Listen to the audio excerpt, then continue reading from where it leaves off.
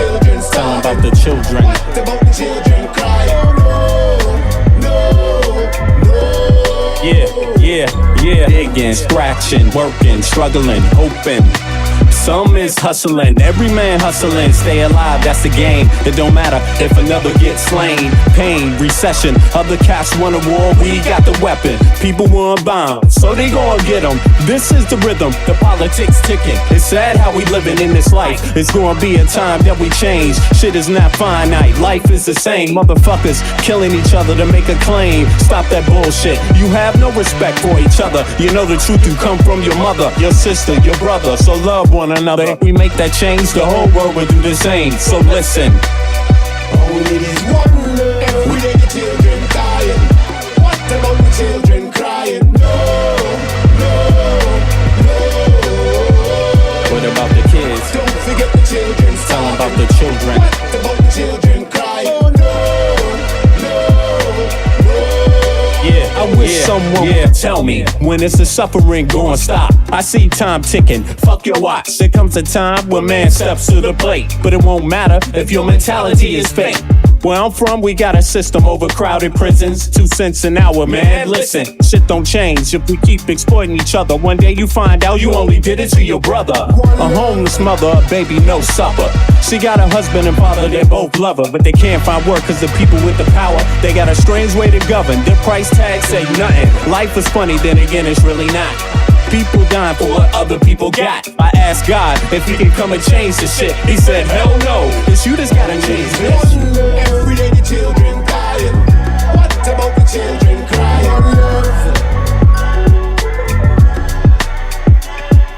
One.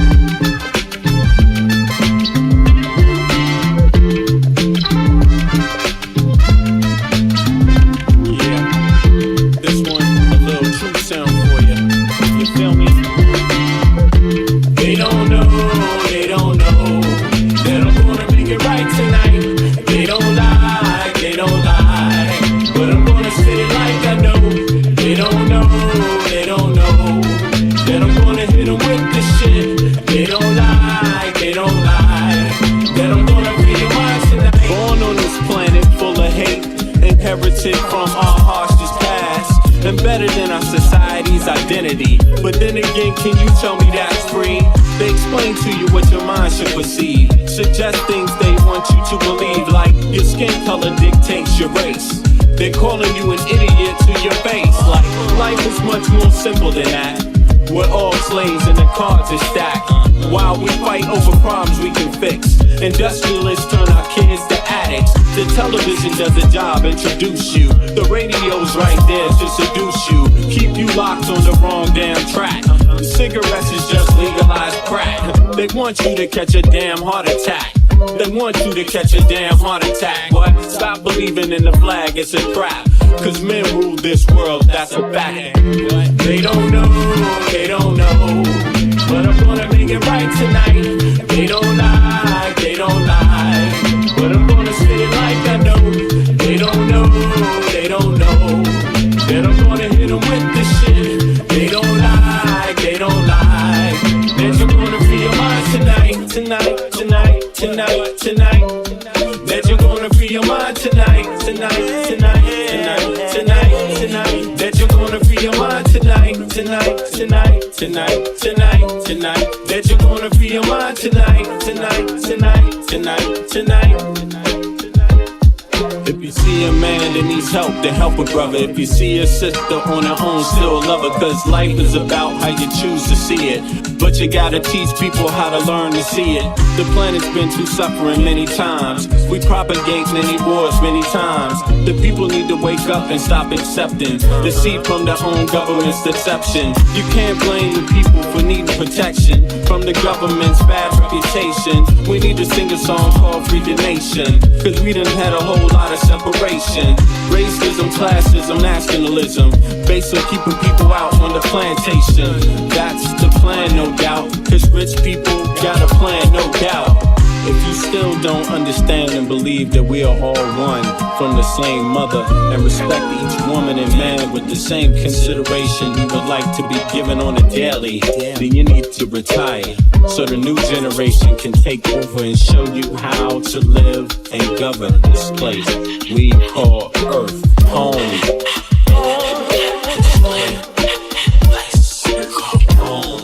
To the human bliss. Everybody here, yeah.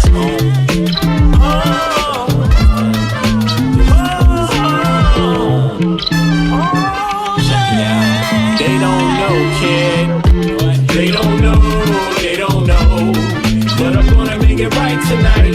They don't lie, they don't lie, but I'm gonna say it like I know. They don't know, they don't know, that I'm gonna hit them with this shit. They don't lie, they don't lie, that I'm gonna free your mind tonight. They don't know, they don't know, that I'm gonna make it right tonight. They don't lie, they don't lie, but I'm gonna say it like I know. They don't know, they don't know, that I'm gonna hit them with this shit. They don't lie, they don't lie, that I'm gonna free your mind tonight. Wow. Monday. It's Monday the 29th June, 0849 Central European Time. That makes it 0249 Eastern Standard Time, United States. Or America, South America also. Big up to South America. Big up to the EU. Big up to Africa. Big up to the Middle East. Big up to Asia. Right? Yeah, big up to people that love freedom. Yeah. Big up to everybody that loves freedom. Big up to West Papua. You know what I'm saying? Like people struggling for their freedom down there. You know, you don't hear a lot about that in the news. Yeah. Some beefs are more important than others. Let's just say that. Some deaths, some lives are more important than others, man. It is that way on Earth right now. But big up to Palestine also. People surviving. You know what I'm saying? I don't know what the hell Netanyahu is doing. He seems to be doing more than surviving. Yeah, it is just another day on planet Earth. Our home, the place that's called our home, actually. Planet Earth is the home of human beings. This is where we live.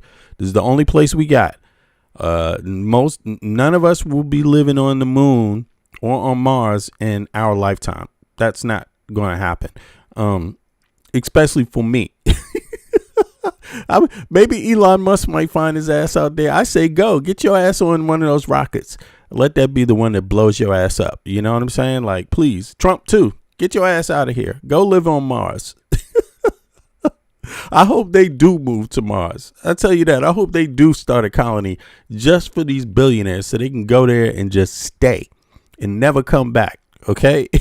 Next time they try to land a rocket on the return, people should blow that shit up if they ever try to come back to Earth.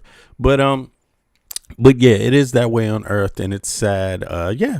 But I tell you what, it's all over. It's in a lot of places, and if we don't do our part to break this cycle of hate, break this cycle of bigotry, break this cycle of stupidity, largely. I mean, even bigger than the bigotry is the stupidity, because without the stupidity, you couldn't even have a lot of the bigotry. A lot of the bigotry just wouldn't be there, because a lot of the bigotry is based on stupidity, lies that have been taught, generational lies. And that's something every human being can share in. When you wake up and you look in the mirror, you just got to ask yourself, are you really doing the right thing? Are you doing your best? Are you keeping it real? Or are you contributing to the bullshit? And you can ask yourself that, yeah, you can ask yourself that. Ask yourself, what is it you do to contribute to the bullshit? You could do that. Yeah. So, somebody probably is out there saying, you supported Kamala, you supported Biden. Yeah. Okay. Well, maybe voting for the lesser of two evils was probably smart at that time, because don't you dare tell me that you wouldn't have done it now in retrospect, actually just voted for her. Don't you dare tell me. Because if you knew something like this was going to happen, if she didn't win and you didn't vote for her just out of spite, you are dumb. Like, don't ever make that mistake again. Life is precious, and your life can be taken from you by making the wrong decisions. You see what I mean? And you don't matter. You don't matter. Haven't you noticed? A lot of you people don't matter. Trump doesn't care about you, your mama, your daddy, your sister, your brother, your cousin, your fucking town. They don't care about you. White, black, whoever. Marjorie Green Taylor and all you people that like Marjorie Green Taylor at that time, he don't give a fuck about you. Okay, you fell for the okie doke, Marjorie Green Taylor. You supported Trump and he dissed your ass and sent you on your way. You're worthless. And don't you dare get another ego and start spitting this bigotry again. What? Just for a check? Because that's all it's going to be worth. Really, that's all it's going to be worth. If the math is not mathing, shut the fuck up, please, Marjorie Green Taylor. Don't repeat the same cycles. You lost once. She's not the only one, though. A lot of people going back to the table, they want to double down on the stupidity, double down on the lies. Please take a DNA test, Marjorie Green Taylor. Megyn Kelly, take a DNA test. I want to know where you're really from. I want to know where you're really from when you're kicking out Haitians. Tell me, where are you from? Are you a purebred something? I mean, it's not that way. Let me tell you. A lot of those people that look like Marjorie Green Taylor got a black ancestor in their family. Yeah. Straight up. So, or something else. You see some other dynamic that doesn't math up. So, yeah, but it is what it is. Hopefully we will get past the point where we promote the same old bullshit. I tell people all the time, for me, it's tiring. I don't promote the same old bullshit. I'm not going to be bag lady and shit up in Erykah Badu's song. Bad lady, you going to break your back, dragging all those bags like that. It ain't going to be me. It's not going to be me. I'm not dragging your bags. Bullshit got to go. I don't have energy for it. I'm not going to drag the lies along with me to the grave. You do that. And you shed it and you spread the lies to your kids if you want. You drag all the bags you want, but it won't be me. I like to travel light. I like to have a little light kick in my heel, in my step when I'm walking down the street. You know what I'm saying? Instead of walking around like this, who are you? Where'd you get here? When'd you come? Are you in your own country? Where you at? Hello, I'm on Earth, motherfucker. Earth is the home of human beings. Don't you ever fucking forget it. Your ancestors migrated here too. Okay, maybe at a different time, but they sure were migrators. Okay, I mean, even if you know your own history, you know they stumbled across this place by chance. Isn't a lot of people's history like that? They have their own oral histories and shit to be like, God told them to do this and they just stumbled upon this place by chance. I mean, okay. That should tell you you're a migrant. But in any case, yeah, don't drag the bags around like that. Let's keep it real. Let's keep it friendly. Let's keep it venly. You know what I'm saying? Let us do our part and let us respect each other for good reason, not for phony reasons. You see what I mean? At the end of the day, every man's got to carry his own weight, and whatever color you are or whatever religion you are is not going to change that. Every man and woman has got to carry their own weight. You don't have favoritism on earth, period. When you go out there and you deal with other people, you're either going to deal with other people straight up. You're either going to pitch in a fair, pitch in your best along with everybody else, or you're going to try to fake people out. But that ain't cool. That's never going to be received as cool. Trying to find a way to get out of putting your best foot forward every day and doing the right thing. You could say whatever your excuse is. That's never cool. You see what I mean? So hopefully we step it up. But right now we got to get rid of the head manipulator, the head bullshit artist, Donald J. Trump, and hope that things trickle down. Let's hope, since the money didn't trickle down, since the trickle down money from the top didn't work, let's see if the trickle down, get rid of the bigotry will work if we just chop the head off of the main fool. You know what I'm saying? Let's see if it changes the world, or if someone else is going to step up and take its place to be the next leader to drag the earth into hell. Okay, while we have climate change issues, let's find out who the next moron is going to be to lead the world from any country. Who is the bastard going to be this time? Who's the bastard going to be to pollute the earth?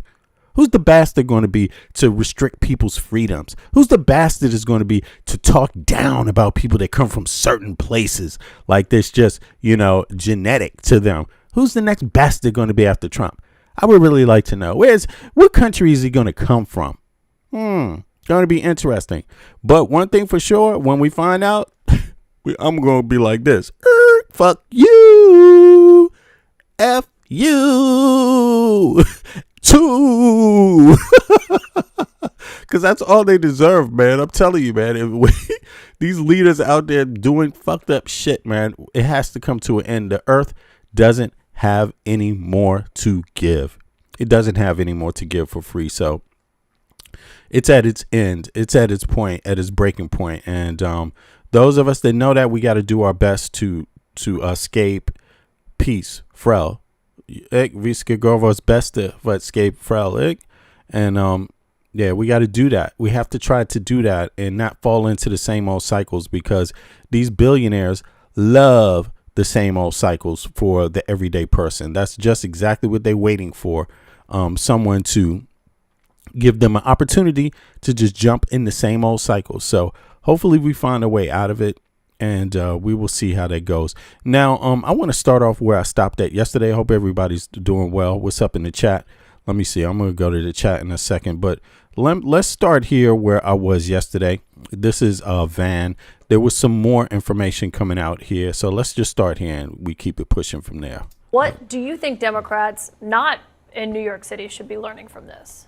Well, first of all, New York City matters because the two most exciting left-wing candidates are here, AOC and Mamdani, but also this is the stronghold for the establishment, Schumer and Hakeem Jeffrey. This is a battle between the establishment and this insurgency, and the roof is collapsing on the Democratic Party establishment tonight. If Mamdani gets a hat trick, 3 out of 3, this is a new era for the Democratic Party, and you can't write off New York City because this is the place where both, it's the power center for the establishment and the insurgency, and they're going head to head tonight. And right now, this is no longer a movement. This is a movement and a machine at the same time. There's just no way to sugarcoat this. If Mamdani pulls off a hat trick, it is a new era in Democratic Party politics. Well, and if you're a moderate Democrat who's on the election, who's on the so he pulled off the hat trick. You know, he pulled off the hat trick, and that is what people are talking about now. Now remember, this was Van's actual words. This is his actual words. So I like the fact that he said that, because I'll give him credit for saying that too, because, you know, sometimes I doubt what he's doing, but he is definitely a seasoned, how can I say, he knows these politicians well, and he can be just as snaky if necessary, you know, because he knows how to play their game. So I'll give Van some credit. But this is what he said. I like the fact that he said that, because, look, he's putting it on the table. He's putting it on the line. He's putting his credentials and his expertise on the line by saying that if Mamdani pulls it off tonight, it's a beginning of a new Democratic Party. So let's just hear that again. And let me know if you agree with that. Put a 1 in the chat if you agree with his assessment. Put a 2 in the chat if you think maybe that's not quite it. Let's hear. And this insurgency, and the roof is collapsing on the Democratic Party establishment tonight. If Mamdani gets a hat trick, 3 out of 3, this is a new era for the Democratic Party. And you can't write off New York City, because this is the place where both it's the power center for the establishment and the insurgency, and they're going head to head tonight. And right now, this is no longer a movement. This is a movement and a machine at the same time. There's just no way to sugarcoat this. If Mamdani pulls off a hat trick, it is a new era in Democratic Party politics. Well, and if you're a moderate Democrat who's on the election, who's on the ballot this November, Van, I mean, they're all going to get asked about the positions that we're hearing from these other fellow Democrats. Well, look, I think, you know, from our frontline Democrats will be able to make their case for themselves. I think they'll be able to do okay. We got a lot of national security Democrats in other parts of the country, but this is a big deal tonight. And I think that look, I don't know what you want me to say here. This is a straight up battle between the establishment and the insurgency. And the establishment is getting its butt kicked tonight in New York City. CNN has a projection. I'm going to go straight to John King over at the Magic. And that projection, Abby, means that the mayor, Mamdani. All right. So, look, the link is in the chat. Anyone have something extraordinary to say, like myself? Hop on up. Or if you just want to relegate yourself to the chat area, you know what I'm saying, and not kind of duck and dive, you can stay down there if you want. Like I expect, you know, yeah. But me, I'm out front on camera speaking my mind. You know what I mean? I'm public. I'm outside every day speaking my mind, and I'm not relegated to the chat. You see what I mean? And I never have been. For people that don't know me, I've hopped up on many a panel. You see what I mean? And been very profound before I even started my own channel, right? And people that know me know that. The people that know me online, they know that pretty well. But nonetheless, I'm offering anybody the opportunity to hop up on a panel and speak, and that's what we do every day. If you want to educate people, if you want your time to actually have more than 10 words in the chat, come on up. Hop on up, you know what I'm saying, and join the rest of us, the big boys, all right? So. And he does get a sweep of the 3 races in which he endorsed in Democratic primaries tonight.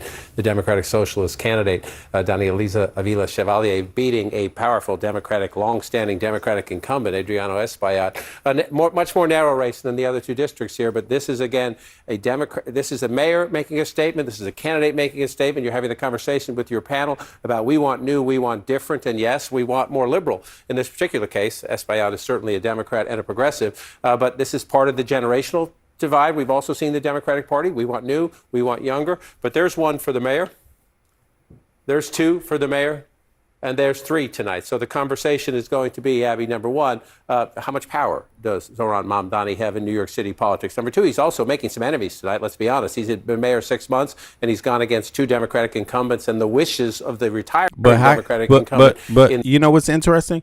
How could that make you an enemy? I mean, it's fair game. No one has the right to have a seat if they don't win it. That you shouldn't be sore or upset about that. You didn't do your job well enough according to the people. So I don't understand why anybody would take it hard that they lost. In my view, if you're a decent person and you really want to help people, what you do is look at what you didn't do right. Don't blame anybody else. Blame yourself and ask yourself, what is it that you did not do correctly? Why is it people don't like you? That's what you need to ask. Why do people like Mamdani? Why do people like an immigrant? You know what I'm saying? Is he? I don't even know. He's more than that. He's a New Yorker. I know New Yorkers. I lived in New York myself, so I know how New Yorkers are. Yo, that guy is a New Yorker. You see what I mean? And yeah, whatever else you want to say about him, but they trusted him over the rest of you. They just deal with it. Just deal with it.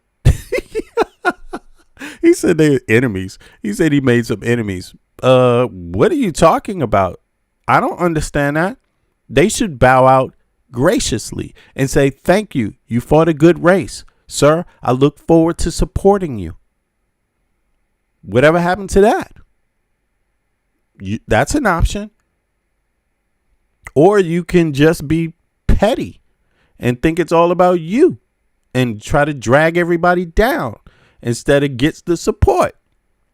You know? Mamdani have in New York City politics. Number two, he's also making some enemies tonight, let's be honest. He's been mayor 6 months, and he's gone against two Democratic incumbents and the wishes of the retiring Democratic incumbent in the 3rd district there. But he's making a statement for the city, for the state, and he's also making a statement of where he thinks the Democratic Party should go nationally, both for the next 5 months and into 2028. So as you're discussing with your panel, can you export this? Can you sell what he wants to do in New York City, where his candidates clearly are winning tonight, where he won clearly, convincingly? Can you sell it? Well, he wants to be part of that debate, and tonight he's proving he gets a big role in it. Fries, what's up? You know, this is a really important conversation because Zohran Mamdani, thank you, John King. Zohran Mamdani is, he took a big swing, right, as we were just discussing. And you don't take those kinds of swings unless you think you can win, and he did. And this last race that we just called, just 1 second, because I think this is super important. Daria Elisa Avila Chevalier is one of the more controversial candidates. CNN earlier in the year reported that she had deleted previous Twitter posts expressing views for abolishing police, prisons, borders, seizing private property, nationalizing major industries, calling into question Israel's right to exist. What's up, Amal? She spoke Purple to Groovy. A friend of the show. What's up, Eric? Said Herndon in a recent interview said that all deportations are immoral. So all of that being said, there she is defeating a Democratic incumbent, a powerful member of the Hispanic caucus, who's been there. The chairman. He's been there for a really long time. I mean, you could say that all of this is just controversial. She's a bad candidate, but she's likely to just be the congressperson. And does it not suggest, though, that the voters looked at that and they were like, we don't really care about that. We care about all these other things? I think that's the problem for the greater Democratic Party in this district, or in these 3 districts. You have the ones who are the furthest to the left, who under no uncertain terms support open borders, do not support any deportation. And even in that podcast interview, I mean, she was given a follow-up of, even if it's a murderer, even if it's a rapist, no, they shouldn't be deported. Republicans are very obviously going to take advantage of this, and it's going to hurt the Democrats nationwide. You could win in New York, you can win in Seattle, you can win in Portland and Los Angeles. But that's where you're going to win. Yo. And if we're able to define the what the hell? What is this guy talking about? What is this guy talking about? You know, what is it based on? Is it based on the sentiment of the public, or is it based on insider Democratic Party money? What's it based on? You know, he just says that it's not going to work, but why? Why won't it work? It just worked in New York. Why wouldn't it work anywhere else? Would you think California? You think Cali doesn't have a lot of people of different background? Cali's got a lot of different people with different backgrounds. What's the issue there? I don't understand that. They're very progressive. They're very progressive in their own way. Cali's very progressive. You know, you got billionaires out there people are fucking tired of not paying their fair share. People are tired of that shit. You got Californians complaining about life.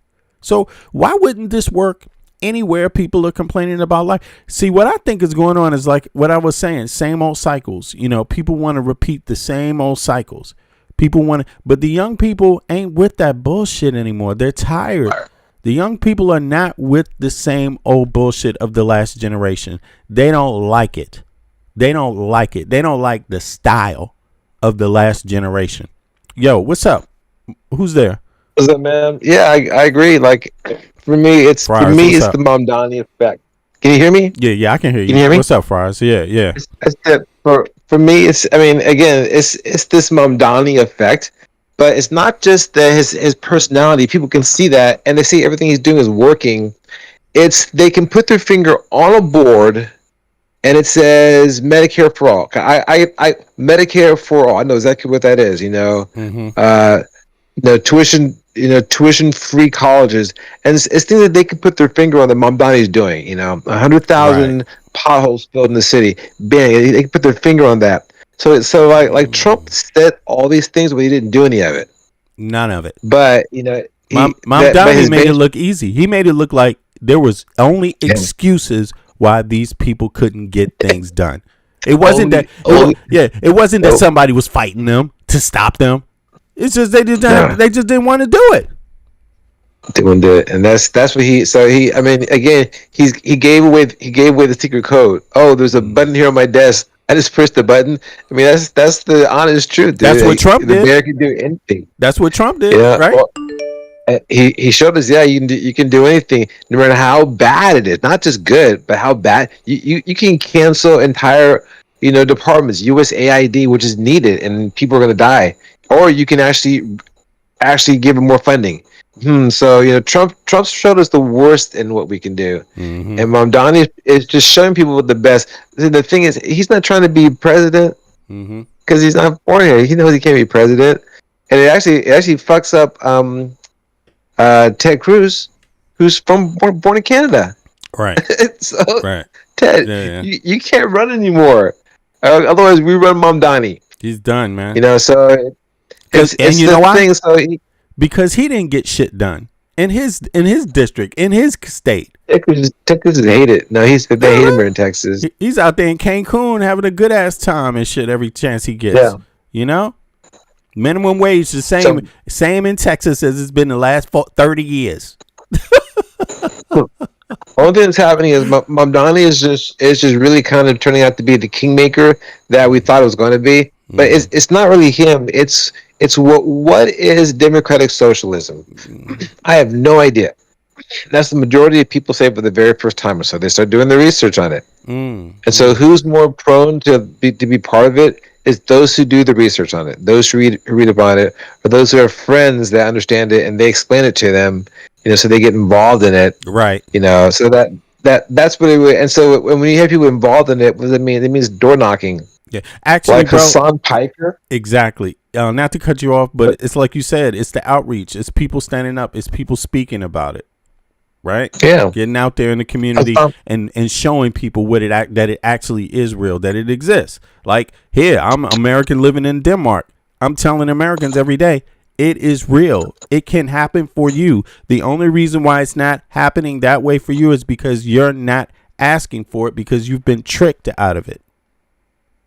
Well, it's happening actually right now. It's happening a lot, but like Hassan Piker, for example, he says the group of people that he was in with, they made 90,000 phone calls. All right. And so of which they got like 2,000 people that voted in this one race, and I think, and she won by like 2,300 people. So that shows you the margin that we're talking about. Like that, them making phone calls for her made the difference. You can make a difference. Just get involved and you'll be surprised how much of a difference you can make. And so that's what won that race. But again, that's all it is. It's just the pattern for the rest of the country. And it can, like San Francisco right now, maybe won't have that. Give it 2 more years, and then they're going to have a candidate that is, a democratic socialist. So it's all slowly turning over, and it's going across the country. Yeah, Are you following you following Scott Wiener in San Francisco? He's the one that's going to replace Nancy Pelosi, right? Or they want him to. Right. But man, he just got booed. He just got booed out. He couldn't. He was trying to walk in Golden Gate Park, and they booed him out of Golden Gate Park. Yeah, that's You wild. know what I mean? Yeah. Just like yell, like boo, boo, like just cussing at him, and because of his stance on Gaza and the things he said about Gaza. Yeah. And it's like, holy mackerel, like he's out. And like people can't even go in San Francisco anymore. Remind people of what he said. Well, I'll send you a clip, but look up Scott Wiener and I think it's San Francisco Park. Mm-hmm. And what basically they were saying is, I sent you a clip for it, but what basically they were saying was, one guy's like, you know, we believed in you, we trusted you, and we're proud of what you did about trans rights, but what about Palestinian rights? And he just was going off, and this one guy's just steady streaming, yelling at him, and these other guys are like, F you, you fucking genocider, you murderer, and they're just going ape shit on this guy. And this is in a trans community, like at a trans parade, I think it was. He wanted to walk in the parade. Oh, really? Like, get the fuck out of here. Okay, yeah. They wouldn't even let him near it. Is it, Scott Wiener camp? Is it this one? When was it? It was yesterday? It just happened like last day or two. But man, the stuff that person was saying to him was just like, I mean, that has to give you nightmares, because he's basically, and that's not one person. This is everybody there. Like wherever you go, you have to face this in San Francisco now. And how are you going to, you know, be a legislator and govern if people don't even want to see your face? I think I found it. Let me make sure I get this for people. Let me see here. Where can I play it? Can I drop it over? Matter of fact, I think I could put it here. Let me see if everybody can see this. Boom. I think it's this one. Swiftly escorted out of March. You talking about Dolores Park, right? Is this the one? Yeah. Okay. Yeah, Dolores Park. That's where it was. Okay. Let me play that one. Can y'all hear that? Here we go.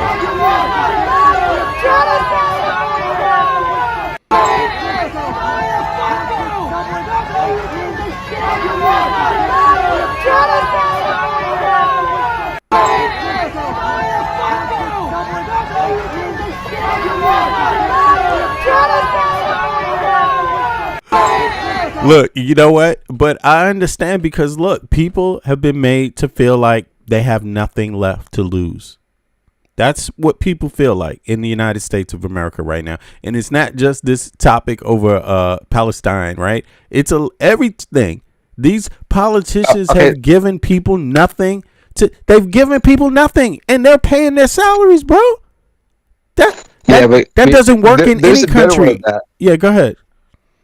There's a better one of that. Like the guy that's right beside him, you can he posted his, and you can hear his one.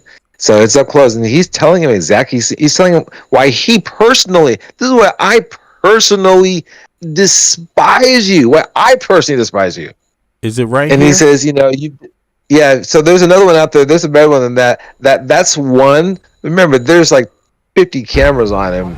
But there's 50 different ones, but there's one where the guy is actually right beside him the whole time. And that guy talking, you can hear from his version.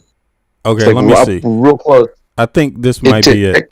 Yeah, I'm gonna play this one. Let's see. I think your legislation on trans issues, and your legislation specifically protecting queers on the sex offender registry is fantastic.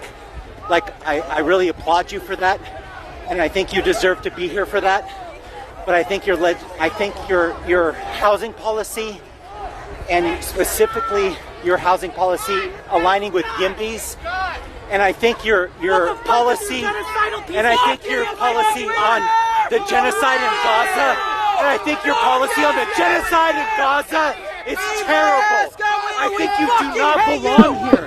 I think you do not belong here. You do not belong here, Scott, anymore. It sucks, because you've been wonderful. You've been wonderful for trans people, and you've been terrible. And you've been terrible. You've been terrible. You've been terrible on Gaza. You do not belong here anymore, Scott, and it breaks my fucking heart. It breaks my heart. It breaks my heart that someone who wrote good legislation for queers is so fucking terrible on Gaza. Scott, do you have anything to say? Do you have anything to say about Gaza?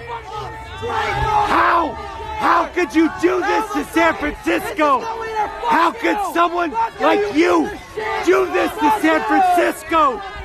Scott, say something. Redeem yourself. Damn. Do something. Scott, I want to like the person who had such good legislation on trans rights. You're a piece of shit. We fucking hate Scott, I want to support someone who's so positive on trans rights, but you're a piece of shit on Gaza. How could you do that? How could you betray queers? How could you oppress people? You stopped being queer the moment you started supporting Israel, you piece of shit! Interesting. Wow, that was something, man. They got this all on tape too. This is wild. This is bad because this is going to last forever. That's what I like about people that step up. Crazy, dude. Yeah, that shit. That was crazy. And see, because that's San Francisco. I'm born in San Francisco. Okay, San Francisco has a lot of very progressive people in it. We have a lot of shitty rulers. Yeah. Like Pelosi was fucking horrible. You know, Brown Boxer sucked. You know, Feinstein was. Let me ask you something about that. Is it just that San Francisco, the leadership didn't do enough for the poor and the middle class? Is it really that? Is that what it is? I'm just curious. It's because you're from there, right? I'm from there. There's conservatives. Okay, there's conservatives and there's progressives. There always has been. Harvey Milk was a progressive, and they oversaw him being murdered. Him and Mayor Moscone, and it became very conservative after that. That's when Feinstein took over, who was actually kind of like part of the plot to begin with. That won him gone to begin with. Mm-hmm. And she took over and it became very conservative. Like Pelosi and these guys, they're conservative Democrats, you know. Yeah. And so did they purposely? I'm just trying to understand. Did they purposely just ignore the poor and the middle classes' needs? That's what I'm trying to get at. I'm just asking. It's the thing where they're looking out for the landlords who are their buddies. They're looking out for the tech companies, which are their babies. Okay. Yeah. And so they're conservative Democrats, and you know, they're all with Israel. They all sign with the Zionists. I mean, it's all these pacts. You know, you make these deals a long time ago, and when you come on the team, you don't argue, you don't rock the boat. Right. And that's just who's been in charge of the team forever. And yeah, so Pelosi's guys are like. That's interesting. Yeah, so in San Francisco, insurgency can get crushed. But that's where they start. They start in San Francisco and Oakland, and then they spread, you know, other places, or they start in New York, you know. But that's where they always start. You know, Haight-Ashbury was, you know, that's San Francisco, and so it's just like all right. So basically, they didn't do enough for while they were in power. They didn't do anything really for the middle class and poor. Not enough. Not that they're deserving. Not in the way that other countries, other Western countries, handle their people, their citizens. That other countries aren't leaving really. You know, of course, there's always debate ongoing. Period. Always. That's what happens in democracy. You know, it's a daily process, democracy, but when you compare the U.S. to like Europe, for example, they're not. It doesn't seem like they care the way Europeans care about their people, dog. And I know there's a lot of people that's going to argue and say, well, Europeans don't care enough. Yeah, but that's not the point. That's not the point I'm making at all. There's always a conversation daily about what more can be done or what's not happening right. Great, but when you compare it to the U.S., they are doing much better for their people. There's no debate. It's not even close, right? No. Yeah. It's not really. And I think Americans need to know that, because otherwise you ain't going to get shit out of any politician. You're just going to get duped. And I'm not dissing Nancy Pelosi personally. I'm just saying all of these people, wake up, man. The gig is over. People have the internet now. People know they're paying a lot of taxes and ain't getting shit for it, like in other Western countries. People know that other capitalistic Western countries have universal health care and universal education. Americans are finding that out. How are you going to run from that? It's futile. Yeah, and that's what people are finding out. Even on Fox News and that stuff, they're trying to demonize Mamdani, because their goal, like you can't have multiple demons. There only be one devil. If people have to focus on multiple people, it messes them up. And so they wanted one devil. And that devil was Mamdani. Well, they've been demonizing Europe. They've been demonizing Europe for a long time. On the slide, on the slide. Yeah, on the slide, right? But now it's come home to the U.S. and it's Mamdani. And I think every Democrat, every how can I say this? Democratic socialist or social democrat or leftist or even centrist, even people that believe in the Nordic model or believe in the way the EU is doing things, in general, just the fundamental right to education and healthcare. I think they're laughing at American politicians, centrist politicians right now, because they're saying, yeah, your people are finally waking up. Bravo. Bravo. Yeah, I mean, they're slowly waking up, but we got a long way to go. We got a long way to go, bro. Yeah, we got a long way to go. Let's not kid ourselves. Yeah. I'm just happy for the few wins. Like I don't even know who's going to be the next president. It doesn't matter, because Mamdani's showing us it doesn't matter who the guy is. Right. This is what we're looking for. Yeah. This is the standard right here. Yep. And that's never going to change. Yep. They're just going to be failures. If they're not going with Mamdani, with this thing, with the at least taking pointers and actually not just taking pointers, really mean it. If they're not going in the direction that the EU has gone in with healthcare and education, it's just going to be another loser, another bum. It won't matter who the person is, just another bum for the American people. You know what I mean? It won't matter if it's a Democrat or a Republican or independent. If they're not moving in the direction that Europe has already gone in with this education and with healthcare, it will just be another bum. And the American people will be paying their taxes to another bum. Yo, Michael, you there? I'm here. Yeah. Did you like what you saw? Did you like the part? I did. I did, but I do want to highlight the difference in San Fran, right, when it comes to what progressive movement looks like. And like I said previous, progressiveness looks different in every area. True. And when we highlight San Fran in particular, we have to remember San Fran's average income is one of the highest in the whole country. In the country, right. They I think their average that's also income DC, is around right? like 141. That's like DC. DC. Fran, right. But there's still people there's people there that are totally frustrated though. Yeah, trapped, and it doesn't mean they're not frustrated. But inflation is when up. we look at housing is up. When we look at San Fran, when it comes to San Fran, housing is going to be up because of the average income, right? Like at $141,000 a year, they're not. How can I say it? That progressiveness doesn't. The landlords hyper focus on housing. The landlords want everybody's money. Can I say one thing about that? They do. Right. Okay. But they're not hyper focused on. They're not hyper focused on affordable housing, right? I think that's not one of their major fights when it comes to San Fran, right? It's obviously the continuing cost of obviously the rising housing, but it is more on other progressive issues, right? Like they hyper focused on, because let's just get this straight, right? Like when it comes to like trans rights, right, and things like that nature, that's something that in New York that wouldn't be hyper fixated on. Right, like we're hyper fixated on housing, right? Because we do have a mixed income when it comes to the average median income. Yeah, I hear you. Here in New York, yeah, right? Yeah. It's still liberal. It's still liberal, but they were hyper focused on housing this time, and because everybody needs that. Everybody needs that. Right? Yeah, exactly. Like that, because the average median income demands it, right? Your average voter demands it, and right? That's something that they'll advocate before they'll go extremely on one issue like trans in particular. A culture Right? issue. A culture issue. Yeah, The culture exactly. housing is not a culture issue, There you go. right? Right? And Potholes so when we look potholes at, ain't a culture yeah, issue.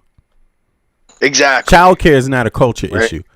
There you go. Mm-hmm. Right? And it's not to signal out, obviously, like progression, and that's what you want to fight, but I think when we look at, what San Fran in terms of progressiveness looks like, it looks different, right? Like, obviously, they obviously have, obviously, like, good trans rights, which is amazing, Right. right? But to hyperfixate on Palestine and the Gaza conflict, right? You're not going to get a candidate who is your ideal candidate, right? It doesn't mean you don't call him out, right? Because obviously he deserved to be called out, right? He deserved to be called out for his overwhelming support against Palestine, right? Like, that is something you want to highlight. That is something you want to make sure he's held accountable. That is something that you want to make sure that you're disapproving it, right? But you also don't want to be a minority amongst a minority. So, but to circle back, yes, right? But what are the policies? Remember, focus on policy, not party, right? Policies are you going to be able to highlight to get at least the most progressive person? And I'm sure, obviously, with this public showing of disapproval of obviously someone who is so overwhelmingly supporting the conflict in Gaza, the next candidate they do choose to run, they'll be a bit more aware of how outward they are when it comes to voting for someone who takes AIPAC money, who's overwhelmingly supportive of the conflict in Gaza. And I think that's where the DSA movement, progressiveness, moves forward, right? When we get the wins in New York, when we get the wins in Maine, when we get the wins elsewhere, DC, when we start getting the wins in different areas, that allows for, obviously, I think a big win for New York was rent freezes, right? That's a big, big thing. It affects about 60% of the housing market here in New York. Now, as the theme with DSA now goes, right? Now, we have a win here in housing, maybe tomorrow. I mean, I'm in childcare as well. So, as these DSA candidates start winning and they start kind of tacking on those wins, for more of those policies, progressive policies that affect a wide majority group, then you'll start seeing that progressiveness in a San Fran where maybe it does affect, childcare or housing or things of that nature. But I do think that San Fran in particular, yes, housing is wildly unaffordable, right? But when you consider the average median income, it is very high. So you're least likely to get a candidate running on affordable housing in San Fran anytime soon, because of the fact that that's not necessarily the major issue of your average income voter, if that makes any sense. Right. I hear you. Yeah, I understand you well. Yeah, well said. I get that. And it's interesting. Another thing is that it's interesting. I want to play some more, but it's kind of interesting how people that are marginalized or oppressed don't seem to be supporting each other like in that way. I just find that very, very interesting. And I've noticed that also in human rights, like dealing with the same issues of discrimination on the human rights level. It's like, there are people that just won't support other people because they have their own bigotry there. So one group doesn't necessarily mean, just because you're one affected group doesn't necessarily mean you support everybody else. And this is where the problem lies, because I think this is why we got to get to the basics. Really just get to the basics. Like for me, there you go. I'm obviously, well, I would just tell people, whatever, maybe I shouldn't use the word obvious because that could be prejudice too, but I'm not a trans person myself, right? I'm just what is called a cis man. If you want to describe me as that, I just say I'm a dude. I'm a guy born that way. This is how I am. I was born exactly in the same I'm the same person. My identity was put on paper. That's my identity when I was born. That's who I am, right? and I'm comfortable with that. I'm happy about that, right? But I'm man enough and strong enough in myself to not be anti somebody else. You see what I mean? Not to be anti-trans. So if trans people are fighting for their rights, I don't have any issue with them struggling for their rights. I understand them because I believe they are misunderstood. You see what I mean? And but I would not. It just really is shocking, right? To just see, or not shocking, but it's an eye opener to see that there could be a guy who believes in trans rights right here, right? He believes in it. He believes in LGBT rights, but he doesn't stand up for another oppressed group that's just as oppressed. Look, trans people getting killed in the United States of America. Same thing behind it. Bigotry and, hatred, right? By men, a lot of times I guess they would say, I don't want to go too far in this, but some men might think that it's like, okay, well, this person, they didn't reveal their identity to me. Yeah, well, what the fuck were you doing, man? Like, what is it you're doing? What you doing out there? I'm just saying, what's up with you, man? Why don't you ask? Why don't you check?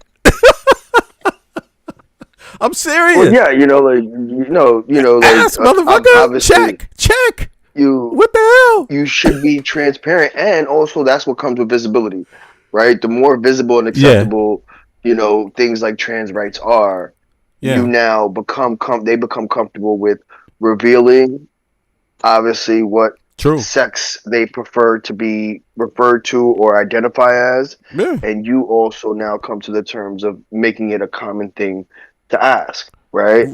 And how, and obviously, and that becomes a conversation when it comes to progressiveness, right? Instead of hiding, right? Because the less visible they are, the more of a hiding thing it is, right? Yeah, and the less hiding everybody. You know what I'm saying? Not just them, not just the trans people, but the guy, the men, the other guy, people that's encountering them and being angry. Like, why are you hiding? What you doing? Like, go ahead. Yeah. So, I just want to make one observation. Yeah. So this was at a trans event in San Francisco. Okay, so San Francisco is a community that sets up foundations to look out for trans people. So they go there, they feel comfortable. They go, oh, I got a place at home. So they're at one of their events where they feel comfortable, and then he shows up at this event. Okay. And so, and then he's like, "Hey, what's up, buddies? We're friends, right?" Because like they all know, like, he's been trying to avoid answering questions about Palestine, and so trans people are there and they care about the rights of the Palestinians, and so that's the very first question that's on their mind. Like, why are you even coming here without even addressing any of this? What you didn't address. He's not trans. He just like, he's not trans. I gotta get the fuck out of here. Right? He's not trans. So, he's not trans. But he does look out for trans rights. But is he LGBTQ? Is he gay or what? No, he's a heterosexual male. But I mean, it's not even about that. It's the fact that he writes legislation for trans people. So he's definitely so he's the check on that. But the guy saying, I recognize that you've done this and you've done that and done that. He goes, but. And that's when he pounces on him. It was like an orchestra. They just start chiming in about, where do you stand on Palestinian rights? And so people want to separate that. They want to be like, oh, hey, look, bro, I do this for you. Why are you gonna put me on that? And it doesn't work that way anymore. It's people are gonna look at it. You're not walking away from the conversation. Like, if you're MAGA, the first thing you got to talk about is 2020 election. And the second thing you can talk about is Trump being in the Epstein files, all right? You can't walk away from it. You're not walking out of that conversation. There's no, let's work on this together. Nope. No. They pounce and that's what they're making very clear to him. Yeah, we're because they're still Chan. What's her name? He's running against somebody else. I think her last name is Chan. I forget. Okay. Connie Chan. And they like her a lot more. Okay. So he's running against her. So it's quite clear. Like, even if he wins, he can't. They don't. You shouldn't be able to walk through the community and not be protested. No, public shaming is all the norm, right? Like, public shaming should be a thing.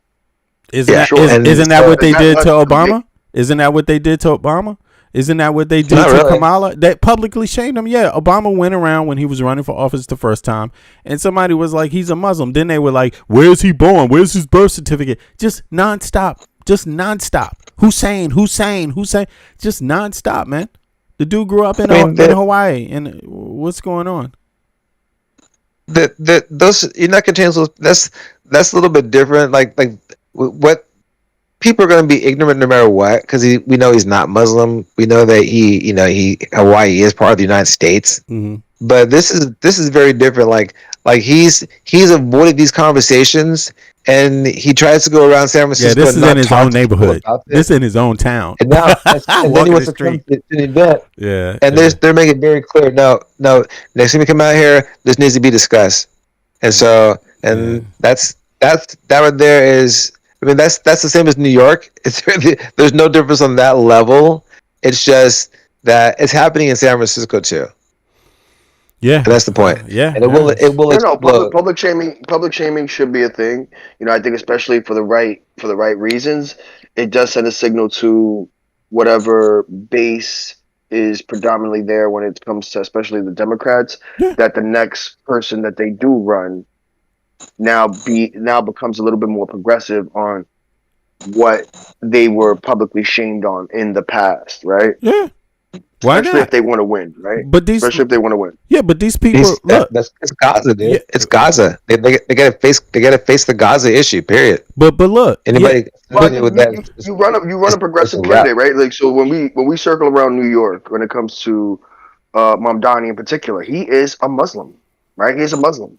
Yeah, period. He is. Hard stop. Yeah. New York is the second most populated state when it comes to a Jewish presence, right? And so for him to become mayor, overwhelmingly, how he ran. He got a lot of Jewish people's votes. He got a lot of Jewish votes. Yes, exactly. Yeah. Right? He had his, the backing. One of his main endorsements were from Brad Lander, who's obviously of Jewish descent, right?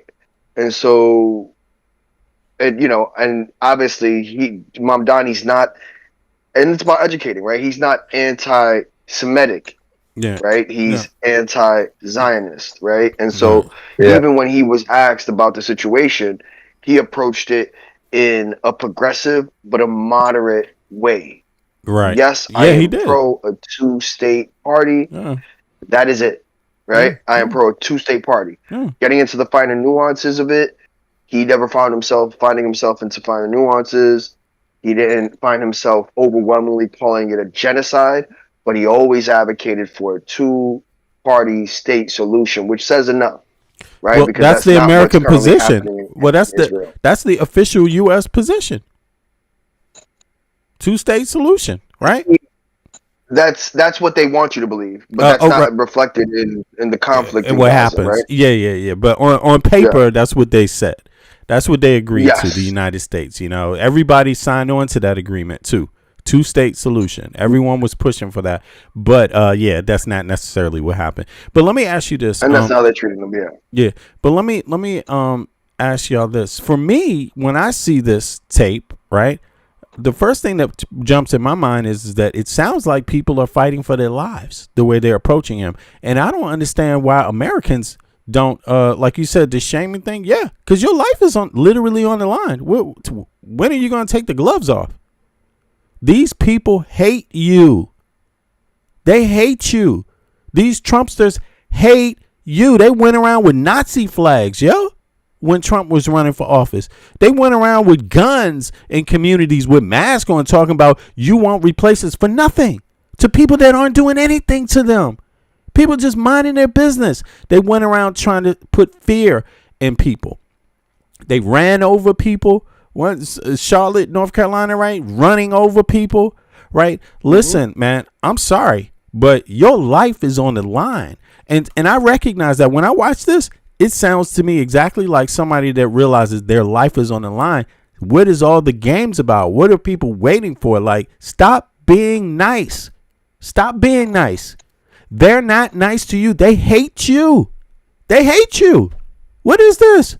Here, listen to this. Legislation on trans issues, and your legislation specifically protecting queers on the sex offender registry is fantastic. Like, I really applaud you for that, and I think you deserve to be here for that. But I think your housing policy, and specifically your housing policy aligning with YIMBYs, and I think your policy, and I think your policy on the genocide in Gaza, and I think your policy on the genocide in Gaza is terrible. I think you do not belong here. I think you do not belong here. You do not belong here, Scott, anymore. It sucks because you've been wonderful. You've been wonderful for trans people, and you've been terrible. And you've been terrible. You've been terrible. You've been terrible on Gaza. You do not belong here anymore, Scott, and it breaks my fucking heart. It breaks my heart. It breaks my heart that someone who wrote good legislation for queers is so fucking terrible on Gaza. Scott, do you have anything to say? Do you have anything to say about Gaza? How could you do this to San Francisco? How could someone like you do this to San Francisco? Scott, say something. I love it. I'm like, why should you respect any of these people, man? Like, and this guy's a liberal. I'm like, let's treat all the maggots like this. Let's treat them all like this, bro. Like, seriously, because they're watching you and they know you're starving. They know they're starving you out of your home. They know they're robbing you of all your savings. They know your family's going to die as soon as somebody in your home gets sick because you can't afford the health care. They know this. They know this. They know you're about to be thrown on the street. Why? In that circumstance, you better get creative. And by all means, don't respect these people. They don't respect you. Like, yeah, I'm just saying, man, I don't know, man. Maybe it's just the type of person I am, but I ain't waiting around for the last second to speak up for myself and to tell you what I think. I ain't going to wait until I'm out on the street to tell you what I think about you. Hell fucking no. You know, like, get out of here. There's no games, no time to be wasted in anybody's life. I had to work too goddamn hard, struggle too goddamn hard, like, to be taking shorts for nothing. Just because somebody thinks I should take a short, it's just convenient for them that I take a short. Oh, I don't fucking know. Like, these people hate you. And this guy's a damn liberal. Yo, what the hell? So, if they could go at this liberal like this, why the hell aren't Americans going at these maggots like this? All of them, every day of the week. Stay out of a town. Move. I agree with that sentiment and that argument right there.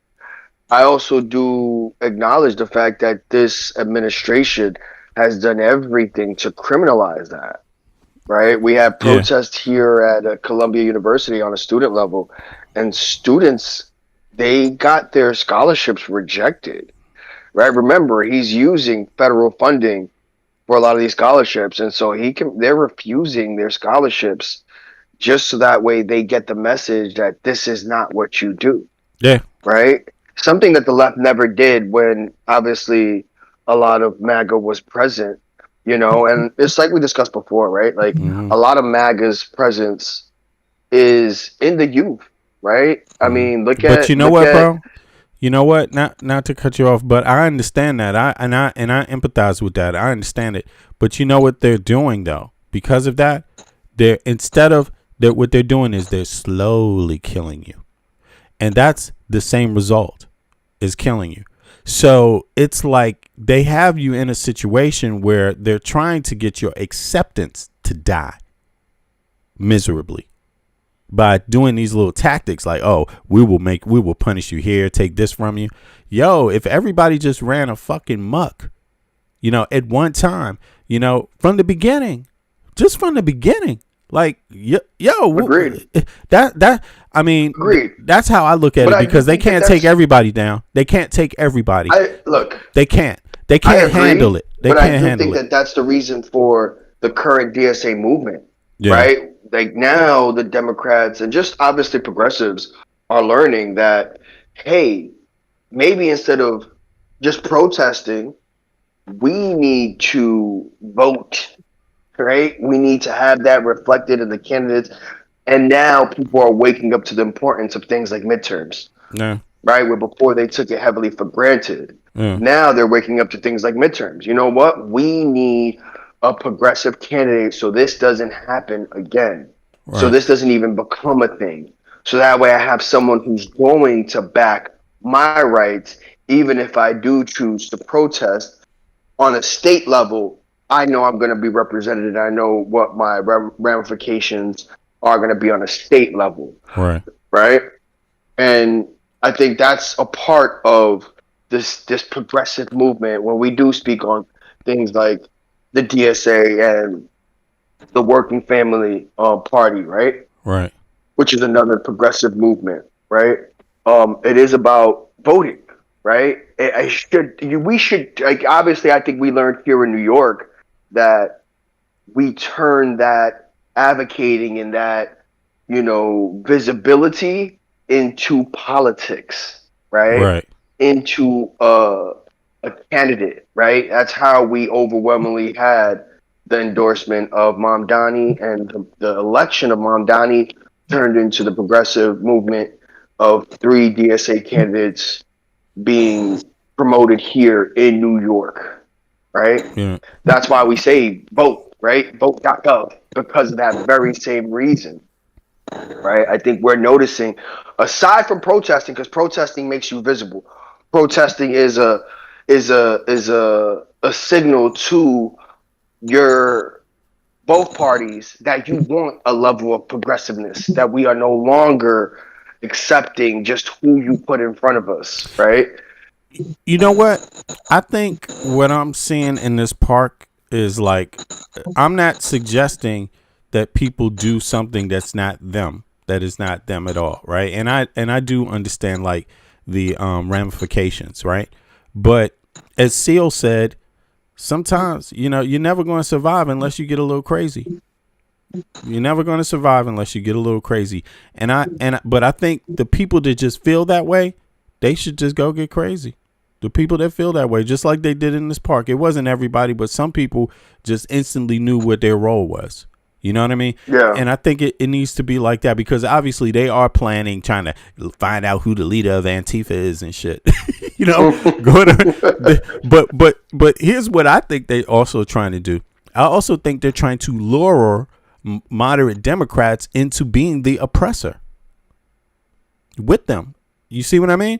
I think people should think about that too. Like, are these moderate Dems gonna fucking flip and try to be part of the machine? Because look at it. There's always one or two. You know what I mean? Flipping, making this happen, making it a little bit easier than it has to be for people's human and civil rights to be ran over. Like, so I wouldn't be so sure that this slow way is going to work. I really do think that at some point, these people are not, even the moderate Dems, Republicans. I believe they're but they're the same. They're even worse with their intent, but they're the same when it comes to this. They don't respect you until you show them why they need to physically fucking respect you. Like, they need to know their life is going to be brought to hell, and that they better do something for the American people right now before that happens. And you ain't got a lot of time, bitch. Like, Americans need to start handling this, like, because it is their tax dollars. It is no way in hell you can pay for these people's health care, pay for their fucking kids' private, fancy goddamn private school, pay for all of this shit, and they're doing nothing for you. You should be outraged just on that. Fuck Gaza. They treating you like shit anyway. Like, you're a stooge in your own country. You're nobody in your own country. Who lives like that in the West? Nobody else in the West, bro. Like, I don't know what to say. I mean, of course, I do feel for Palestinians and Gazans, but I'm saying, yo, we just put that issue aside. It's still way fucked up. There you go. It's just way fucked up. There you go. You know what I'm saying? Like, right? If you can't have someone basically back affordable housing, affordable childcare, the last thing you're even going to expect them to do is advocate for Gaza. Let's just put this into perspective, right? Exactly, bro. Policy Thank versus you. exactly Thank you. policy versus rhetoric. You can have someone tomorrow say, "I want a two-party state," and shut you up, right? When we speak about legislation when it comes to Palestine, that's going to take a country, right? That takes America as a whole. You know, one politician saying, "I'm pro-Palestine," is not going to get you affordable housing, because affordable housing in your state is more of legislation that is able to pass within your state and your candidate who you can vote for. That doesn't mean that the candidate you vote for doesn't advocate for a two-state party. Right. Right? We're not saying that. Right. Right? But you want something that is feasible, that is tangible, that can happen, and alongside someone who doesn't support a one-state solution when it comes to Israel, you want someone who's advocating for actual policies that benefit you as an American, like affordable housing, affordable healthcare, affordable childcare. Yeah, right? And that's able, what the DSA movement has turned here in New York. Yeah, go ahead. They're able to do it against Palestinians because they were able to do it against Americans already, basically, right? I mean, there you go. Yeah, yeah. Americans because let them do it. That was the libertarian movement to begin with, right? That was the libertarian movement to begin with. Yeah. Right. You know, that happened on a country level, right? This is overwhelmingly support from a president mixed with legislation that happened on the House and Senate level, right? Like like us funding Israel is a countrywide thing, right? So yes, you want someone who is going to acknowledge what's happening, but you also can tell their true intent by how they teach and what they advocate for their constituents here in the U.S. Exactly. That's a bigger red flag. Exactly. That's a bigger red flag. They've been supporting Israel. We've been supporting Israel the whole time. They've had universal health care, universal education, and the same people that support them having that don't even support their own people at home having it. It's like, what the fuck? Like, that is, I'm sorry, that can, you know, it's sometimes, like I'm saying, like SEAL, sometimes you're never going to survive unless you get a little crazy. That's what it is. You know what I'm saying? Never going to survive unless you get a little crazy. Yeah. Like, I love that song, man. That's like, he's right. Seal's right as a motherfucker. That song is hip, bro. You gotta get hip with the shit. That's a revolutionary song. Like, don't sit around and wait and have people rationalize why you slowly losing your food, slowly losing your home, and still rationalize to you. Just wait a little longer. Just wait a little longer. It's, oh, hell fucking no, man. Enough is enough. You know, yeah. All right. You're 1,000% right, but I do think also another big thing that's been happening is the Trump movement is expanding globally, especially in like Latin America. Military. Had a lot of Trump back harassing people. Yeah.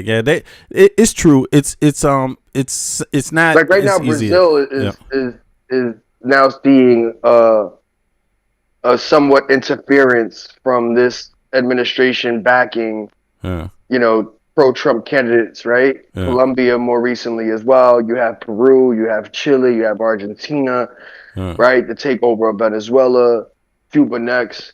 So a lot is happening behind the scenes, and a lot of Trump candidates, right, are secretly being placed in power. Yeah, they're trying to commit coups and kick people out. Exactly. They're trying to bring the same thing. Can I comment on this real quick? Yeah. Go ahead, Forrest. So I think a lot of this is artificial, like TPUSA. I think that, I mean, we've already seen Steve Bannon go over to Europe and start to spread far right, all this stuff. You know, this far right, like America First is an actual movement that started in the 1920s in the United States. It was a fascist movement, and you know, it kind of died down and it disappeared. And the one person that you know that was a part of it was a guy named Gerald Ford. I'm pretty sure. Gerald Ford. Chat. Yeah, Gerald Ford. Yeah.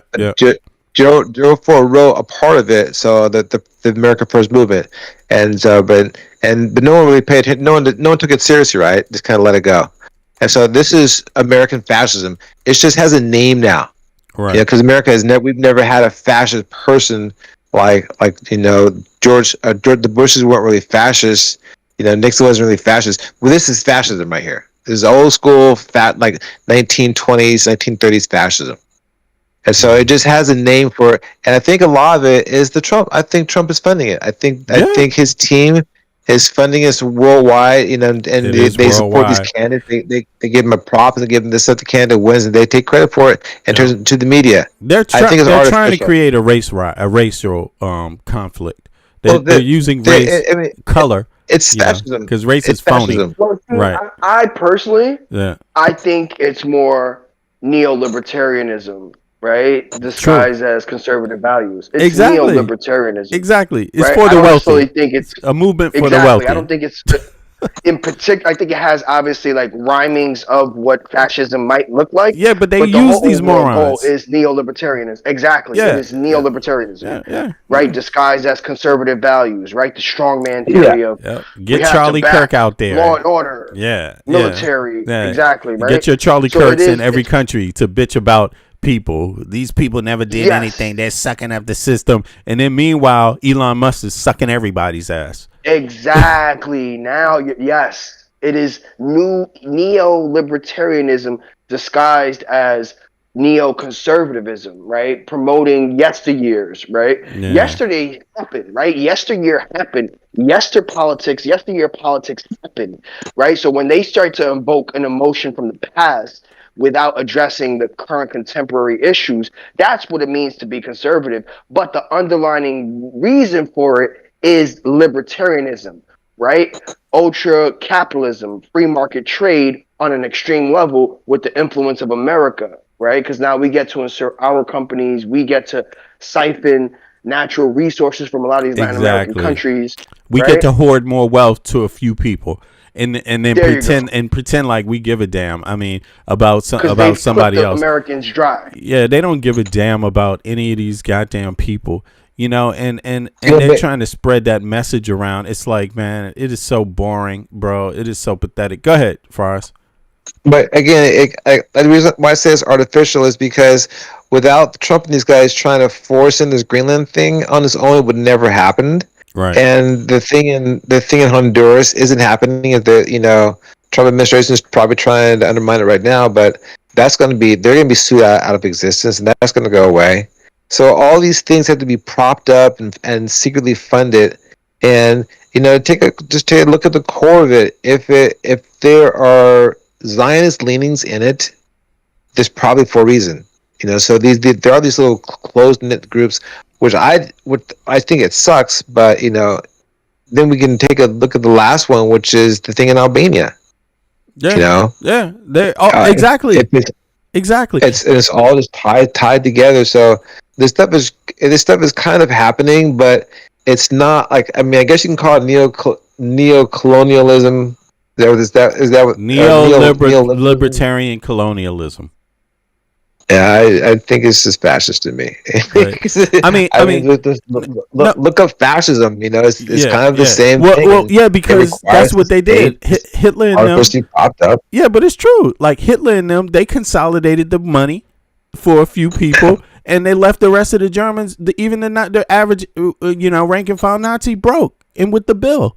Yeah. That's what they did. It's not that old. Fascism isn't that old, and we've already seen the outcome, and it requires like certain people. Not everybody can pull it off, and that's really what they're trying to pull off. Yeah. But it's a far right idea, and that's who it appeals to, is these far right actors in these countries who it can work. Right. It can work in any country. It can be tweaked for any society, any ideology, any nationalism can tweak it to its advantage. Mm-hmm. And that's all that we're seeing is South America, Latin America. I mean, it's not so big to say I got this idea from Orban compared to where I got this idea from Donald Trump. But is there really a difference? Right. There's no difference. They both part of the same little the difference is the oligarchy. U.S. government and the U.S. oligarchies benefit overwhelmingly from it because that's the main idea, right? Appeal to conservative values, but the libertarian movement in the background is the main reason for it, right? They're only doing it for the profit. They're not doing it just for the conservative movement. I think that's the difference between leaning on that neo-fascism, which again they do rhyme. Right. I just think that it's more neo-libertarianism because it's overwhelmingly meant to benefit the oligarchies here in the U.S. It right? is. That's the expansion. When It we is. have Peter Yeah, Thiel's I agree moving to with you, Argentina, 100%. that's a reason, right? That's not like Peter Thiel is an openly gay man, right? Your neoconservatism doesn't accept that, but you know what does? Neolibertarianism. Exactly. And Trump, is Trump a That's true. heterosexual man, or is he a bisexual? Look, yeah. I mean, yeah, but they don't, but I think you're both right. Obviously, it's, we're talking about the same thing. Essentially, we're all saying the same thing. They use these ideas and they misuse the very people they say they're helping are the ones that are going to lose the most. Think about this. They're not doing anything to help the average MAGA person survive tomorrow. There's nothing they're doing for their family at all. That's what it is. Yep. And if you want a person that's going to leave you behind, Trump, that's going to leave white America behind, that's Trump. He's leaving the ass behind. And the only white people, I'm sorry to speak this way, but it's an American vernacular. I'm not talking about anybody else outside of the U.S., right? So don't worry about that, right? White Americans, the only white Americans that's really going to survive this well are the ones that are liberal, because they know the game. They've seen this happen already. So they're not that stupid. They're not going to just follow. You see what I mean? They're not going to just be misused that way, right? But the poor white, middle-class white Americans, a lot of them, man, they got no way. Look at Charlie Kirk, man. He got used, boy. Charlie Kirk got used like a piece of dirt. Went out there, did all that. Look at Candace Owens. She's making money. These people are grifters. They're making money selling you pipe dreams. And these people can't figure it out. They can't figure it out, man. It's like they're not going to survive. Elon Musk is going to buy up all of Texas. He's going to own it. These people are going to be kicked out of their homes, run out of their homes. Their families are going to die because of health problems. They ain't going to be able to see a doctor. The heat is killing them. The heat is stopping them from procreating. And they still won't stop the fucking pollution. They're complaining about other people when it's the fucking heat that's stopping their ass from having a baby. You know what I'm saying? And it's going to be more problems. The pollution stopping their ass from having a baby. It's their own fucking creation. And these guys, they're not even concerned about it. They don't care, man. The moment you watching a dude become a trillionaire while you went broke, while your family got poor, man, you are a moron. You're a goddamn moron. Like, wake up, smell the coffee beans, man. They don't give a mother F about you. They don't. You can say Trumpity Trump, Trump, Trump all day long. You're a goddamn dummy. Nobody, even the right wing in Europe believes in universal health care and education. It's only your dumbass that's not smart enough to want it for your own families. Of course you're going to die. Okay, now let's move on. Yeah, you're going to fucking die. Just understand that. That's where you're headed. And no more time to be nice about it. What the hell? Now, I'm not trying to hide what's going to happen. I see the future, and you're a part of it. Just not in the way you think it's going to be. No, everyone's not going to Mars with Elon Musk. Some of you are going to be stuck down there in fucking perpetual poverty. You think you're in poverty now? You think it's hard now? Okay. Anyway, let's get back to this one to see. Let's get on, because there's a lot of interesting points here about Mamdani and people, the back and forth with the liberals. And I also want to hear what some of the social democrats who won have to say. So let's see. This guy right now, he's scared right now. He's scared. He's trying to win over the liberals, like the moderate liberals. He's now the friend of the moderate liberal, this dude, and shit like that. Since when the right wingers are fucking worried when they now friends and want to talk nice to the moderate liberals? Whatever happened to all the moderate liberals being communists? Whatever happened to that? Now they're not all communists all of a sudden? Okay. Away from this label of being socialist, being open borders, being pro-crime or anti-Israel. If that's the goal of the Democratic Party, to run from that, you're not going to be able to do that. But you forget one important thing. Hey, anybody anti-Israel? I'm not anti-Israel. I mean, But I'm also not for killing little kids. I'm not anti-Palestine.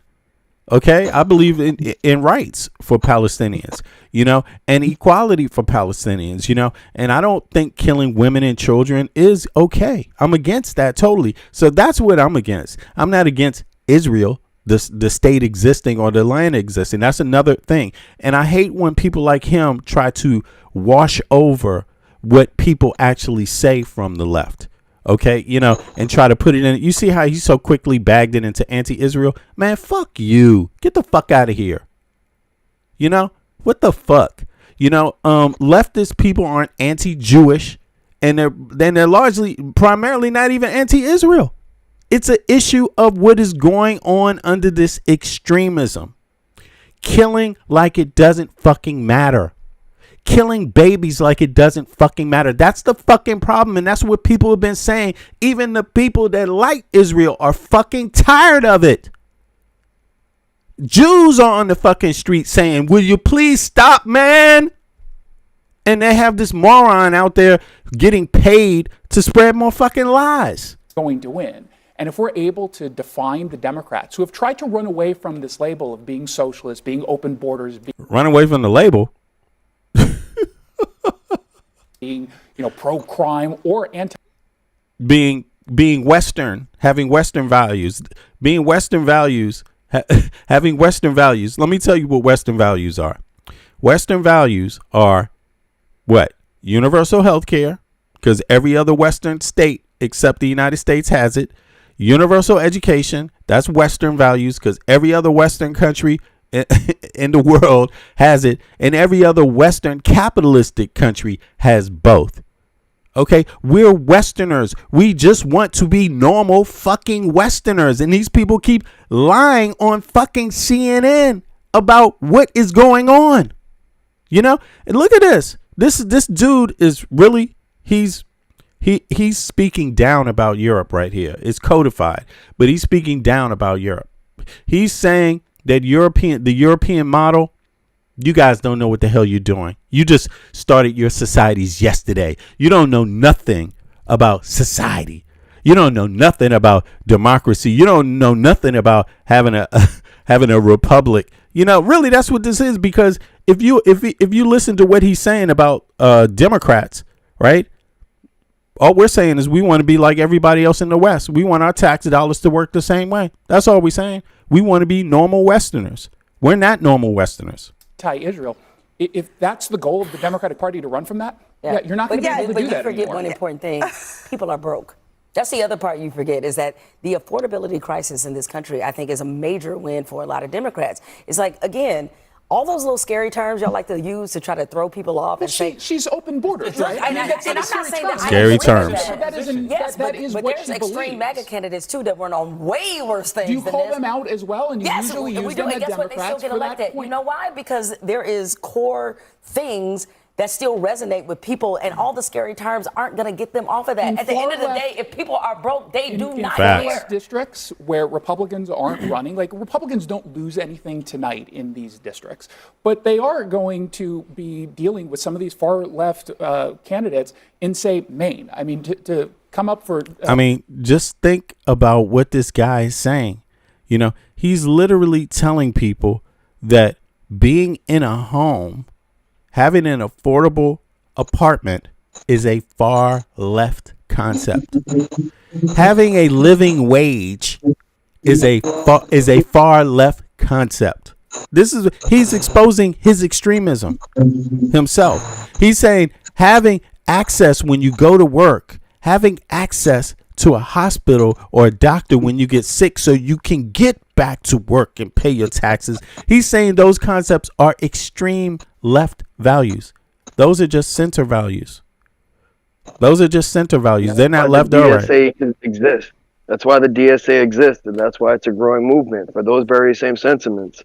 Eventually, the MAGA base, and I don't want to say MAGA base, I want to say the conservative base, they're realizing that these are issues that shouldn't be separated by party, right? They should be joined by nationalism and patriotism, right?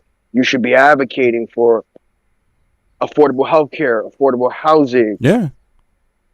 free education or affordable education, right? Because I do think that a point, like again, progressiveness here in America, due to the overwhelming idea of conservative values, is going to take time. So progressiveness looks like in the form of affordability before it even gets to universal or free.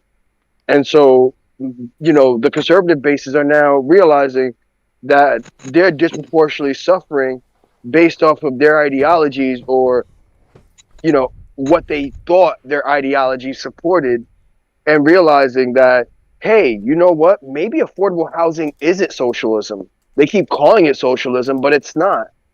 Hey, maybe the subsidies we give to some of these billion-dollar corporations, why can't we use that to support the people when it comes to housing, healthcare, and childcare, right? Because they receive subsidies, they're receiving a form of socialism, if that's how you want to view it, but we won't give subsidies for Obamacare, but we gladly give subsidies to Tesla, right? And I think it's that part that a lot of conservatives are now viewing, right? We have a first trillionaire. Well, momentarily, we had our first trillionaire, but now we still don't have health care. Right? We circled what uninsured individuals or uninsured states lead the country, and they're all red states. They're all almost exclusively red states. Yeah, they losing their. That's why I say they're dying, bro. These people are going to kill them, man. They need it more than anybody else, and they're refusing help. I was doing more digging into as to the reason. I think Trump. You know what I think Trump is? I'm sorry. I think Trump is anti-white. I think Trump is anti-white, bro.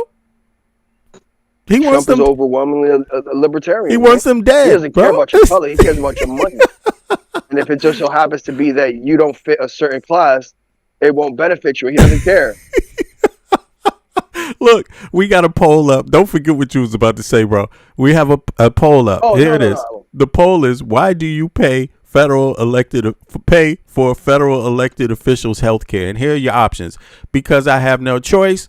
Option 2, because they are better than me. Option 3, I don't know because I'm stupid. Okay, so everybody in the chat, there's your options. Please pick it up. Anyone want to hop up on the panel and speak, explain your case to the world why somebody here is wrong? I want to hear some Trump supporters explain to us. Come up here first of all and prove you're an American, right? Just download Discord. Let us hear your voice. Download Discord. Hop on up. Prove to us you know technology. All right, like you know how to read and follow instructions for 10 seconds and press a button and then come on up. The link is in the chat. Now go ahead, bro. What were you gonna say, Michael, from Brooklyn? Mike. I was digging deeper into the states that had the highest uninsured individuals, and the average cost is around $400 to $600 a month in Texas for healthcare, but it drops down to $89 to $110 because the majority of them, due to income, qualify for the Affordable Care Act, and they still somehow can't afford the $89 to $120 to get covered.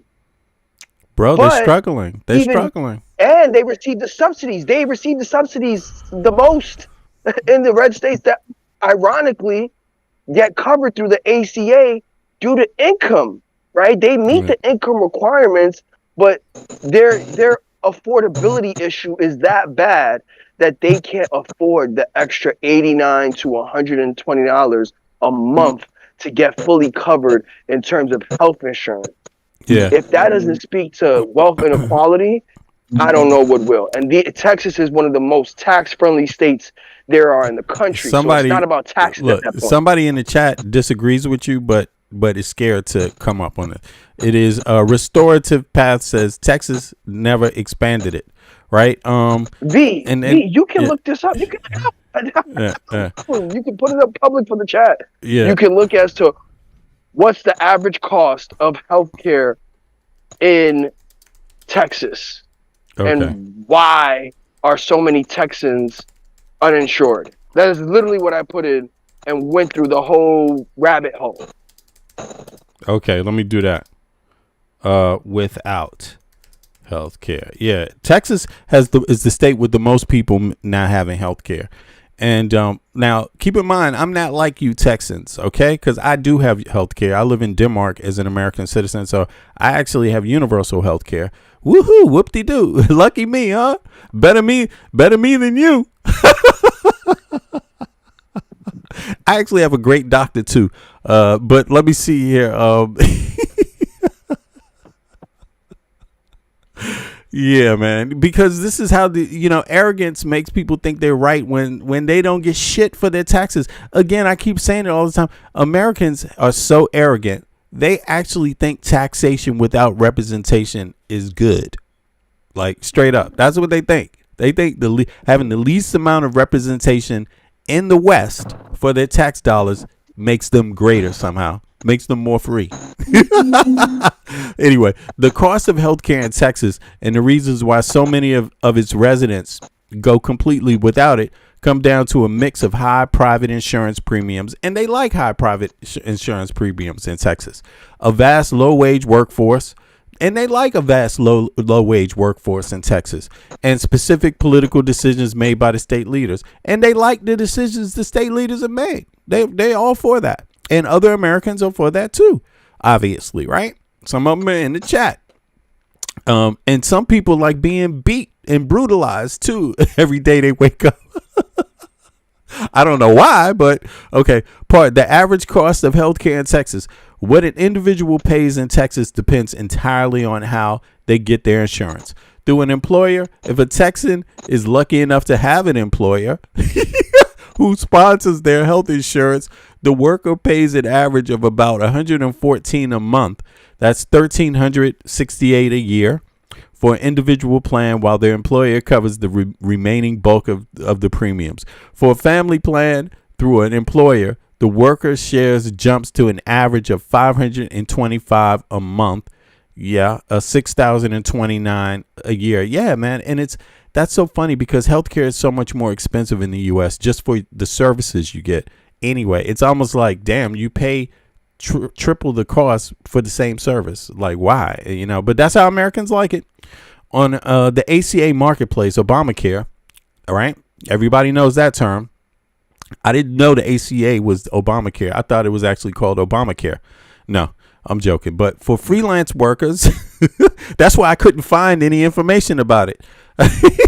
Anyway, for freelance workers, the contractors, and those without a job based on benefits buying a plan on the open market is much tougher. A standard silver tier plan for a 40-year-old in Texas averages roughly $740 to $826 a month.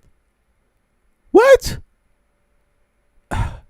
The out-of-pocket catch in Texas paying your monthly premium is only half the battle. What? You got to pay more than that?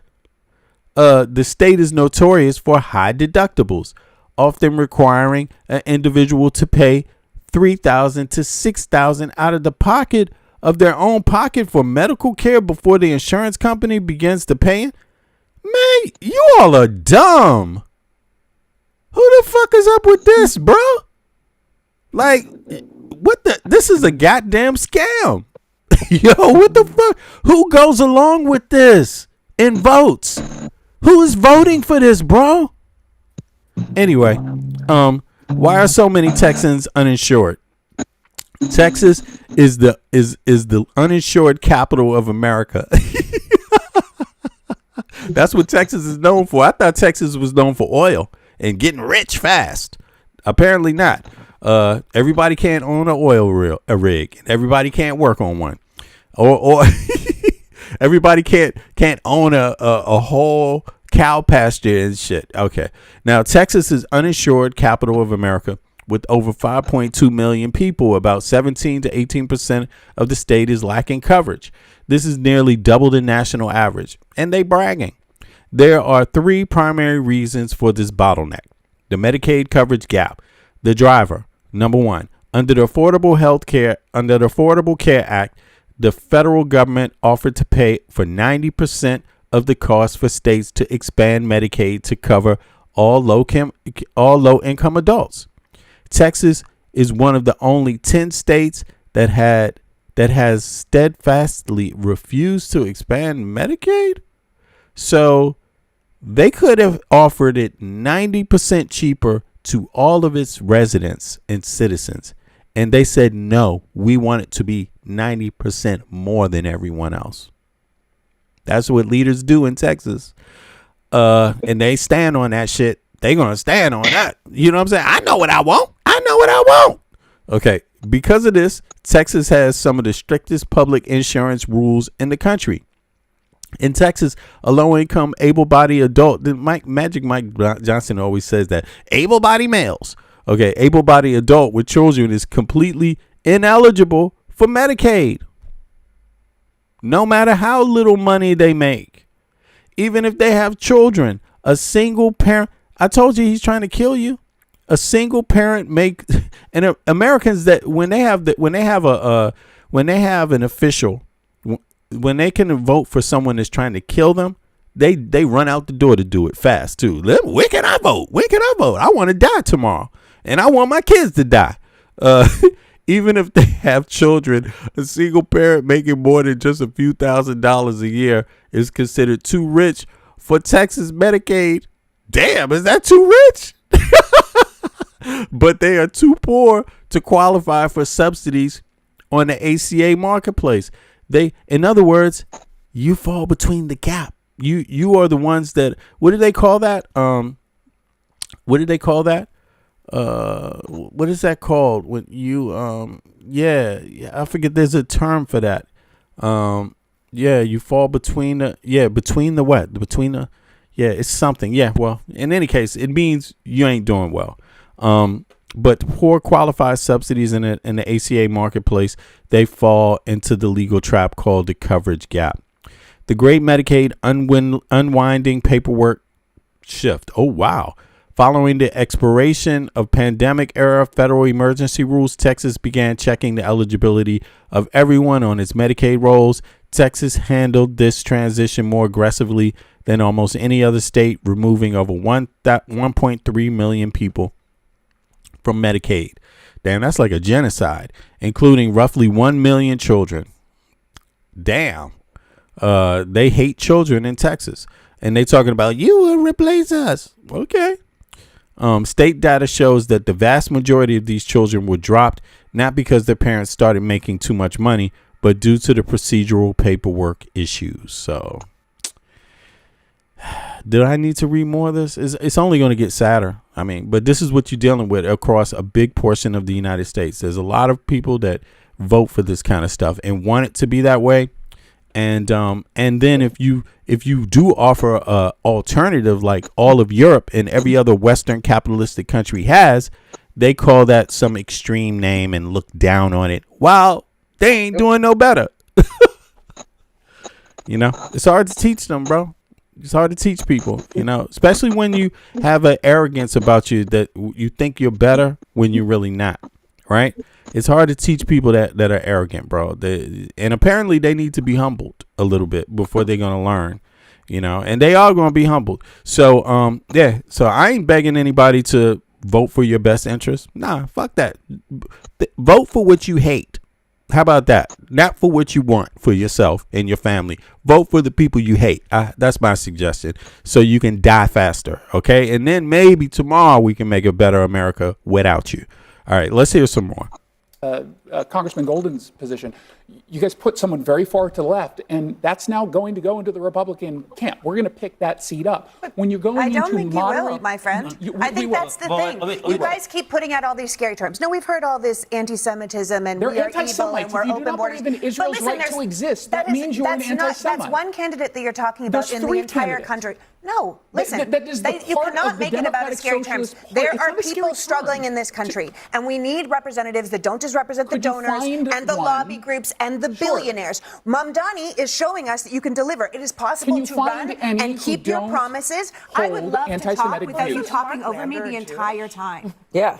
That's how and he's also out there saying that he's going to align himself with the folks that do not believe in Israel's right to exist. Oh wow! Look at this. This is amazing. I didn't think he would go that far. I had no idea that he would go that far. So apparently, this guy is more concerned about Israel. He's more concerned about Israel than people's lives in the United States. You do know how many Israelis exist versus the mass amounts of Americans that have no health care, live on the street. Like, you do know there's a big difference, right? I mean, the amount of people that's going to die in the United States of America because of poor policy outnumbers Israel, 10 times? I mean,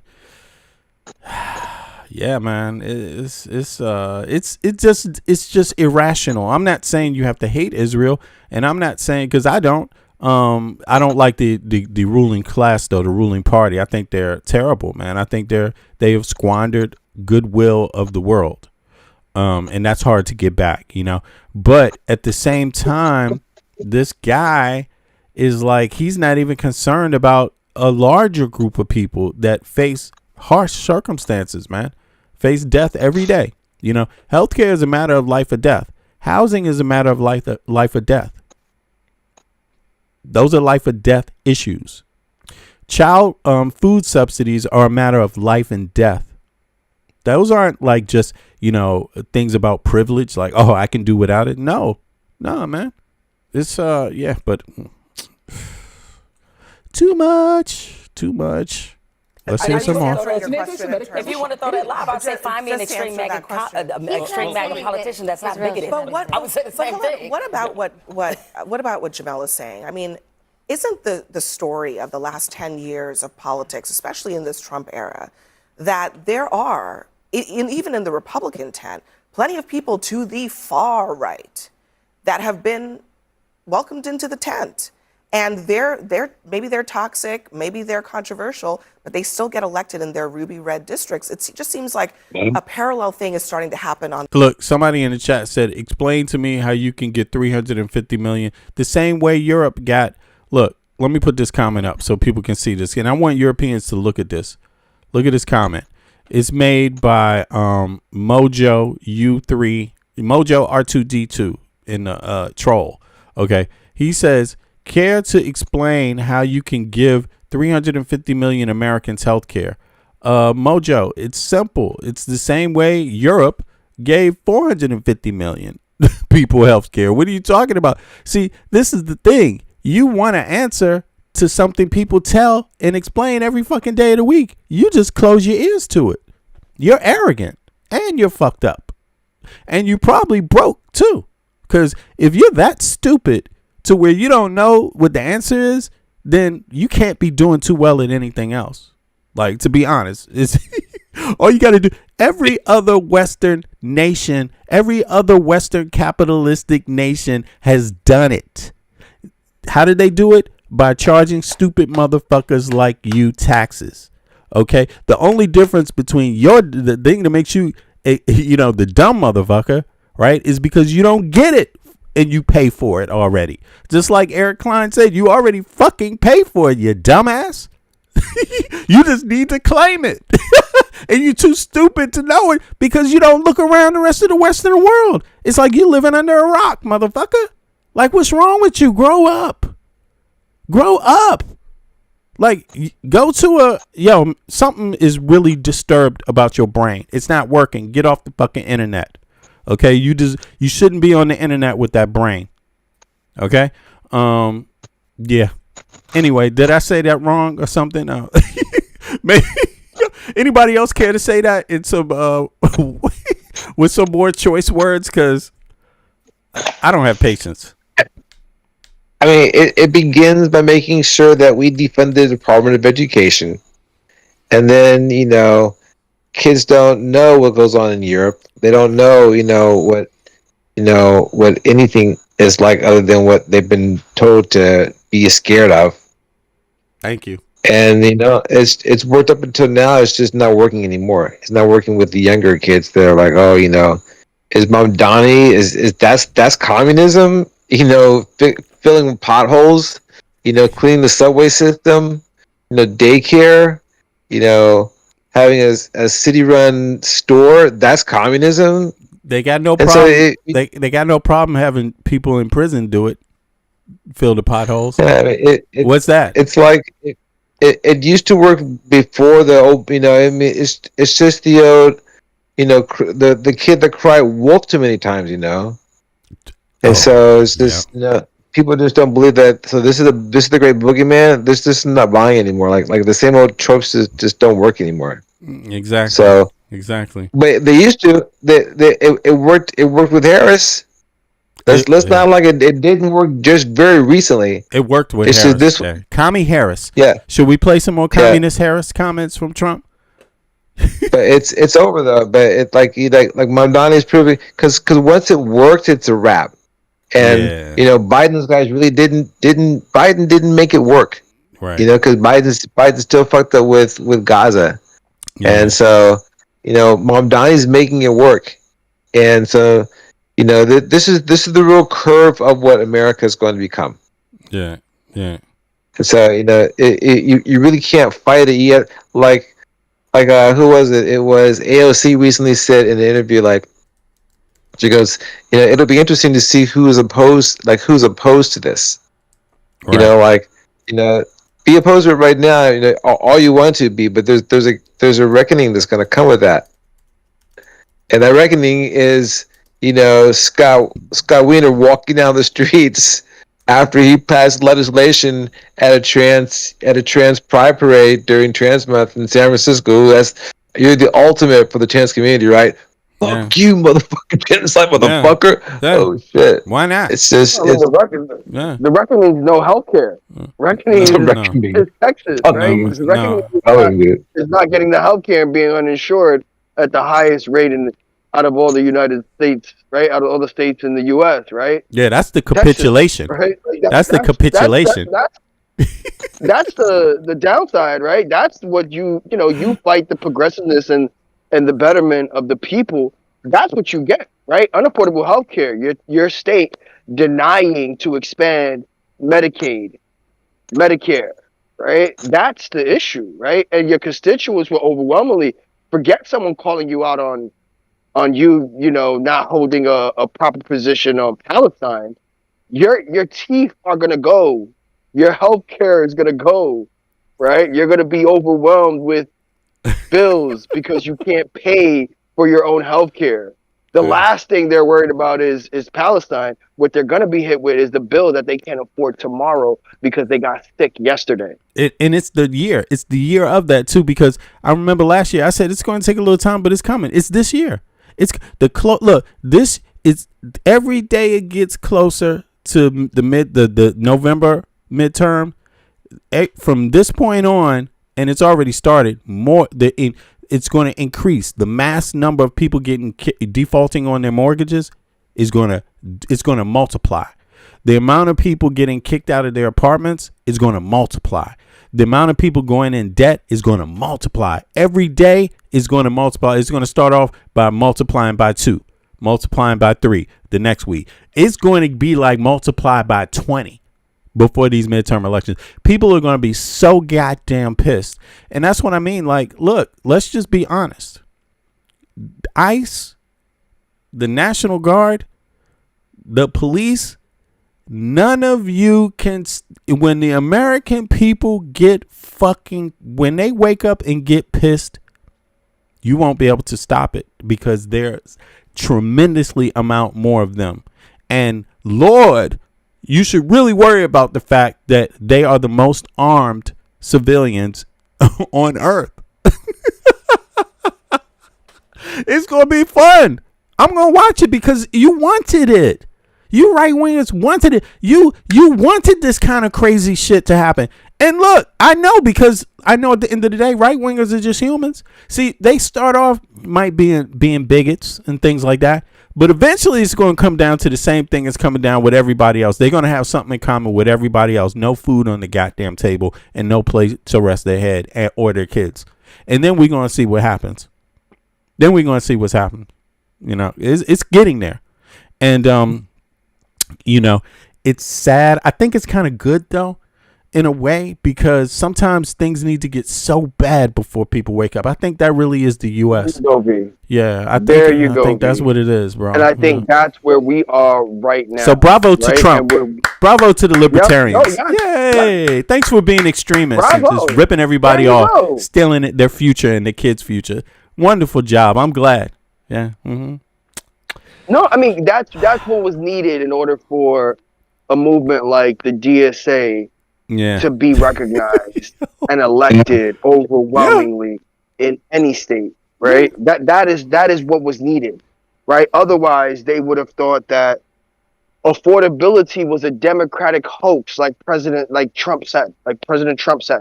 That's a Democratic hoax. Yeah, keep believing that. When Americans are feeling it every day and can't insure themselves in a state like Texas, keep telling us that affordability is just a Democratic hoax. We just make it up, apparently.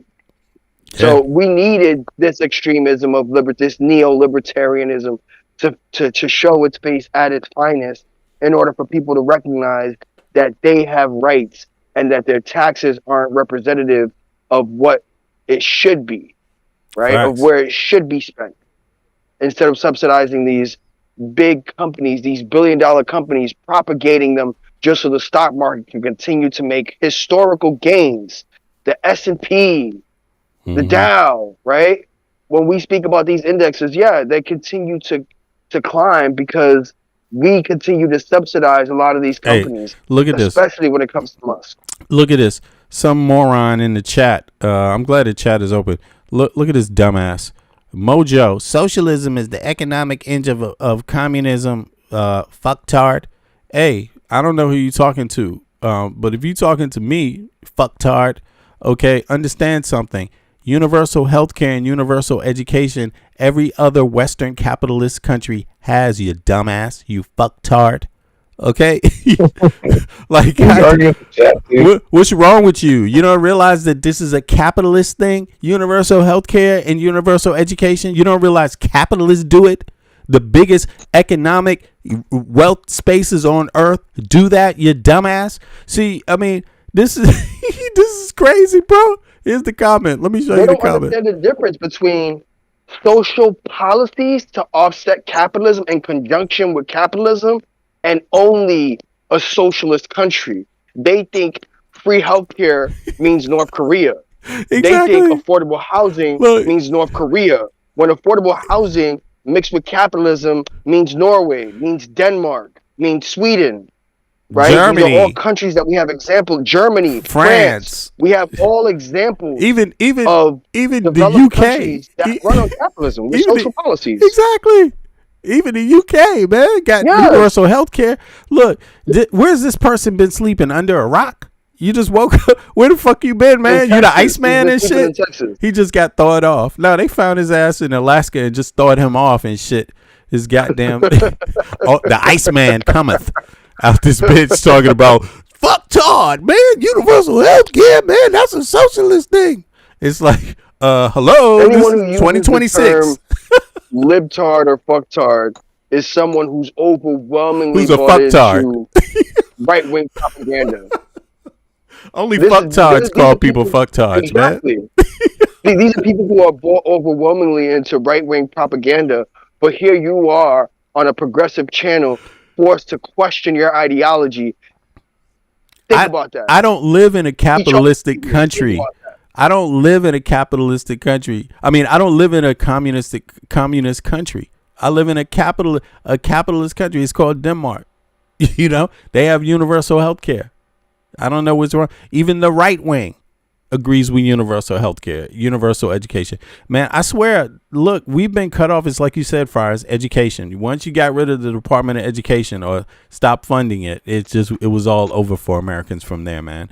They're just sad, you know. And it's gonna get worse. Yeah. And look, Mojo is not gonna hop up. Mojo, why don't you hop up, man? Improve what's wrong. Why are you scared? You staying in the chat? That's your place you relegated to? Come on, man. Come on now.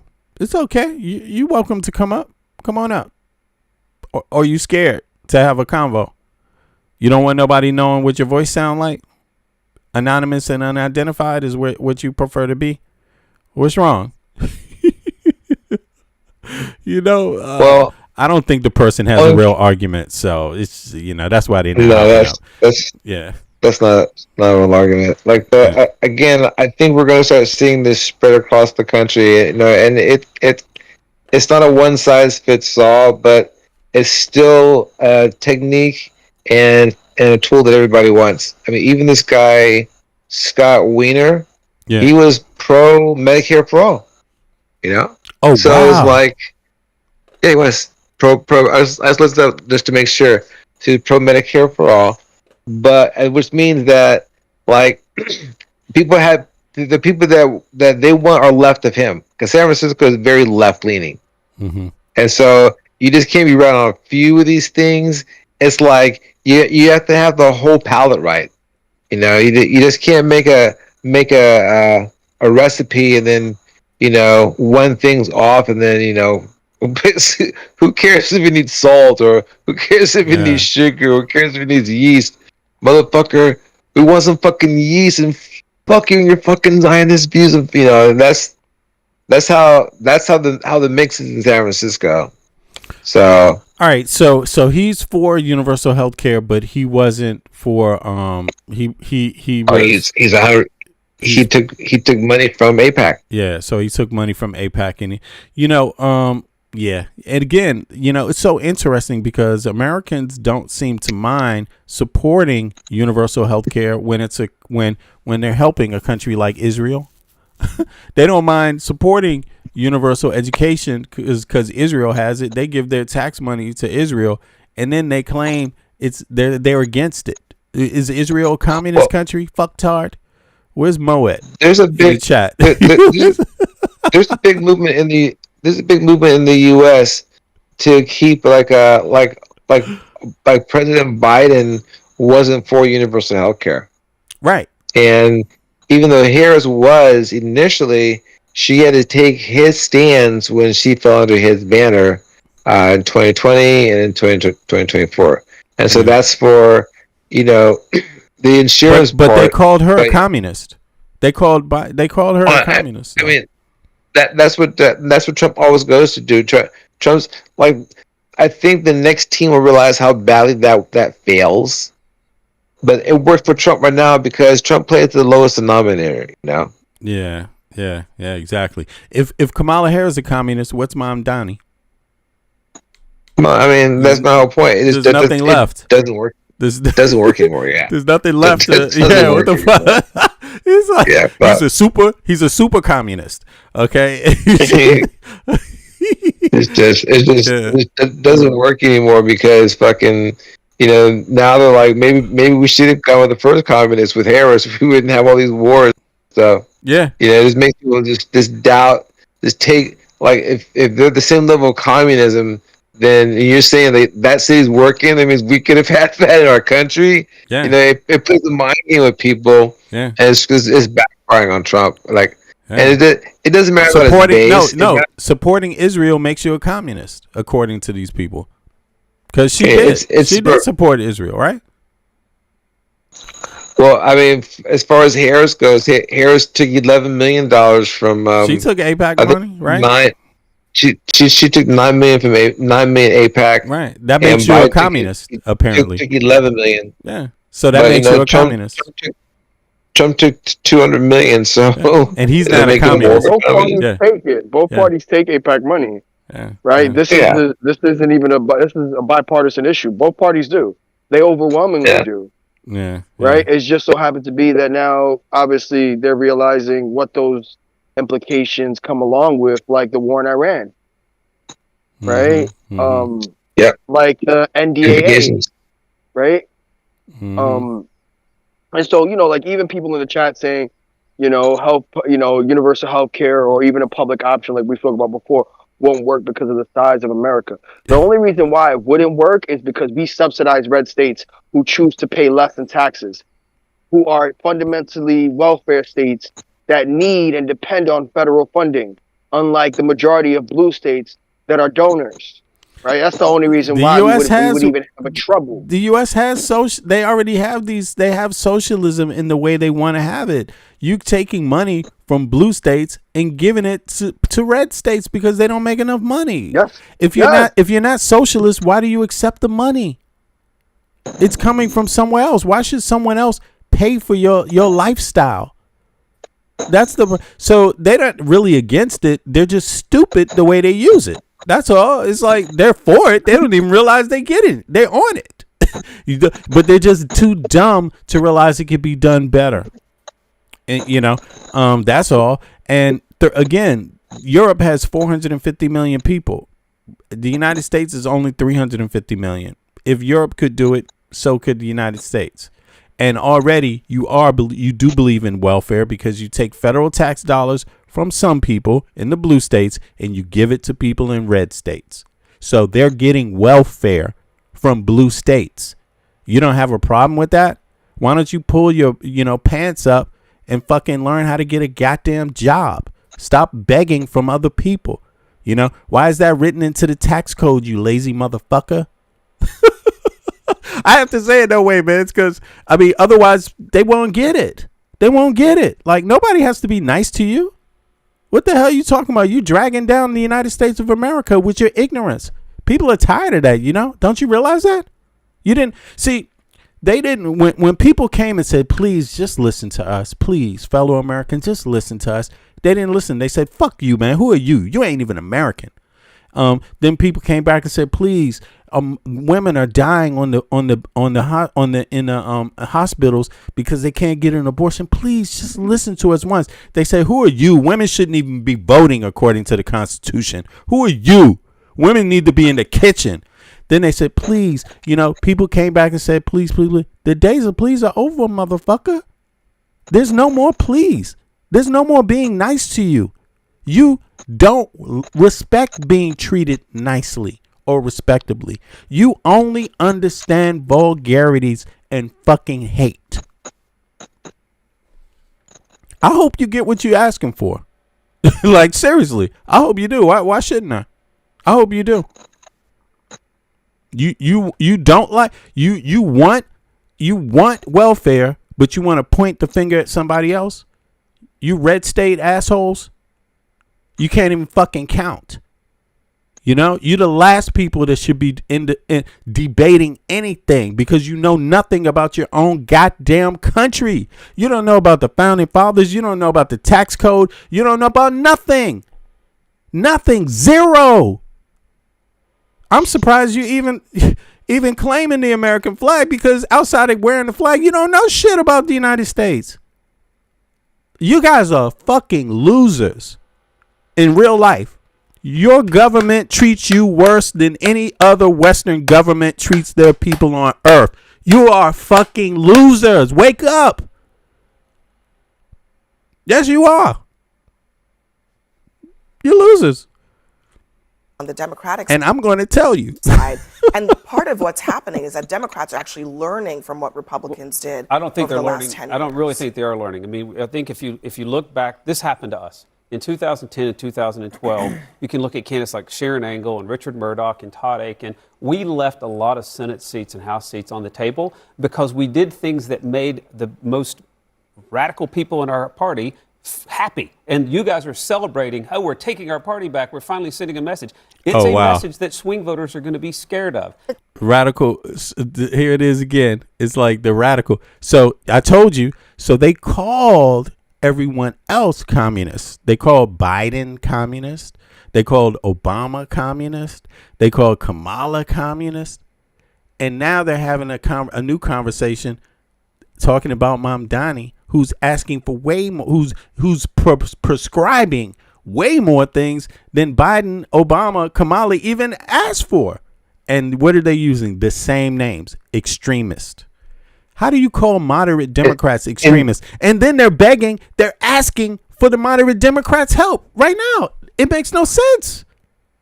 He called him an insurgent. Remember that? He called him an insurgent the first time. He called him a fucking insurgent, bro. What the fuck? Look, so everybody, all you Western countries out there, everybody out in the West, All of you have insurgent societies. You're all insurgents because you all believe in universal health care and education for your own citizens. That makes you insurgents. You're the enemies of the West. Every other Western capitalistic country is the enemy of the West. And the United States is the only country under Trump that got it right. Okay. Anyway, yeah, this guy's an embarrassment to human beings. Actually, I don't even want to listen to this bullshit. It's too much. Let's hear the other side of the argument now. Let's move on because we heard corporate tax break CNN put their lineup together and shit. So let's hear somebody else. Joining me now, I'm so honored to have Brad Lander, former New York City comptroller, and now the Democratic nominee for Congress in New York's 10th district. Brad, thank you so much for being here. It's an honor to be on with you, Batya. Long-time fan, not always an agreeer, but a long-time fan. I have to start by saying it's very cool that you came here, and the thing that I heard about you this week was from somebody who volunteers at the same soup kitchen as me, a kind of Haitian man about town, Rudy. And what he said to me was, Brad Lander won because everywhere you turn in this city, you see Brad Lander. He goes everywhere and he talks to everybody. So first of all, congratulations on your victory. Thank you. Well, I appreciate it. And I wanted to come here because I've seen you hold independent views. When you were at the Forward, you curated this very broad spectrum of point of views. And, you know, we'll disagree on some things, but in some ways that's what we're supposed to do as well, both like Jewishly and democratically. Yeah. And I'm grateful for the opportunity. And many people would not have done this, so thank you again. All right, let's get started. Yeah. You left the DSA in 2023 over October 7th. You said that the language the DSA used about Hamas was vile, was the word you used. Yet now you're sharing a stage with them. You're accepting their support. How do you explain this 180? So, you know, I joined DSA when I was a freshman in college in 1987, and I was active when I was on campus. I hadn't been really active since then, wasn't endorsed by them in any of my races. And yes, I thought the rally that they lifted up or co-sponsored on October 8th was vile, and I said so. At the same time, there's many things we agree on in the fight for Medicare for all, to make housing more genuinely affordable, to get money out of politics. So, you know, I made this cross endorsement of Mayor Mamdani last year because I didn't want Andrew Cuomo to be the mayor of New York City. And I thought we agreed on enough that that was the right thing to do. And he is focused on an affordability agenda in New York City. And I did try hard in my race to focus on the things that matter to the voters, both in my district, on housing, on healthcare, on money and politics. But why wasn't that vile Hamas rally a deal breaker? I mean, you would never share a stage with Donald Trump, but he supports lowering the cost of housing, right? Whatever Trump has done is a deal breaker. Why was support for Hamas not a deal breaker from the DSA? Well, DSA doesn't support Hamas. You'll have to have them on to talk about their views. There was a rally that they advertised, essentially, and I thought it was terrible, and I said so. And I met with their leadership afterwards, and I told them directly. And I'm really clear about, you know, we can talk about it, about my point of view on Israel and Palestine. There's some things I agree on, some things I disagree on. But those bigger goals of the ways that our current electoral system is failing working people with a broken status quo that's serving wealthy special interests and not working people, you need a team to fight together with. My, you know, political home for most of the last several decades has been the Working Families Party and will continue to be.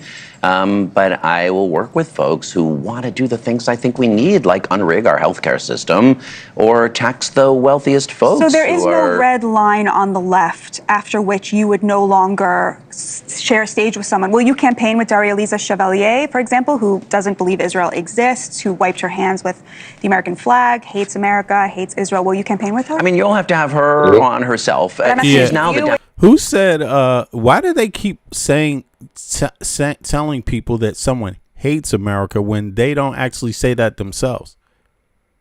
Like, this is right wing, this is News Nation, but can't she be sued for saying that? Yo, say what? Listen to what she said about this. I never heard this person she's talking about say she hates America, but this person, this news person here just said that, and I'm asking, hold on, let me play it again. These are the right wing talking points. Like they know this is coming out, but they have little clips that, you know, where she says stuff out of context. But we've already seen this. But if you never if you never say you hate America, can't you be sued for telling millions of people that someone hates America? Like, tax the wealthiest folks. So there is no red line on the left after which you would no longer share. I think they're more concerned about winning and having positive answers than, you know, yeah, getting caught up in these little tit for tats. Like that's what they want to have the fight, but she's not taking the fight there. She's talking about Medicare for all, talking about affordability, talking about all the things that made help Mamdani to win. Right. And she won. Well, and this is Brad Lander. Brad Lander was endorsed by Mamdani as well. Yeah, so. he's endorsed by Mamdani. Yeah, exactly. He's from the working. And Mamdani endorsed him during his mayoral presidential election. He's Jewish. Mayoral election. And he's Jewish. There you go. Right. So he was a big part of a lot of the Jewish community, especially the non-religious Jewish individuals here in New York voting for Mamdani during his mayoral race. Right. Now he's going to say something about liberal Zionism. So let's hear what that is. He's not DSA, but he is a progressive Dem. Yeah. Well, he says he's a member of the Working Families Party. Right? Is that true? Yes, he is a member of the Working Family Party. Yes, he is. Yeah, exactly. So that's another similar that's what I mentioned group. Before. Yep. Yeah, exactly. All right, so here let's hear some more.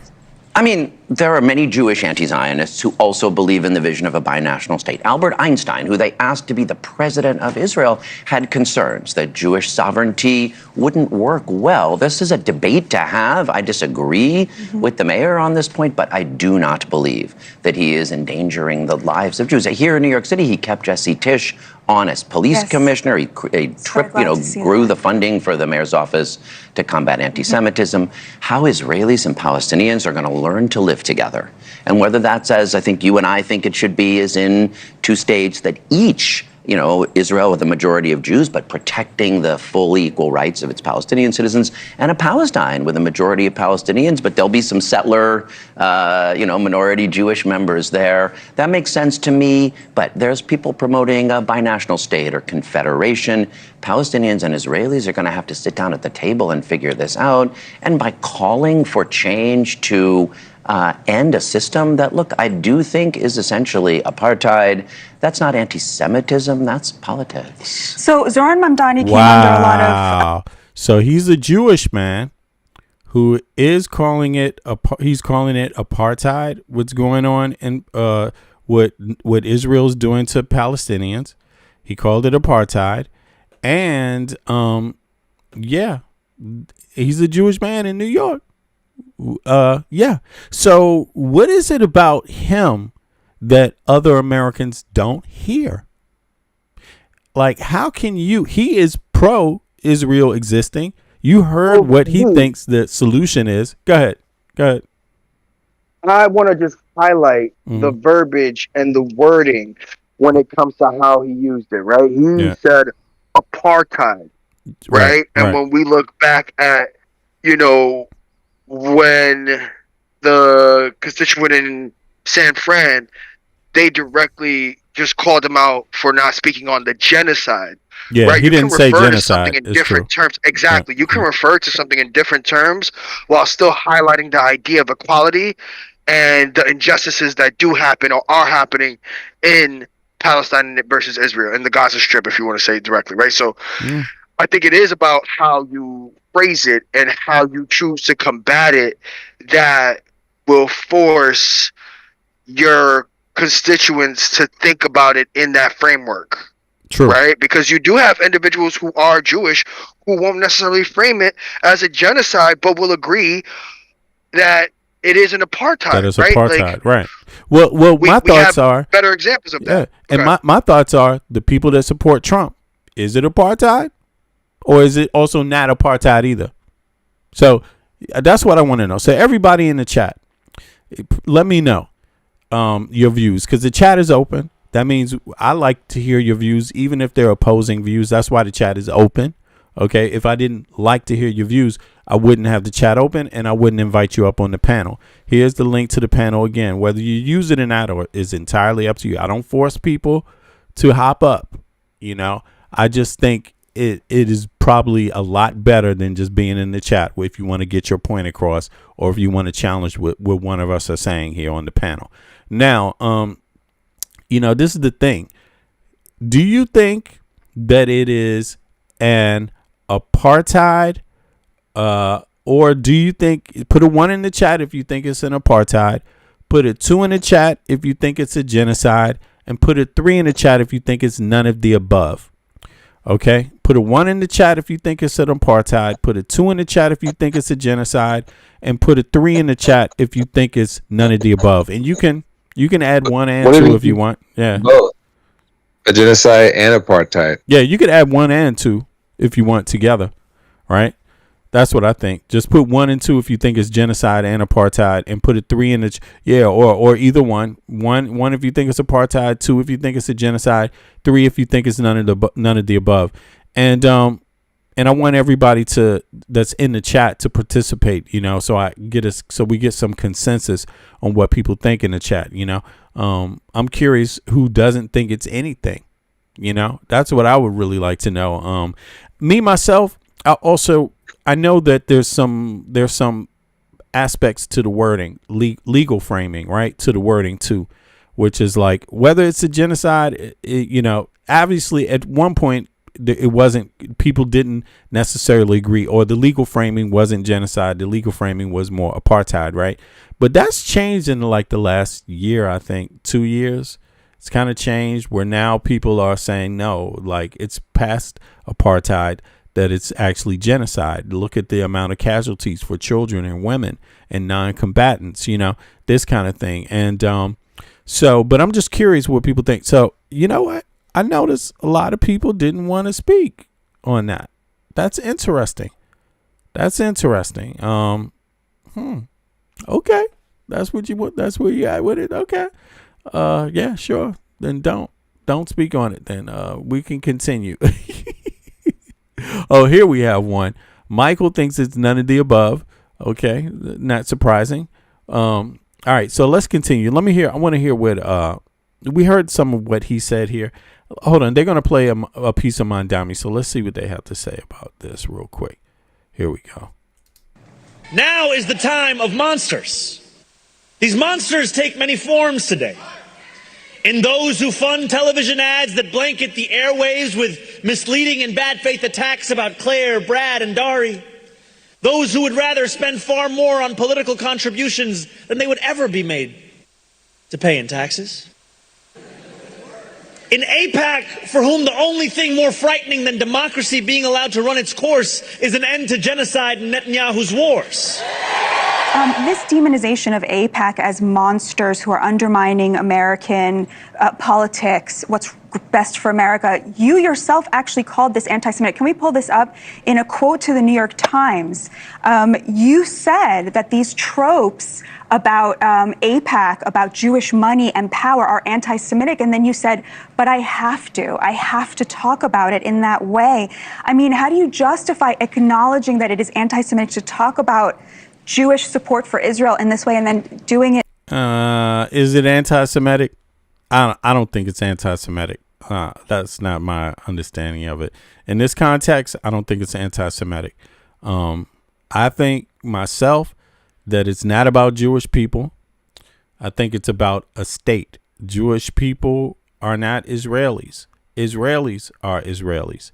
And all Israelis are not Jewish people, right? That's just how it works. And to blanket all Jewish people around the world as being Israeli citizens, I think is kind of bogus, It just doesn't work that way. I think there's a lot of Jewish people that disagree with blanketing this as anti-Semitism, because there's a lot of Jewish people that are against AIPAC and against Netanyahu. Like, what's up with this? Like, they don't see that? So are they saying that the Jewish people that are against Netanyahu and the Jewish people that don't support AIPAC are anti-Semites? I don't get it, bro. I don't understand it. It seems like a stretch to me, but let's hear some more. Just for political expediency. Not for political expediency, because I think what AIPAC is doing is corrosive for American democracy, is bad for Israel, is bad for Palestinians, is bad for the world at this point. When I said I feel like I have to, it's because I think what they're doing is dangerous, and yes, bad for Jews and Palestinians and the United States. But and AIPAC that's what I meant when I said. It's just an avenue for pro-Israel American Jews. Wow, so he is a Jewish person that believes AIPAC is a problem and that that's not anti-Semitic to say so. This way and then doing it just for political expediency. Not for political expediency, because I think what AIPAC is doing is corrosive for American democracy, is bad for Israel, is bad for Palestinians, is bad for the world at this point. When I said I feel like I have to, it's because I think what they're doing is dangerous and, yes, bad for... I mean, how do you justify acknowledging that it is anti-Semitic to talk about Jewish support for Israel in this way and then doing it just for political expediency? Not for political expediency, because I think what AIPAC is doing is corrosive for American democracy, is bad for Israel, is bad for Palestinians, is bad for the world at this point. When I said I feel like I have to, it's because I think what they're doing is dangerous and, yes, bad for Jews and Palestinians and the United States. But and AIPAC that's what is I meant just when an I avenue said... for pro-Israel American Jews. Well, first, to fund the candidates they like. Why should Americans just have less of a right to give money to candidates? Well, to be clear, Hold on. What is she saying AIPAC is for? Let me just hear that one more time. Dangerous and, yes, bad for Jews and Palestinians and the United States. But and AIPAC that's what is I just meant an when I avenue said... for pro-Israel American Jews. Well, first, to fund the candidates they like. Why should Americans just have less of a right to give money to candidates? Well, to be clear, like? I have, when I say I... What for Jews and Palestinians and the United States. But And that's AIPAC what is I meant just an when I avenue said... for pro-Israel American Jews. Well, you hear that? She's saying AIPAC is just an avenue for pro-Israel American Jews?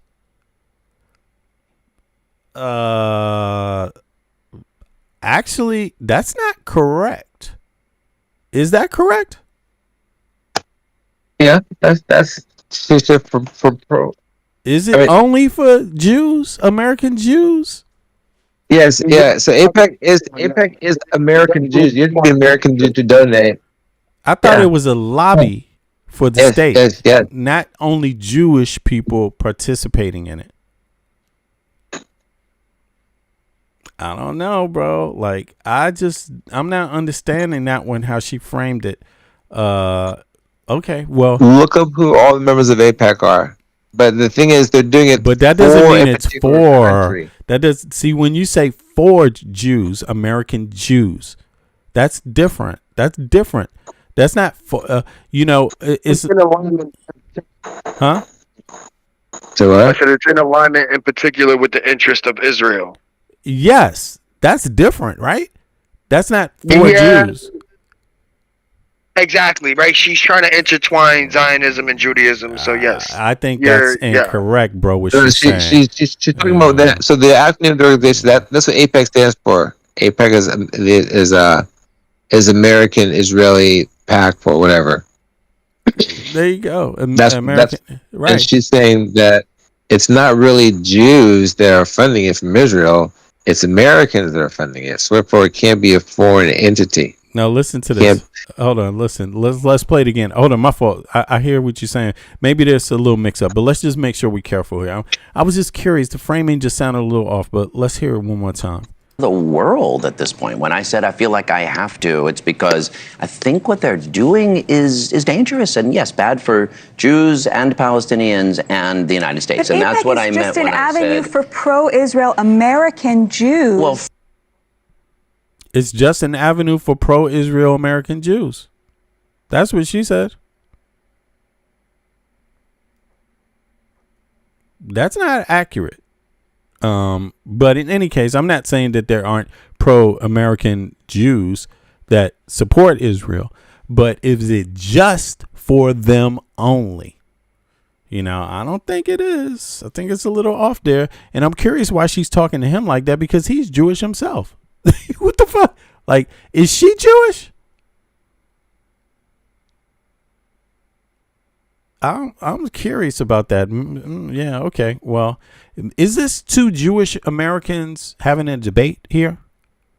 Like for the world at this point. When I said I feel like I have to, it's because I think what they're doing is dangerous and yes, bad for Jews and Palestinians and the United States. But and that's what I AIPAC is meant just an when I avenue said. for pro-Israel American Jews. Well, first, to fund the candidates they like. Why should American Jews have less of a right to give money to candidates? Well, to be clear, like? I have, when I say I think we need dark money out of politics, I always make clear I'm talking about Wall Street PACs and crypto PACs and AI PACs and private equity spending and AIPAC. I think that kind of super PAC, dark money is bad for our politics. Here in New York City, I passed the strongest independent expenditure disclosure act anywhere in the country. And I think it's important to put it in that broader framework. If you over-focus, particularly on AIPAC relative to other dark money, then I think you got to dig a little deeper. But yeah, I also think that AIPAC's upholding unconditional U.S. military support for Netanyahu's wars has been really terrible, like catastrophically bad. And I feel. Yeah, I think it's problematic overall because, listen, it's kind of like some kind of split loyalty thing. I think, from what I hear, how I hear her description, right, of it. It's specifically for the support of Israel by American Jews, right? But listen, like, it's a big lobby. Shouldn't they be advocating for more than that? Like, that's a big lobby, yo. They spend a lot of money. Shouldn't there be some other American interests that they're interested in? What is it? Why is it specifically? I don't get that, bro. That's the reason for founded, right? So when you look at what AIPAC and how AIPAC was created, is a lot of the current Jewish identity in Israel is funded by it's the Jewish movement back to quote unquote homeland of Israel, right? And that essentially made the funding for AIPAC, right? A lot of the more affluential Jewish individuals ended up going to Israel and now have made that their home, hence the foundation or forming of AIPAC. So when she says American Jews, does she mean American Israelis, like dual citizens? Or that's why I'm getting mixed up with they probably eventually have become Okay. Israeli, right? But they're American first and fund the interest of Israel through AIPAC. Okay. I'm also curious, like, how many other PACs are there like that, like of American citizens that are about the specific funding of another nation outside of the U.S.? Like, any other groups doing that? Let me look that up, as a matter of fact. I'm just curious about that. How many other groups exist like AIPAC for other nations other than Israel, who raise funds in the USA primarily? Just curious about that. Let's see here, because obviously AIPAC's not the only organization in the West, right? Aside from AIPAC, I know of J Street, which I think that's what has funded Brad Lander, the guy who she's interviewing now, that candidate. He's funded by J Street, which is more of a two-state solution, but it is still pro-Israel. Okay, right. So that's where they differ. Now, check this out. It says, just for reference, because I never bothered to really look this up before, it says, while American Israel Public Affairs Committee, AIPAC, is the most prominent and financially powerful example, it is not unique. Under U.S. campaign finance law, foreign governments cannot donate to American political campaigns, but American citizens are entirely free to form PACs and advocacy groups to lobby on behalf of other nations. So, right. So these people are advocating on behalf of another nation. That's very clear to understand. And I don't think people really understand that often, because we just call it AIPAC and we don't actually discuss and tell people exactly what it is, right? So it's lobbying, advocacy group to lobby on behalf of other nations, not the United States, right? So dozens of highly organized, domestically funded ethnic and foreign policy interest groups exist to sway U.S. foreign policy towards specific nations or regions. Some of the most influential groups include the Cuban American Lobby. Historically, the Cuban American Lobby has been one of the most effective foreign policy groups in U.S. history, working for decades to maintain a strict economic embargo on Cuba. The main group, U.S.-Cuba Democracy PAC, and the Cuban American National Foundation, CAN-F. The strategy, they raise millions of dollars primarily from the large Cuban American diaspora in Florida and New Jersey because Florida is historically a vital swing state. The domestic fundraising apparatus gives them immense bipartisan leverage over the U.S. policy towards Havana. Armenian American Lobby. Armenian Americans have built a massive, sophisticated grassroots lobby framework designed to maintain a strong U.S. financial support for Armenia and protect its geopolitical interests against regional rivals like Azerbaijan and Turkey. The main groups, the Armenian National Committee of America, ANCA, and Armenian Assembly of America. The strategy, they leverage a highly active diaspora primarily located in California, Massachusetts, and Michigan. They score candidates based on the support for aid to Armenia and historically forced the U.S. government's official recognition of the Armenian genocide despite heavy pushback from Turkey. Okay. The Indian American Lobby. The Palestinian Lobby, they have one too, right? Okay, the Indian American Lobby. The Indian American population has exploded in both wealth and size. Its political fundraising footprint has grown to cultivate close military, technological, and economic ties between Washington and New Delhi.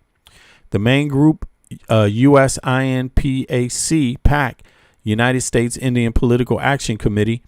The strategist, USINPAC, explicitly model itself after AIPAC.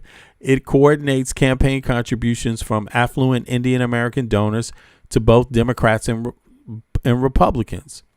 And it's played a pivotal role in passing the historic U.S.-India Civil Nuclear Agreement. The Greek Cypriot lobbies, okay, or Cypriot lobbies, designed to ensure the U.S. may. So you know what? There's many. There's Taiwanese lobbies. There's legal distinction, FARA versus domestic PACs. So there's actually a handful, you could say, right? There's a handful. Yeah, there's a handful. Maybe a dozen. Maybe more than a handful. Palestine in particular, right, doesn't necessarily have its own individual lobby.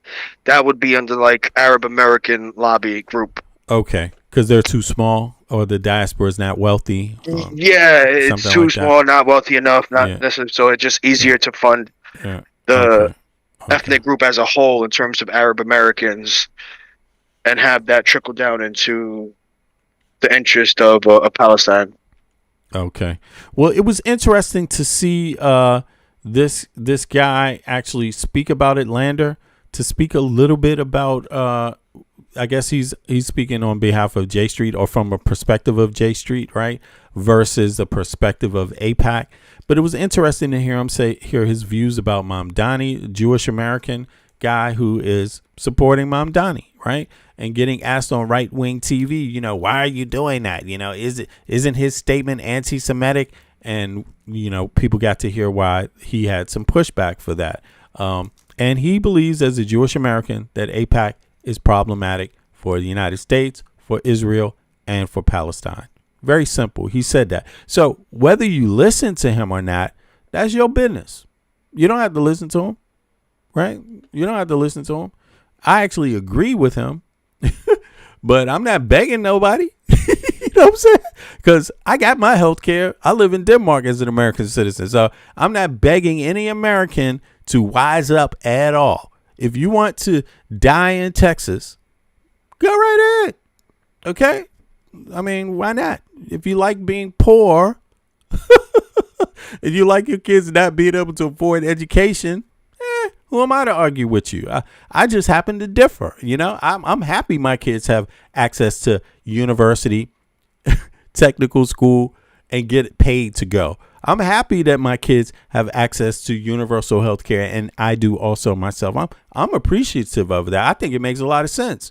But if it don't make sense to you, you don't have to have it, you know. Let's hear what Warnock has to say now about Mamdani. Let's see here. And so I think as young people especially deal with this affordability crisis, as they deal with the fact that the average age for a first-time home buyer right now is age 40. And most Americans don't have $400 for emergency relief.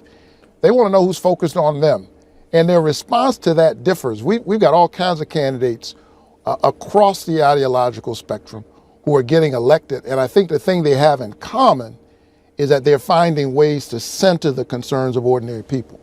So I hear what you're saying. There is an interesting dynamic playing out in the Democratic Party, however, when it comes to the DSA and black voters. On the one hand, Congresswoman-elect, presumably Chevalier, narrowly won black voters in New York, like 48% to 46%. On the other hand, a lot of these positions of the DSA advocate for things that black voters in general don't support, like no borders, no police, no prisons. And then I want you to take a look at what happened on election night on Tuesday, according to this viral video reported on by New York Magazine, among others. Take a listen, and we'll talk on the other end of it. You're next, you're next, you're next, you're next, you're next. So that's a bar full of largely white DSA activists chanting "You're next" as they watch an interview on the TV in this bar with Hakeem Jeffries, the potential first ever black Speaker of the House. What's your take on that? You know, as I said, we have robust and rambunctious arguments about the direction of our party, but the focus is on the concerns of ordinary people. Look, I don't believe in abolishing the police. You can't have security without police. You don't have a country without borders. But this debate will go on. Black Americans are not a monolith. They will respond as they are hearing candidates center their concerns. I think part of the problem with politics, quite frankly, in our country is that we've made the politics about the politicians. Which candidate is in, who's out, who's up, who's down, what's going to happen to this politician come November. I'm worried about what's going to happen to ordinary people who can't afford their lives right now. And there's a way in which both parties have not adequately responded to this deepening American crisis. We've seen the concentration of wealth in our country increasingly at the very, very top, especially since Citizens United and the passing of the one big ugly bill, which I call Robin Hood in reverse, socialism for the rich, the largest transfer of wealth from the bottom to the top. Mm-hmm. I think young people are seeing that. They are. So let me know in the chat who agrees that both parties, let's listen to him. Let's listen to him make the statement again. And there's a way in which both parties have not adequately responded to this deepening American crisis. Do you agree with that? Put a 1 in the chat if you agree with that. Put a 2 in the chat if you disagree with that. I'm going to play it back right now. I actually agree with that. So, boom. I'm going to put 1, but let's hear it again. Let me know if you agree with it. Put a 1 in the chat. If you don't agree with it, put a 2 in the chat. I'm worried about what's going to happen to ordinary people who can't afford their lives right now. And there's a way in which both parties have not adequately responded to this deepening American crisis. We've seen the concentratedly responded to this. There's a way in which both parties have not adequately responded to this deepening American crisis. Have not adequately Yo, Smooth, where are you at, man? Like, don't ignore the command, okay? Because the chat is open. That's what it is. When I close the chat, then I'm not going to make any demands. But as long as the chat is open, I expect everybody in it to do their part. So that means you too. Give me a 1 or a 2 regarding his statement, Smooth. Also, yeah, there you go. I appreciate that, everybody else. And there's a way in which both parties have not adequately responded to this deepening American crisis. We've seen the concentration of wealth in our country. All right, so there you go, Smooth. See you later, buddy. The chat was open for Smooth, but Smooth is apparently he just doesn't care. So there you go, Smooth. Come back later. Let's continue. Increasingly at the very, very top. Next time I ask you a question, Smooth, just answer it, man. Stop playing games. All right, it's also my time. All right, I value my time. All right. Especially since Citizens United and the passing of the one big ugly bill, which I call Robin Hood in reverse, socialism for the rich, the largest transfer of wealth from the bottom to the top. I think young people are seeing that. They are deeply frustrated. And there's a wide range of their responses. But we have to center the people. And come November, the people are going to hold Donald Trump and his henchmen accountable. We're going to put some guardrails on this president by flipping the House and the Senate.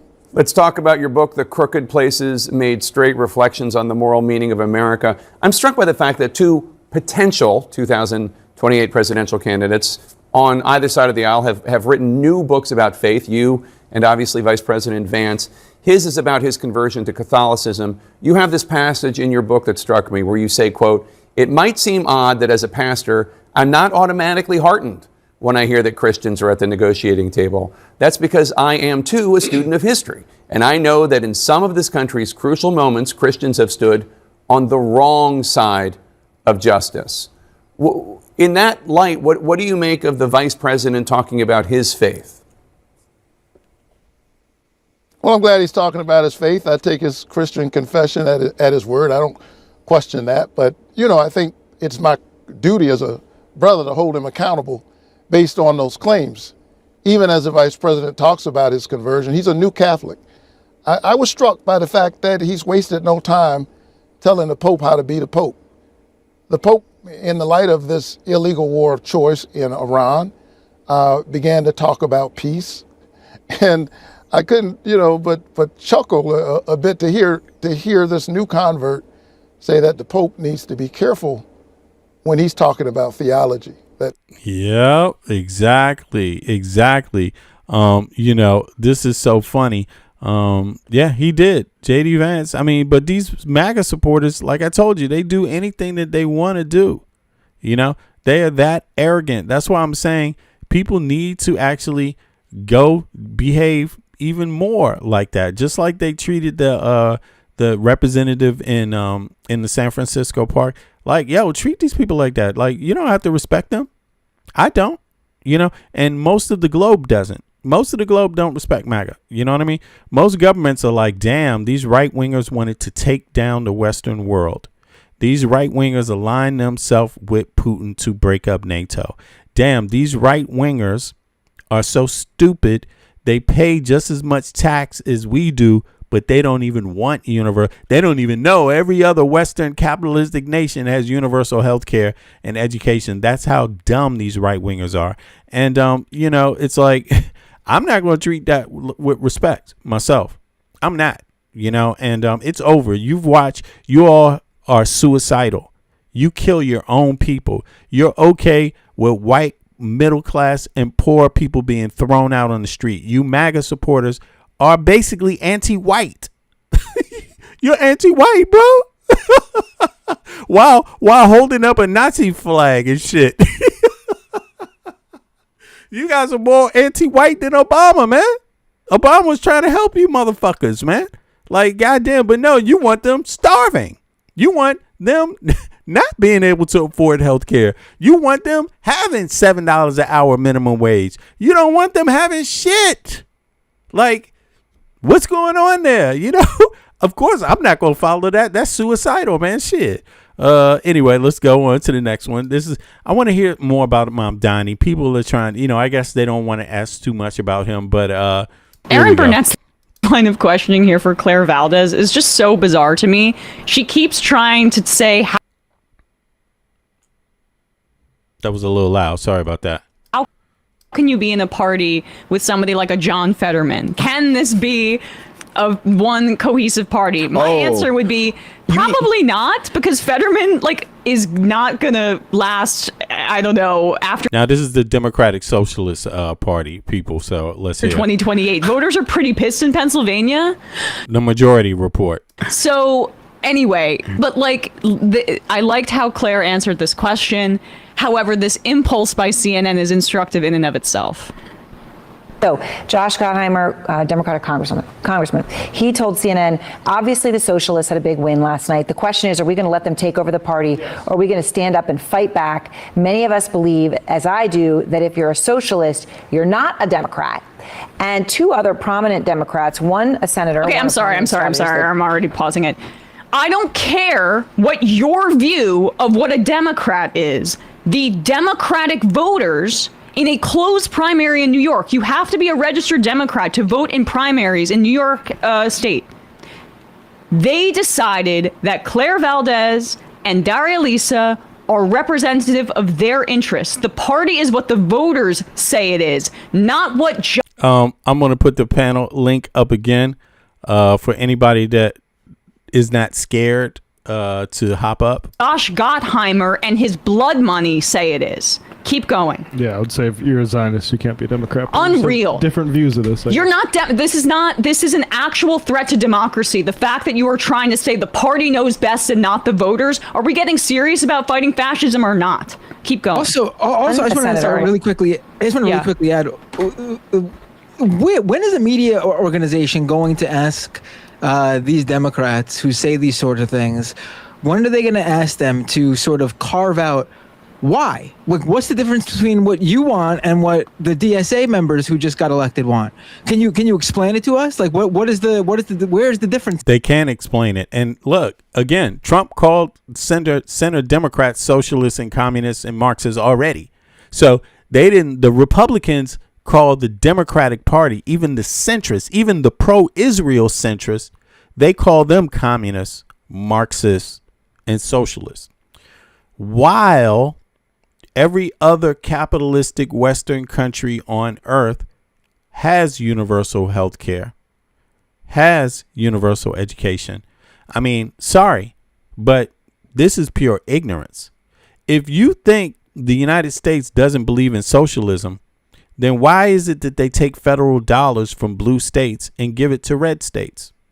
Why do you take federal dollars from any state, excess federal dollars earned by one state, and give it to any other state, period? Why do you believe in that?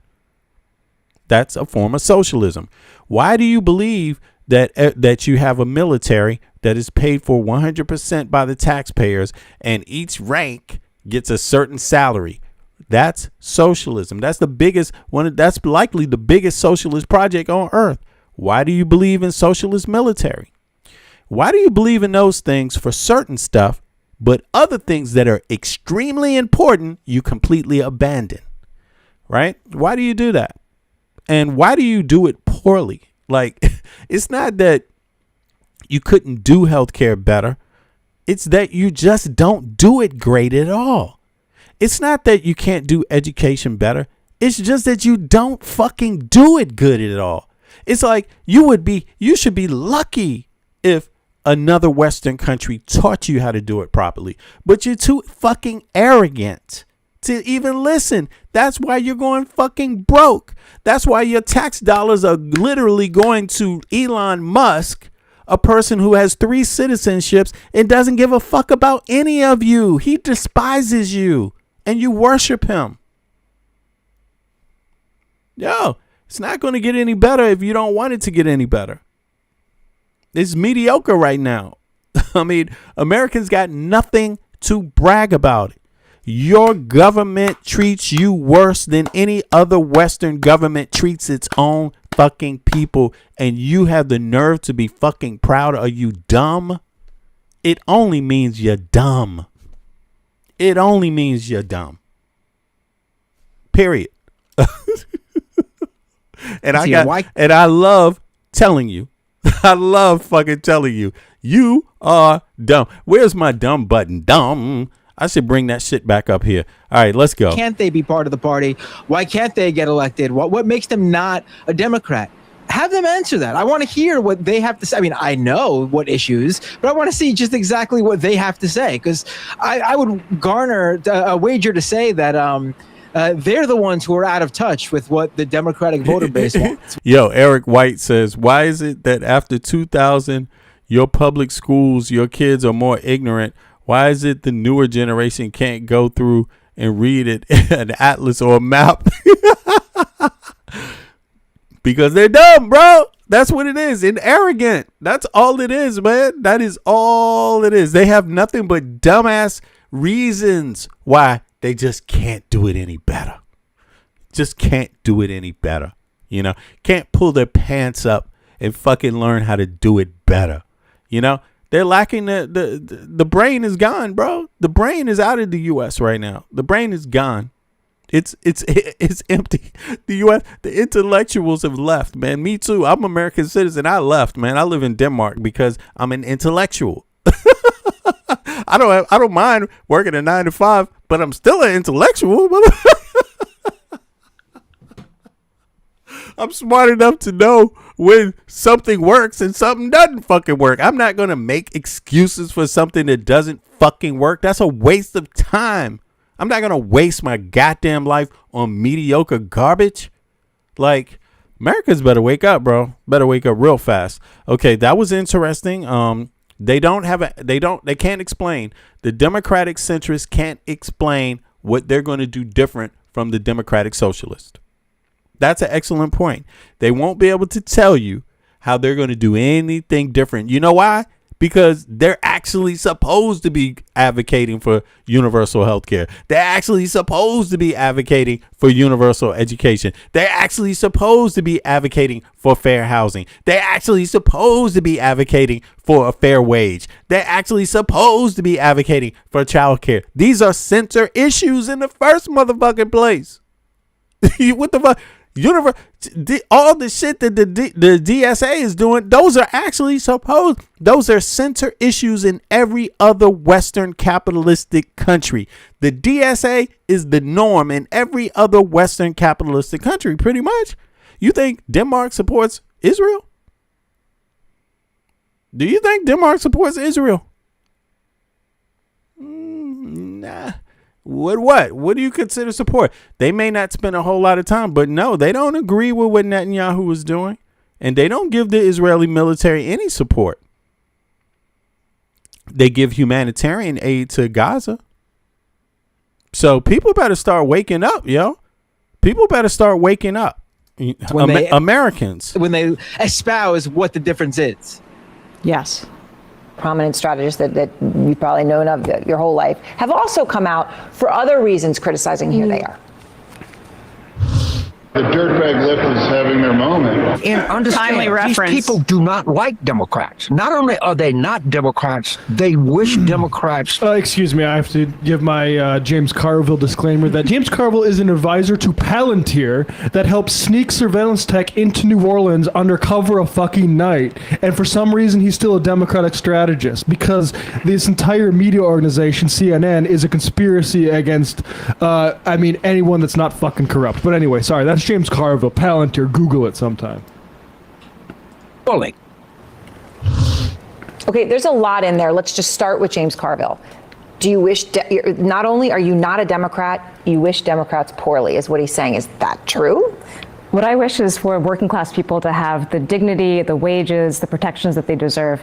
And if the Democratic Party is willing to stand for Medicare for all, is willing to fight for abolishing ICE and bringing them, the billions, trillions of dollars we spend on forever wars back into our communities, then that's the Democratic Party I want to be part of. That's what we're fighting for in these races. And I think we saw over the last, several weeks, months, as progressives around the country are winning, and last night, that this is what the working class and the Democratic electorate is also hungry for. So, and you have a point there. Then when you listen to Senator Fetterman, the dirtbag left is having their moment. Obviously, when it comes to an issue like Israel, right, he is diametrically opposed to where you stand. But, can you recognize that the two of you are even in the same party. It's a big party. It's a big tent party. And I think what's important for me right now is saying that we won with a mandate in this race. We won across the entire district, and that the message that we had at the doors resonated. People want affordability. They want politicians who will stand up against ICE, who will stand up against forever wars, and who want to see the resources that we pour into agencies that do not make us safer back into our neighborhoods, in hospitals, and in healthcare, in education, the things that actually make lives dignified and beautiful here in New York 7. So, and what a there's dirtbag. affordability. There's also the issue of Israel, and I want to follow on that just because obviously Congressman Gottheimer's talked about that a lot as well. Is the party big tent enough that you can be in the same party where you support Palestinian statehood and are talking about genocide with people who support arms sales to Israel and Israel's actions in this war and in Lebanon? Is the tent big enough to include a John Fetterman and a you on that issue? What I'd say is that the people who do not agree with me that we should not be aiding and abetting a genocide and occupation, that the Democratic electorate does not reflect that position by far and large. The Democratic electorate wants to see us pull resources away from that and again put them back into our communities. They don't want to see our tax dollars going to fund a genocide, apartheid, occupation. They're tired of that. And we heard this over and over again at the doors. But this is an opinion that is reflected across the entire country. It's not just in New York City. And I think that Democrats would be well advised to listen to the people who put them in their offices when they say that. Yeah. Yep. And they know that. They know that blind support for Israel is not popular, and that's why they're moving away from having it be something that is legislated on to being something that is just totally integrated into our Pentagon. So no longer will you have the oversight of democratically elected politicians when it comes to supporting Israel. Not that it would make it fully immune, but to make it harder to strip funds away from them, because they would be, for all intents and purposes, our own military. We'd be forced to share information with them. They'd be like, sitting down down. All right. So I see somebody in the chat heard my comment about Israel. Let's go to it. And it's important to be very clear. There's a lot of dynamics to be discussed. And I'm of the opinion that to help resolve a problem, people need to know the facts. Not just one fact, all the facts, right? Because you can be easily fooled. You can attack someone that is actually doing something very good, something that you actually want too. So, neutralizing one good is not good. Neutralizing several goods may not be good. So let's peep it, and let's keep in mind, in this struggle, you don't get everything you want, but some things matter more than others, right? On the ground, that is. So here's the situation with, a lot of people don't know this. This is a situation with Denmark and Israel. Right. I know this because I live in Denmark, so I hear them actually talking about it. Right now, Denmark handles its relationship with Israel and Palestine through a highly delicate, heavily scrutinized balancing act. The Danish government strictly separates military collaboration from humanitarian aid, attempting to maintain an official pro-Israel diplomatic stance while simultaneously acting as a major financial lifeline for Palestinian humanitarian relief. Does Denmark support Israeli military with aid? No. Denmark does not give direct military financial aid to Israel, unlike the United States, which sends billions of direct military grants. However, Denmark has faced immense domestic international controversy because it indirectly arms Israel military through cooperative defense partnerships. All right. So F-35 pipeline. Denmark is a key partner in the international U.S.-led F-35 jet program. Several Danish defense companies, most notably Therma, manufacturing essential components such as radar parts and fuselage brackets for F-35s. The U.S. assembles these planes and sells them directly to Israel. Israel then uses these F-35s. So this is indirect 35s in the bombing campaigns in Gaza. Obviously, you can see that Denmark and the U.S. are under, extensive, and extreme dynamics right now, bilateral problems, right?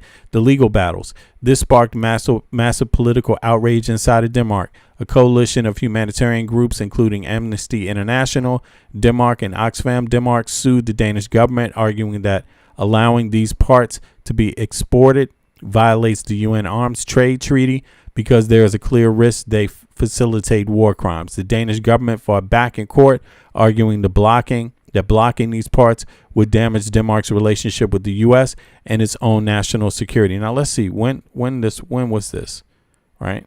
This is obviously about the history of the relations. Let me see here. When was this published? April, right? We're talking about last year, right?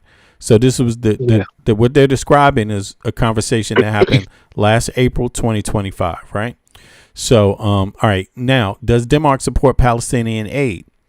Yes, extensively. Denmark is a major donor of the Palestinian people, routinely hundreds of millions of Danish kroner through its official development agency, Danida. Direct humanitarian funding through 2025. Denmark has continued to pour tens of millions into the UN's Palestinian Refugee Agency, UNRWA, the World Food Program, the World Health Organization, and field hospitals in Gaza, right, to secure water, food, medical supplies, and war affecting civilians. Airdropping relief. The Danish Ministry of Defense has even directly participated in logistical operations, deploying aircraft to conduct airdrops of humanitarian aid over Gaza Strip. The conditional pause. Following the October 7th attacks, Denmark briefly paused its long-term development aid to Palestine to conduct a rigorous audit, ensuring no Danish taxpayer money was inadvertently reaching Hamas. Once the audit cleared the funds, aid resumed, heavily refocused on urgent life-saving medical relief. What is Denmark's official political position? Denmark's foreign policy position can be summarized as pro-Israel defense, pro-Palestinian statehood, pro-international law. Because Denmark is a member of the UN Security Council, its diplomats have to navigate this position on the world stage constantly. On Israel, Denmark firmly maintains that Israel has an indisputable right to defend itself against terrorism and secure the release of hostages held by Hamas. On the Gaza and occupation, simultaneously, Denmark is deeply critical of how Israel conducts its warfare.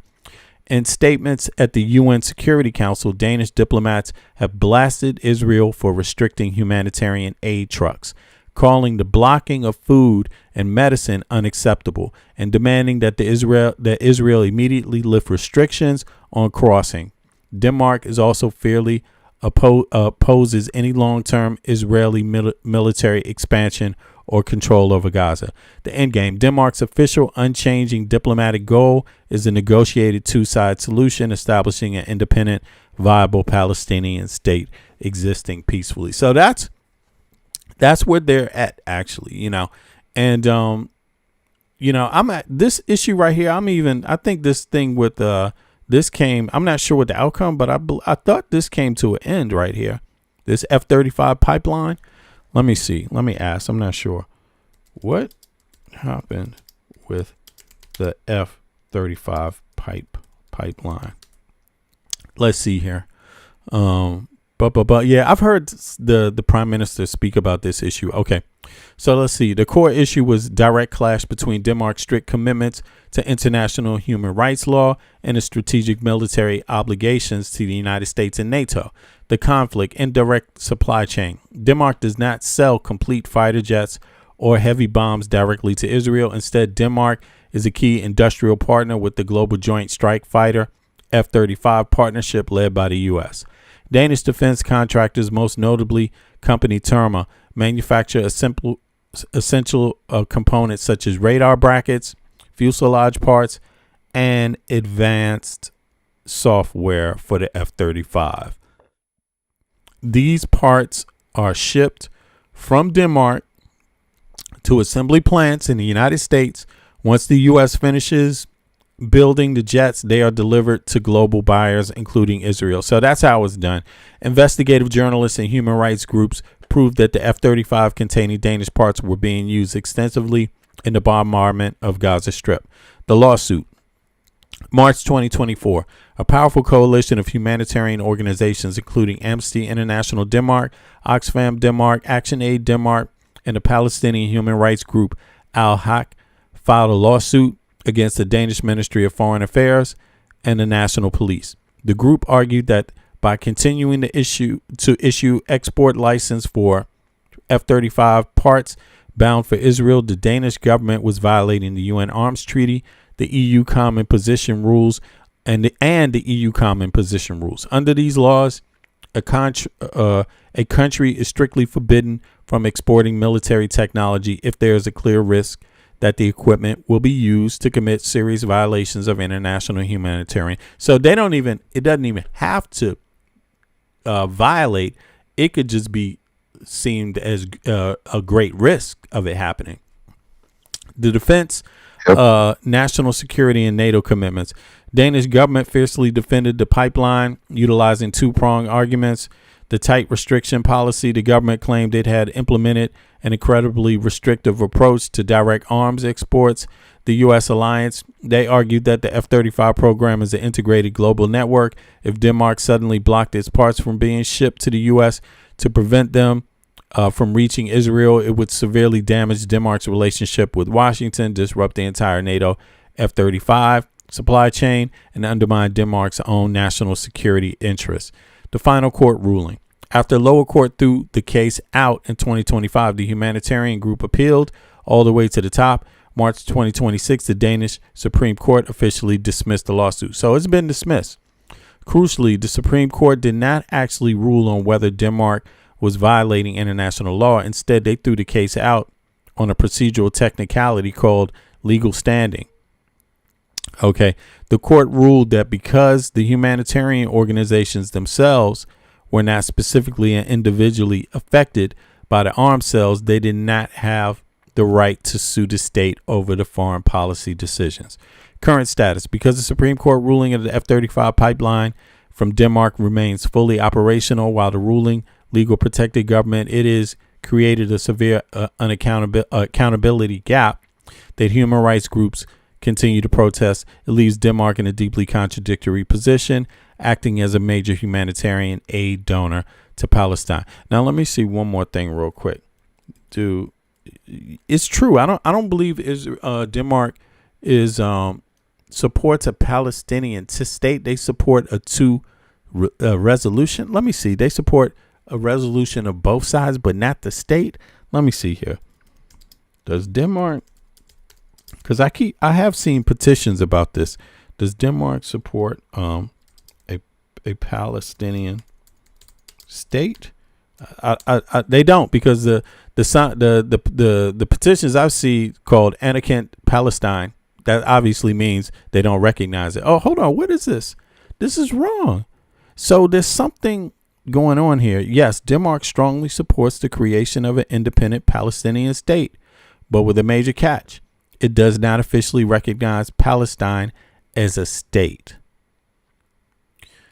Right. So it supports a Palestinian state, but doesn't recognize Palestine as it exists as a state yet.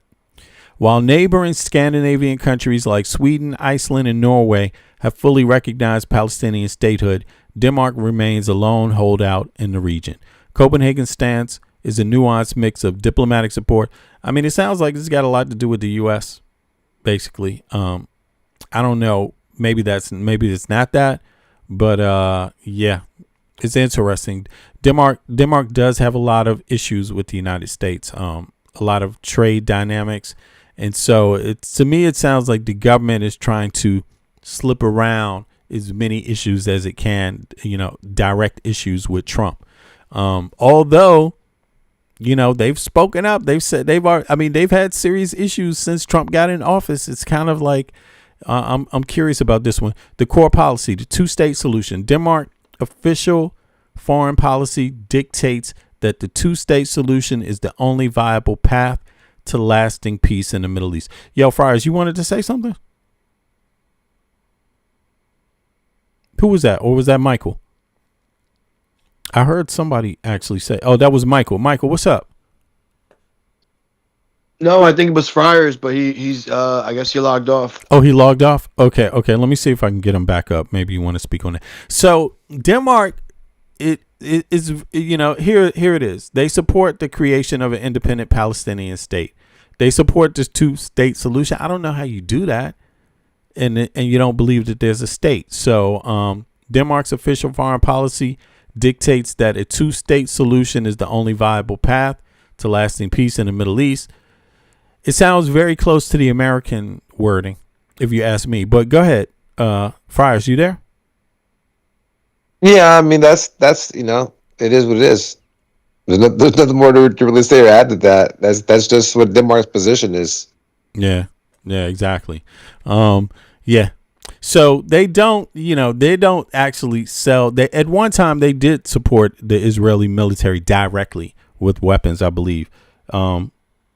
Did Denmark? When did that stop? Did Denmark ever? It's definitely changed over the genocide. I mean, the ICC found Netanyahu and other Israeli officials guilty of of war crimes. Yeah. So that changed everything for a lot of people. Yes, it says so. Denmark historically supported Israel's military with weapons and defense equipment, but the relationship has almost always taken the form of specialized components and indirect exports rather than complete heavy weapon systems, tanks, or missiles. The history of the Danish military exports to Israel reveals a complex dynamic driven by the defense contracts, global supply chains. So what they did do, historically, Denmark has exported what is known as dual-use technology to Israel, highly specialized equipment designed for civilian use but easily adaptable for military operations, advanced software, maritime radar equipment, microscopic surveillance cameras. The massive irony, Denmark actually imports more weapons from Israel. While Denmark has faced heavy scrutiny for sending parts to Israel historically, the military relationship is actually heavily reversed. Denmark buys far more weapons from Israel than it sells to them. Because Israel has a highly advanced, battle-tested domestic arms industry. The Royal Danish Army has heavily relied on Israeli technology for its own defense forces. Mortar systems. Danish military purchased and deployed 120 millimeter heavy mortar system from the Israeli company Soltam Missiles. Denmark procured the Spike LR-2 anti-tank missiles systems from Israel's Rafael Advanced Defense Systems to equipment its infantry battalions, howitzers, and rockets following the invasion of Ukraine, when Denmark donated all its own military artillery to Ukrainian military. Copenhagen turned directly to Israel to replenish its stockpiles. In 2023, Denmark signed a massive $228 million deal with Israeli defense firm Elbit Systems to quickly buy truck-mounted Atmos howitzers. Okay, so Denmark's buying weapons. Let me see something. But historically, Denmark has never sent military aid packages of weapons to Israel. So it sounds like it hasn't changed that much, maybe a little, but yeah, from what I can see, this is the problem with geopolitics, right? Yeah. A lot of these countries, as we can see, are interconnected when it comes to how they deal with each other, and when it comes especially to Israel, like Israel has a lot of defense parts that they do ship globally to a lot of the more developed countries, especially in Europe, which is why they won't necessarily take a full stance against Israel. Right. Yeah. If you notice how they don't recognize Palestine as a current state. Yeah. And the reason why, because the current state is viewed as Hamas. Right. So if they were to recognize Palestine in its current form, quote unquote, right, they would essentially be advocating to the developed countries who see Palestine as just under the control of Hamas. So which is, it's not going to happen, right? So that's a part of the plan, is to never separate Palestine from Hamas and its political structure. And I think that's just where the dynamics are right there. Right. Yeah. When I heard the wording about how it worded its position on Palestine, to me, it just sounded like that's what the U.S. position has been, pretty much. It's for a two-state, but just doesn't agree that Palestine should be a state right now. Right. something to that effect. Yeah. That's essentially what anybody who says they believe in a two-state solution advocates for, right? And it's because, and obviously it's never a one-to-one ratio, but a good amount of the forward-facing Palestinian representatives have been pro-Hamas, even if they haven't been directly Hamas aligned, right?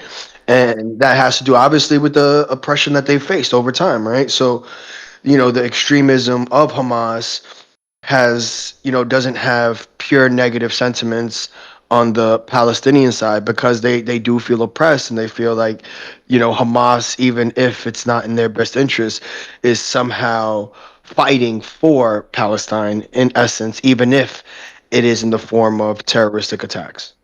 Yeah, I think Denmark's in a precarious situation, obviously, because of, number one, if you're buying weapons, you gave Ukraine a lot of your weapons. You're trying to replenish yours. Who are you going to buy them from?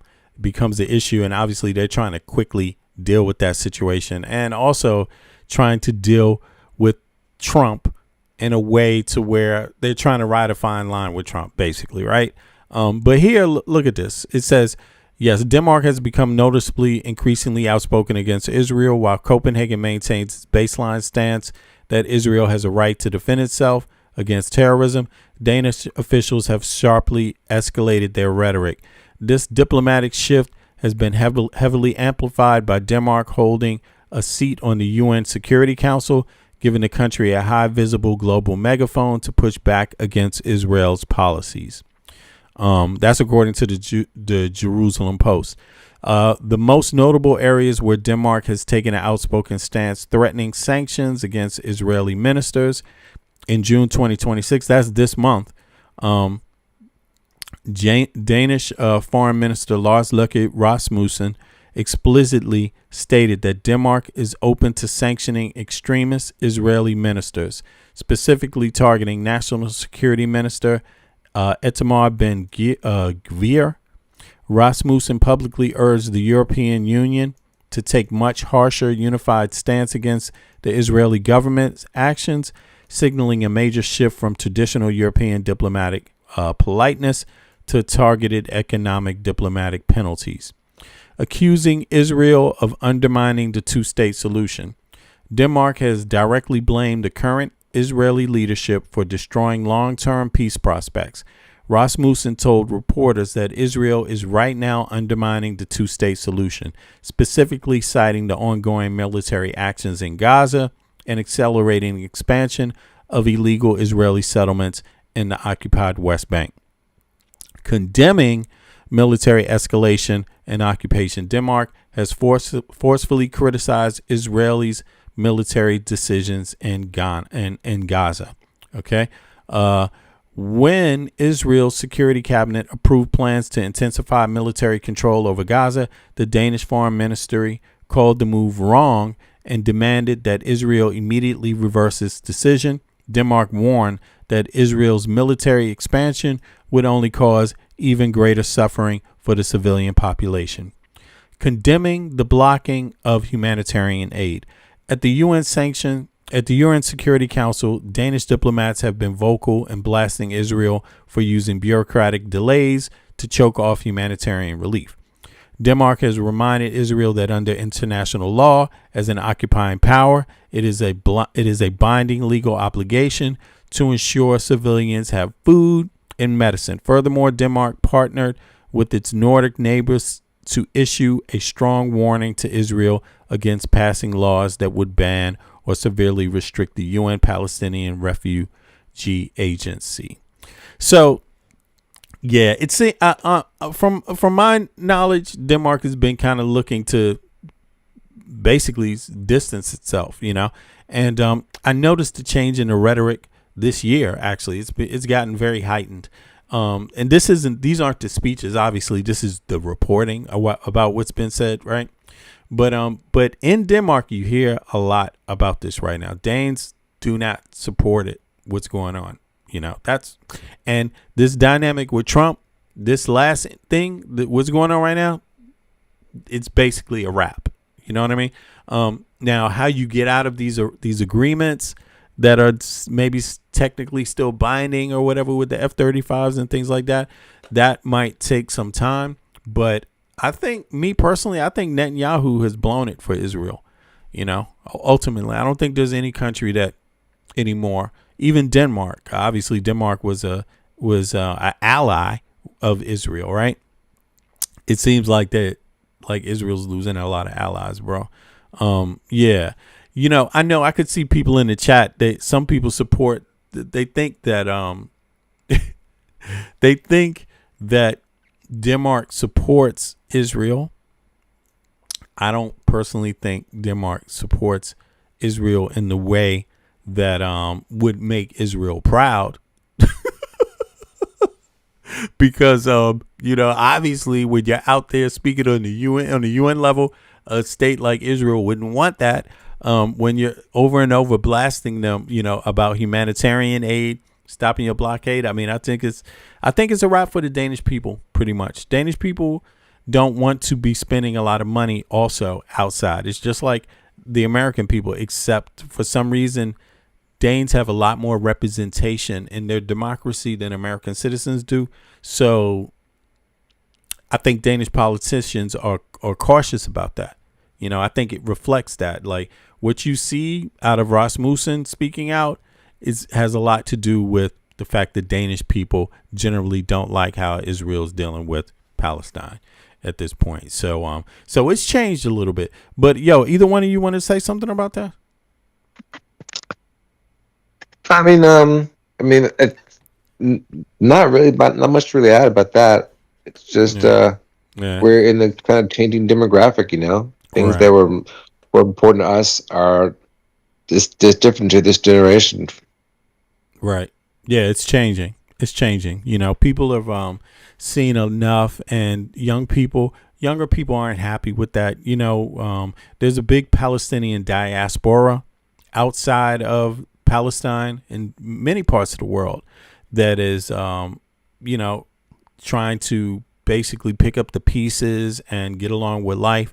People are seeing how difficult that can be with their own eyes, and they're not feeling good about it. You know what I mean? And the only way you're going to stop people from fleeing Palestine and coming to other countries, the only way you're going to stop people from fleeing the Middle East and coming to other countries is to resolve the conflicts.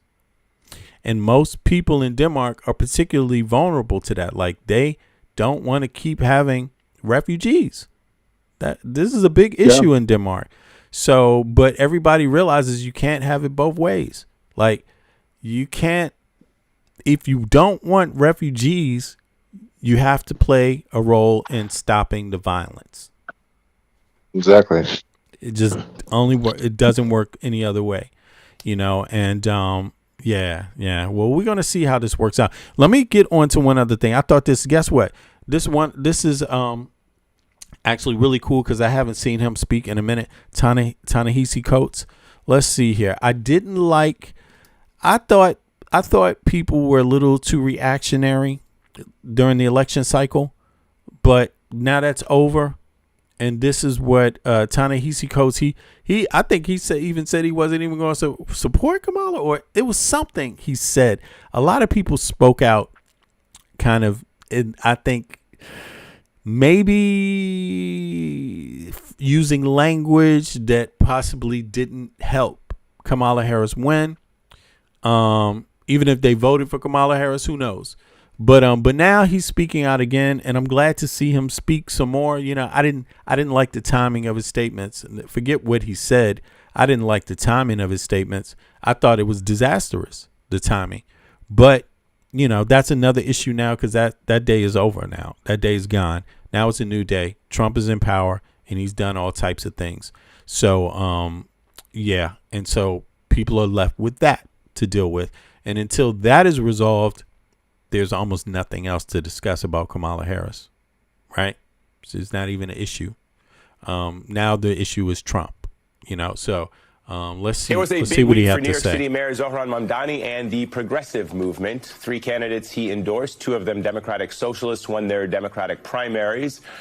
Avelia Chevalier, Brad Lander, and Claire Valdez all cruised to victory over running campaigns that sharply criticized Israel's war in Gaza. Their victories underscore how the politics around Gaza have shifted inside parts of the Democratic Party since the 2024 election, including whether former Vice President Kamala Harris paid a political price for refusing to break with President Joe Biden over U.S. support for Israel's war in Gaza. It is an argument our next guest says Democrats can no longer ignore. In his latest piece for Vanity Fair, award-winning author and journalist Ta-Nehisi Coates writes, quote, "For reasons moral, pragmatic, and perhaps mostly ancestral, the next black presidency will have to think bigger. A party that was deeply identified with destroying apartheid within its borders attempted to win by ignoring apartheid abroad. It did not work." I spoke with Ta-Nehisi Coates earlier. Here's what he said. Joining me now is award-winning author and journalist Ta-Nehisi Coates. He's currently a senior staff writer at Vanity Fair. He's also the author of the best-selling book, The Message. It's great to have you back on the show. When you see the results from this week's race, specifically here in New York, from candidates who called Israel's actions a genocide, do you see that as a potential turning point for the party? And your piece talks about how the DNC infamously refused to feature a Palestinian speaker in 2024. So I'm wondering how you reflect on that with what has happened this week and the through line between that moment and where we are today. Yeah, I don't know if it's going to be a turning point because, I mean, as you probably know, there was plenty of resistance put up from the infrastructure of the party at the very least. But I think it was Mayor Mamdani who said, what is a party if not its voters? And it's pretty clear where the voters are. And the voters had a turning point a long time ago. You know, what that says about the donor class, what that says about the actual architecture of the party, what that says about former DNC chairs and wise men, you know, who can tell. I will point out, Eamon, that it has never been the case that when you have major shifts in the party that it has been peaceful. In 1948, when the Democratic Party decided to add a civil rights plank to its agenda, it essentially destroyed the party for the next 20 years, and a new party came out of that. And so it is not particularly out of character, you know, that this would be a very, very fractious dispute. So I think the question that many probably have right now is that what the Democratic Party is going through? Is it a reckoning in this moment around this single issue that is perhaps going to fracture the party, maybe weakening it ahead of a very important midterm or a very important presidential cycle in 2028? And I'm wondering if you got any insight into whether or not that might happen or if the party is willing to move in that direction. I think it's going to be extremely, extremely hard for somebody to get through the 2028 Democratic primary and have even the same position that Kamala Harris had before, which was kind of, how can I, talk about this the least? I think that's going to be really hard. I think that's going to be really hard. I mean, New York City is not just, abnormal because of its size and because of its politics. I mean, it has also, the largest population of Jewish voters in the country. Brad Lander, he's a Jewish congressman in a district with, a number of Jewish voters, and that this resistance would begin there. I just think it's a statement. In fact, you'd expect it to be the other way, but it's not. One of the things that you wrote about in your current piece for Vanity Fair was effectively the missed opportunity for the Democratic Party and specifically the Kamala Harris campaign. Yo, somebody, let me see. Let me bring this up in the chat. Let me say what's up to folks. Rap Tourette, Super Demon, Edward. Okay, who else is out there? Team, I see you. Tim, sorry about that. Yeah, Smooth is back. You better learn your lessons, Smooth. Nah, but I see Edward Mima says, screw Kamala Harris. Well, here's the thing about it. I don't mind people saying whatever they want to say about Kamala Harris. Obviously, she's just a politician, right? runs for office. It's no guarantee. Nobody's promised a seat anywhere in the country. That's my view of it. But let me ask you this. Do you prefer Trump? If you prefer Trump over Kamala Harris, put a 1 in the chat. If you would take Kamala Harris over Trump, put a 2 in the chat. I'm just curious about that because I don't blame people for for having their views about Palestine. I think that's fine. That's admirable. And I don't blame people for that because that's a moral stance on something. You know what I mean? So you can't blame people for taking a moral stance. But Trump definitely wants them all dead. Like he wants it gone. OK, and some others, too. You see what I mean? So I'm aware of that when I voted. I was aware. Edward, put a 1 or a 2. Put a 1 or a 2 because the chat is open and it's open for that reason. So when it's open, everybody's got to cooperate with the questions. So put a 1 or a 2. I was aware that Trump, if elected, he's going to kill way more Palestinians.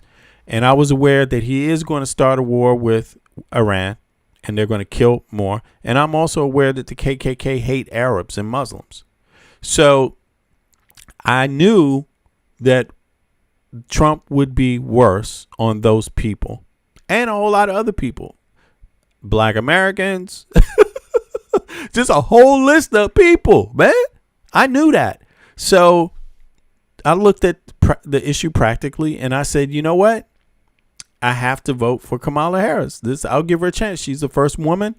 Maybe she's going to do something different. The men barely ever do anything different. Fuck the men. So I'll vote for this woman. She's got a better record than most of these men running. Right? Yeah, exactly. So I'm curious now. Let me see. I didn't see Edward put a 1 or a 2. See, this is what I mean when you want to be heard, but you don't want people to ask you questions. That's actually not cool. That's not cool. So let me see who responded. Yo,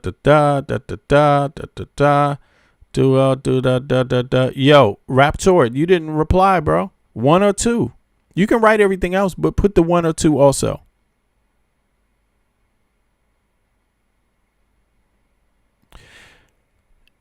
See, yo, Raptor it. Put a 1 or a 2. Put a 1 in the chat if you I don't even remember what I asked, man. Here we go. Put a 2, put a 1. Let me see. 2 for Kamala Harris, but I don't get the vote. Oh, yeah. Okay. So put a 2 in the chat if you think Kamala Harris would have been better than Trump regarding these issues of Palestinians, issues of everybody, Iran. Just put a 1 or a 2. Put a 1 if you think Trump was better. Put a 2 if you think Kamala Harris was better. That's all I'm saying. Yeah, I'm just curious about that because sometimes if you don't ask people just straight basic questions, you don't get to understand really what they mean by anything else they say. You see what I'm saying? So, and that's why. Okay, Raptor put 1. He thinks Trump would have been better. 1 2 1 2 doesn't count, Super Demon. It's got to be 1 or a 2. That was my reasoning. My reasoning is that I'm aware of who the KKK are, and the KKK hate Muslims and they hate Arabs. So, and I did feel for Palestinians, and I thought Kamala Harris was actually prepared to do something about it. But I didn't think the situation that she was in was going to allow her to speak because, hey, you've never seen it. When was the last time you saw the history of the United States, a vice president speak against the sitting president? You've never seen it. Expecting her to do it all of a sudden is kind of unreasonable. I think Obama took AIPAC money, but he did something different that Israel didn't like. He made a deal with Iran, So there was a lot of histories that went on that led me to believe, you know what, I'm going to go with Kamala Harris on this. And I pray that she wins because if Trump wins, he's going to try to kill them all. So that was my views on it. And yeah, and so I didn't really, because of that, I didn't think what Ta-Nehisi Coates said was wise for the lives of the Palestinian people at that time. I thought his words were going to backfire on them. You know, and that's it. I respect him, of course, because, you know, he's a wonderful person, a wonderful guy. I know people that know him personally, too. I know he's a great person, a great guy, too. You know what I mean? And he does care. You know what I mean? And he does have his facts straight on most of what he discusses, period. But sometimes there's I think sometimes you can still make a flaw that you regret. And but having said that, that time period is done now, and people have to deal with what is left now. And you don't get a chance to look at things 2 years ago and what if you could have made a situation different. That time is over. Okay, so now it's back. Now it's this. So let's see what else he got to say about it. Big up to Tani Easy Coats too, by the way. During the DNC to try to follow in the footsteps of some of the organizers and, more importantly, some of the black women who have in so many ways shaped and moved the party in very specific times. You talk about how the patron saint of the DNC was Fannie Lou Hamer and the legacy that she and the shadow that she cast over the DNC, and how the convention fell short of that. Can you elaborate on that and why you felt that was an important connection to make in that moment? Yeah, I think the most disappointing aspect of the DNC is not, simply that in 2024 they didn't allow a Palestinian American speaker or an Arab American speaker to address the larger convention. The most disappointing thing is that they fell short of their own declared standards. Nobody forced them to decide to commemorate Fannie Lou Hamer, and the fact that this was, the 60th year of her, attempt, or 60th anniversary of her attempt to get an integrated delegation from Mississippi to appear at the convention. They decided to do that. And so I guess I just felt like I had a responsibility, as somebody who is, rooted in that same tradition, and as, a number of, though not all, of the black women who I talked to who are also rooted in that same tradition, to ask, are you actually honoring who Fannie Lou Hamer was? Are you honoring the fact that she was not just somebody who was arguing for black representation, but in fact was one of the first and earliest civil rights figures to oppose the Vietnam War? Are you honoring Coretta Scott King, who you hold up as a hero, and in fact was 3 years before Martin Luther King, in saying, why is it that Lyndon B. Johnson has so much sympathy for black kids in Alabama and so little sympathy for Vietnamese kids half a world away? Are we actually honoring that? And I think it's really important to say that and bring that. Yeah, I agree with him. Listen, yeah, he's on point with that. Now, look, somebody in the chat, this is Rapporteur. It says, Kamala was in charge of the border, equals highest immigration rates in the USA ever. Okay, so did you get a raise lately? Is your health care cheaper now that the border is closed and the immigrants are kicked out? What else has happened that was connected to the immigrants? Because last thing I heard, the cost of the health care was because of the immigrants. The reason why you don't have a job is because of the immigrants. Everything was blamed on the immigrants. Okay, so the immigrants are out now. They're gone. The border's closed. Immigration is sinking rapidly. Illegal immigrants are at an all-time low. So how's your life? Has life improved for the average American? Put a 1 in the chat if life has improved for the average American under Trump's immigration strikes.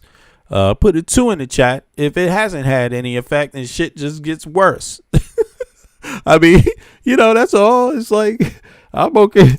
For me, I'm for comprehensive immigration reform. I think most normal people want immigration reform to be settled by their Congress, and they want immigration to happen in a way to where it's making the American citizens' quality of life much better instead of worse. However, our Congress is not up for that job. Even this Republican Congress is not up for that job, because you would have more jobs right now. You would have a better quality of life right now. Healthcare would be cheaper. That's exactly what MAGA Mike Johnson said. The reason why it costs so much is because of all the illegals. Well, that stopped. So where's the price? When the price is going to go down? When are the prices going to go down?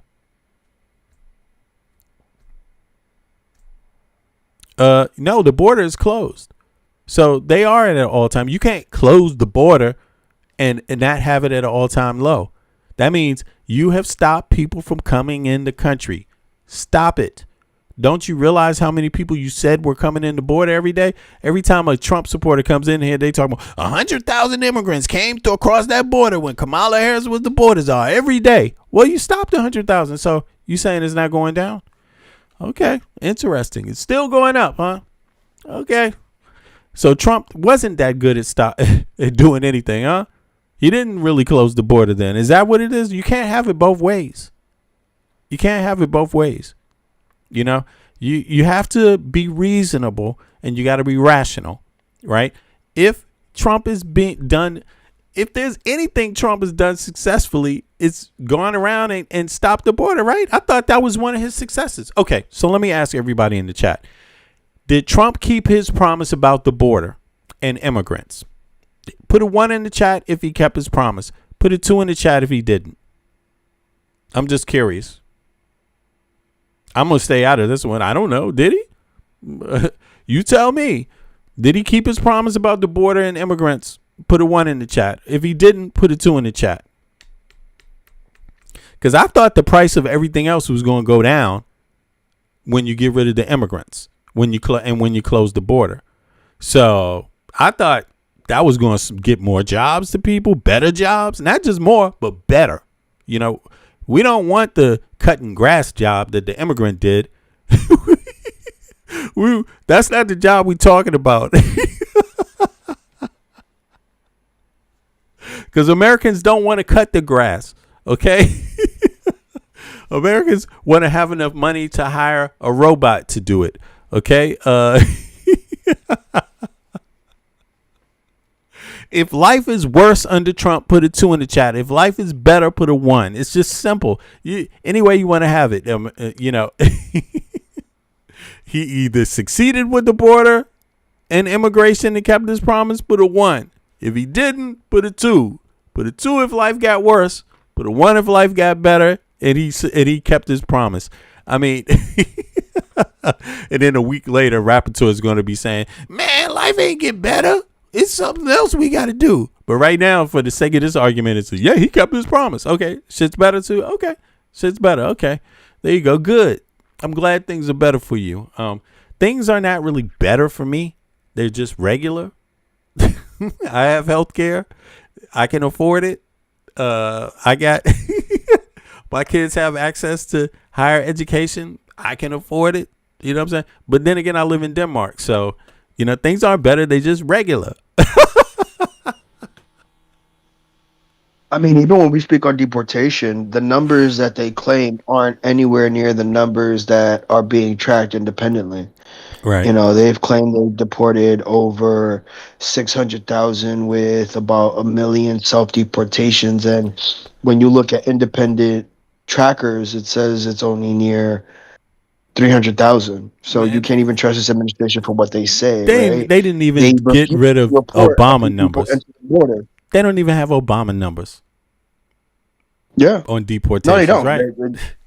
He's so far behind.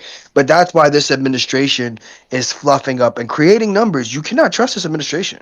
No. Right? This admin will make up anything to make themselves look good, and we won't know the true numbers until after they've left office, right? The illusion is everything with this administration, right? Hey, listen. The illusion of winning is better than winning. Yeah, exactly. And to play devil's advocate, Trump has gotten rid of so many illegals that the price of housing has also gone down, right? Wrong. Exactly, right? The price of food, the price of housing, the job market's done so great now that all the quote-unquote illegals have left and been deported. Yeah, man, everything's looking up, man. Housing is cheaper than ever. Grocery stores cheaper than ever. Extra food left over. None of them greedy illegals eating up all the Wonder Bread. What's funny is they're not breathing up all the air. What's funny is libertarians depend on cheap labor Yeah, it's They them who want depend on them. cheap labor. That's why they It's them, lied. yes. That's why they lied They're about the it. ones who don't want to raise their state minimum wages so that way they can buy and just get cheap illegal labor, right? Yep, it's them. It is them. They want the cheap labor. And I even think they did it this way, the crazy ICE running around on the street harassing people way, as a distraction, so you don't really look at the numbers. Yes, that's exactly why. Yeah, It's the optics. It's the illusion It's the optics. Yeah. deportations, right? Yeah. If they run down on, 10 immigrants in this blue state while not having the actual deportation numbers to back it, Right. the optics make it seem like, oh my God, they're really on the job. They're stopping, immigrants at every corner and pulling them out of cars. Mm-hmm. Yeah, we're seeing the outliers, but that's not the norm. That is not the standard. Yeah. It just isn't. Pretty soon, Mamdani is going to be running on that platform. Like, get rid of the illegals. Trump ain't done shit about the illegal. Yeah, he's going to take it, but be successful at it, though. Yeah. And I think Oh my that's the God. larger conversation that, it's hard to argue with someone who is so bought up by imagery instead of statistical facts, right? They'll say, oh, but these lefties are crying about immigrants getting pulled out of cars. Yeah, that's a bit inhumane, and that's to hold them indefinitely instead of deporting them immediately for jails that are for profit that the government pays to house these immigrants because it's all libertarian movement, right? It's all business based. Yeah. They could grab these individuals, detain them, and then immediately deport them, but instead they end up at places like CCOT because they want their besties who own these detention centers to get paid with government money. Yeah, it's all a government scam. It's socialism. Exactly. It's communism. It's communism, optics. right? Yeah. They're getting the money. A few people hoarding the money, setting up the businesses. Right? They're getting taxpayer dollars. It's all funded by taxpayers. Contracts. Right? Yeah. So the taxpayers are paying for these facilities instead of just getting them out of the country and sending them back. Right. So it's all really just a scam, but the only people who can't really get something for their tax dollars is the American people. The oligarchs can get everything for your tax dollars. Like, it's crazy, bro. And these are, again, to circle back to the fact that these are private contractors that are in no bid contracts, right?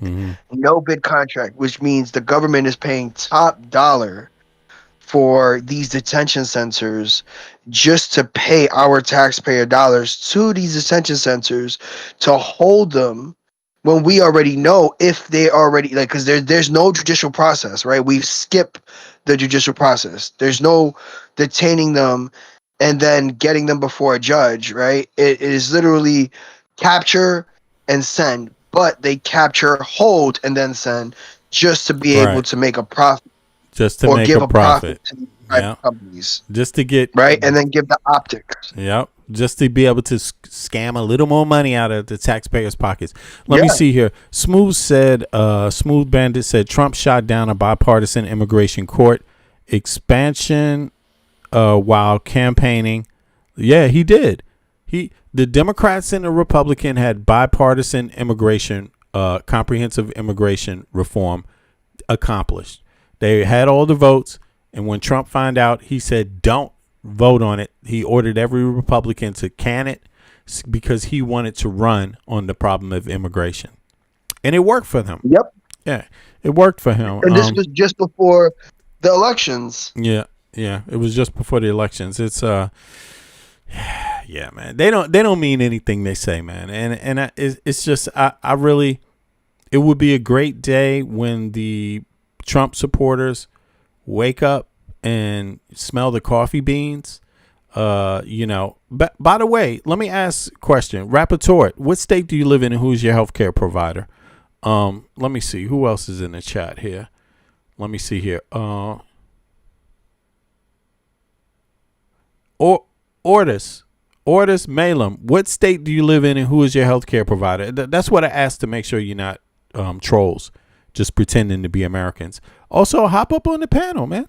Don't stay down there. People want to hear your voice. I want to hear if you sound like an American, or if you're just trolling out there. You know, you don't have to stay down there. Rapporteur, what state do you live in and who's your health care provider? Same thing with Ordis Malum. What state do you live in? Who's your health care provider? It doesn't sound American. I don't think these are Americans, to be honest with you. I got to bounce, Michael. Okay, yeah, peace. Yeah, I'm just curious. It's good to see. Easy E, what's up? What's up, Easy E? What state do you live in and who's your health care provider? Chispy, what state do you live in? Who's your health care provider? Edward Thornton, what's good, man? Who else is in here? Don said, F Donald Trump. I agree with that. I definitely agree. I don't think these people are Americans because they don't know what healthcare provider they have, and they don't know what state they live in. So just be aware. The chat is open, so you're going to get a lot of trolls and people pretending. For those of you that don't want to pretend to be American, here's the panel link. You can hit that up. Let me hear what Ta-Nehisi got to say. He's going to close out a little bit. Let me see. Yeah. As you are very well aware, there's now a divide that is growing a little bit within the Democratic Party between progressives and others. And a lot of that centers around the debate over Israel and American foreign policy towards Israel. Let me play for you what Democratic strategist James Carville had to say and get your thoughts to it about the candidates here in New York City. Take a listen.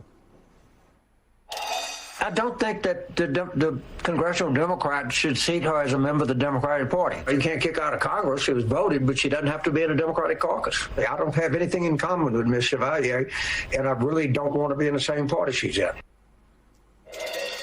Damn. Your reaction to that, Ta-Nehisi? Wow. You do this to me every time I come on an interview.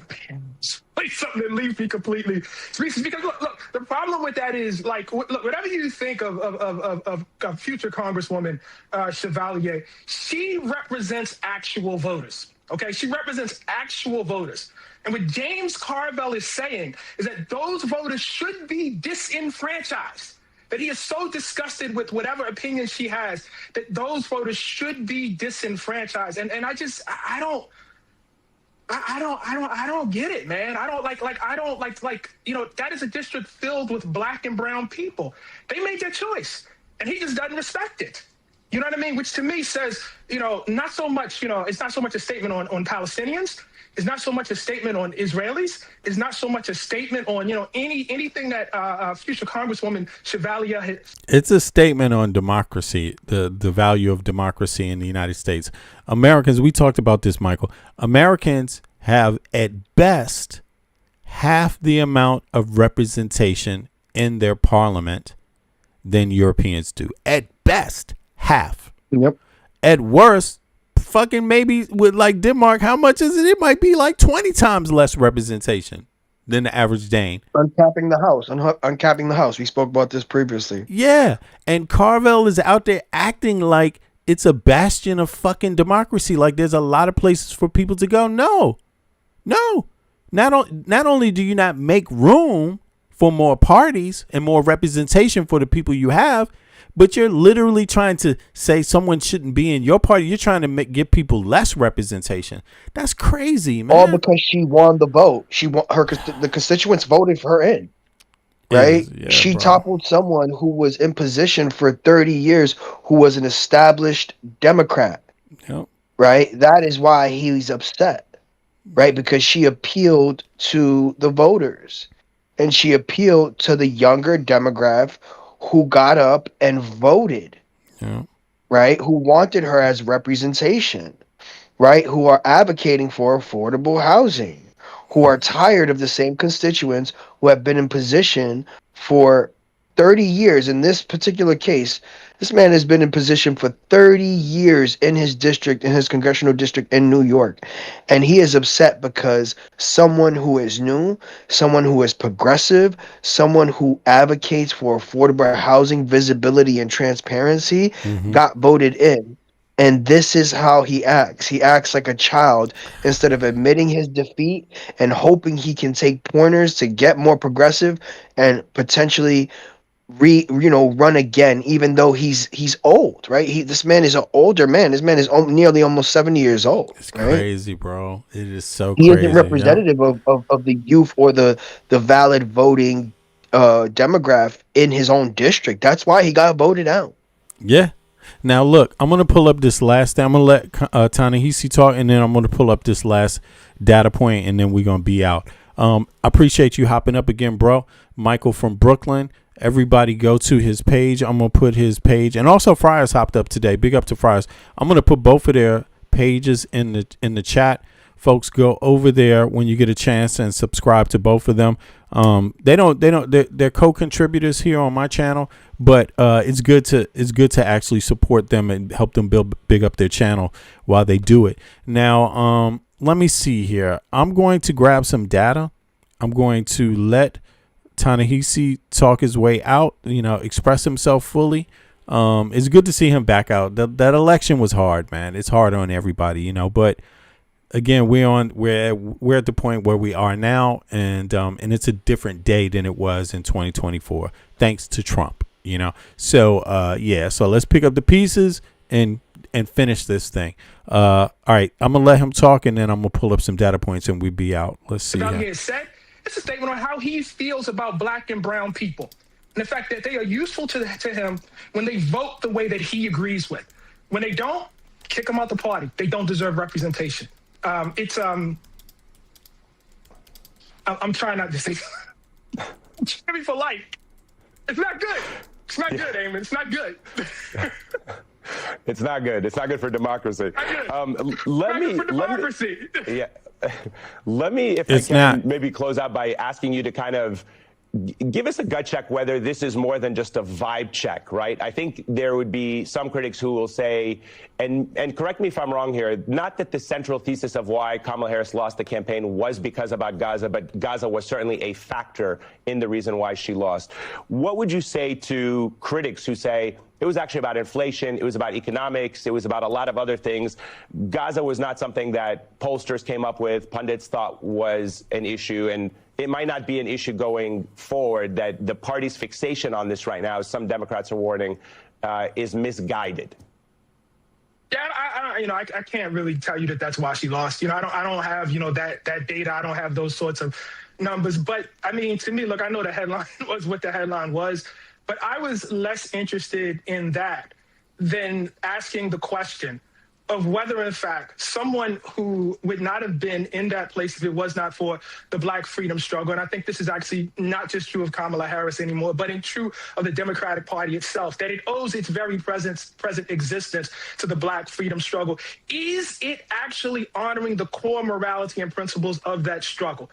And are we settling for an interpretation that says human rights, civil rights for certain people, and screw everybody else? Or was this supposed to be about something bigger? Was it, did human actually mean human?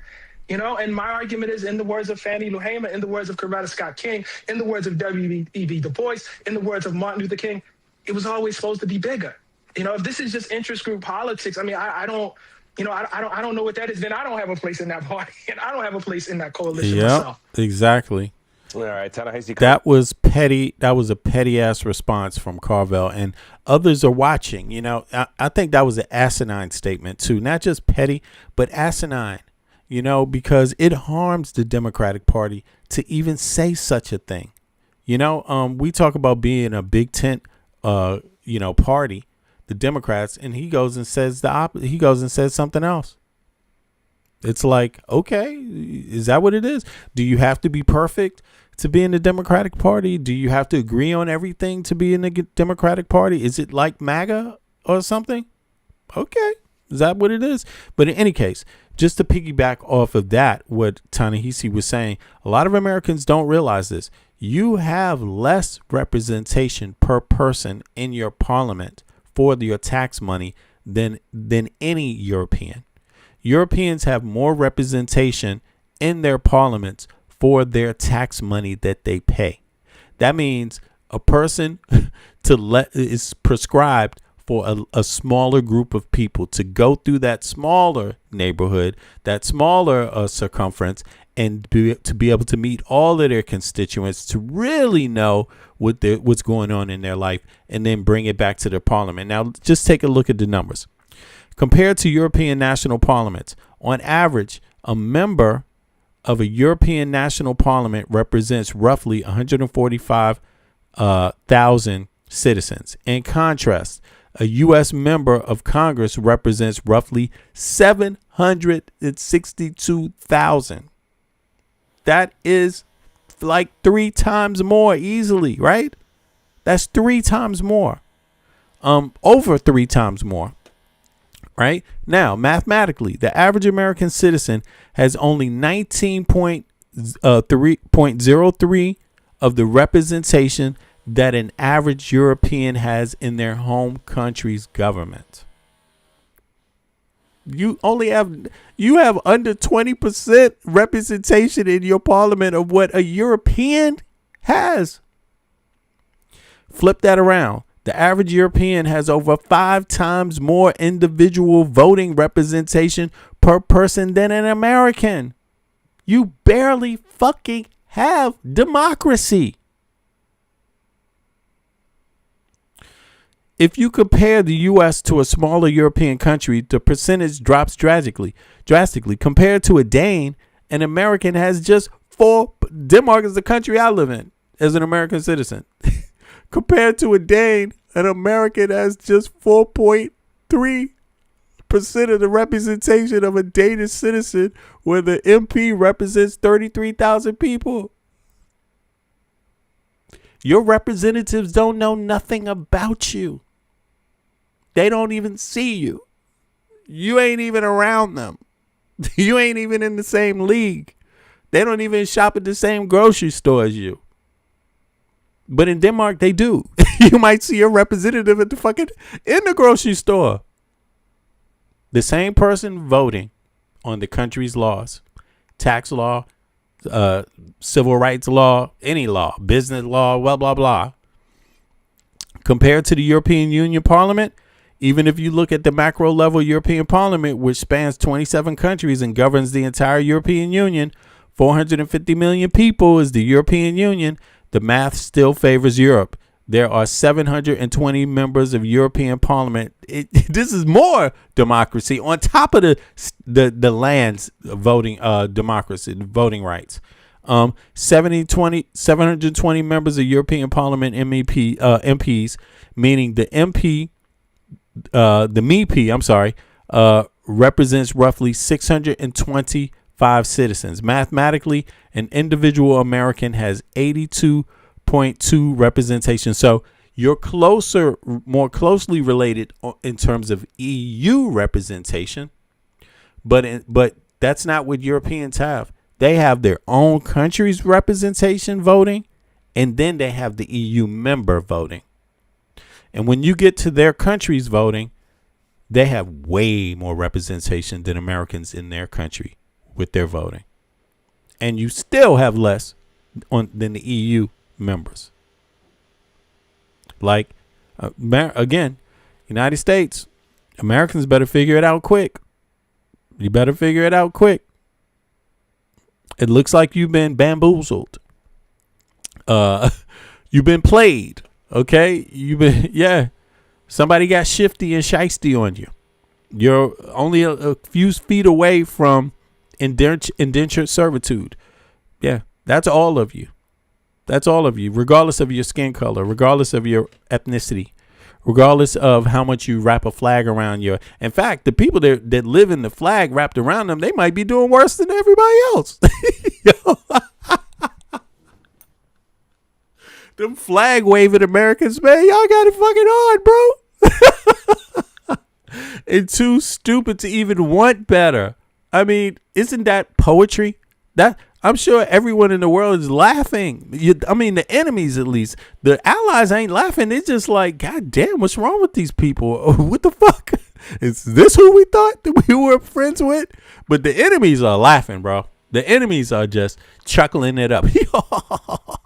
Laying on their back, feet up in the air and shit.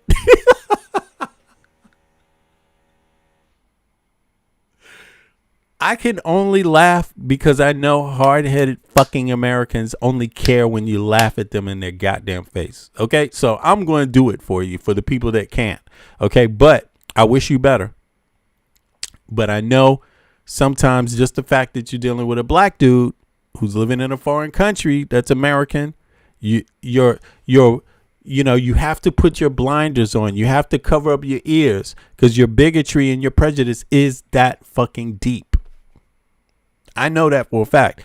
The only good thing I can say is that I got all day. I'm going to be back tomorrow. I'm going to outlast you. I have health care. I got a union job. I have housing insurance. My kids have the right to go to any education they want and be paid. So I'm going to last. I'm going to last, baby. So I hope you find your way out of it. But one piece of advice I got is you need to get your ass out there. If you do nothing less, get your ass out there and vote. Register to vote. Please register to vote. You could do it at vote.gov. Your vote counts, even though it counts less than everybody else in the West. You should still do it. Because shit is not looking good right now. You're going to need every person. And even though you have less representation than everybody else in the West, you're still going to need that 30% that didn't vote at all to help be a part of this change. So, or not. You know what I'm saying? It's up to you. But for those of you that know what I'm talking about and you want to change this country, this is for you. Get out there and register to vote and take your country back. And big up to the Democratic Socialists of America for doing something for people instead of just being all talk. Okay? Donald Trump, all talk, did nothing. He hurt Americans. He didn't help them. He even found a way to fuck up just kicking out immigrants. How you have a worse record than Obama, motherfucker, but your mouth is too goddamn big? Like, that's not impressive.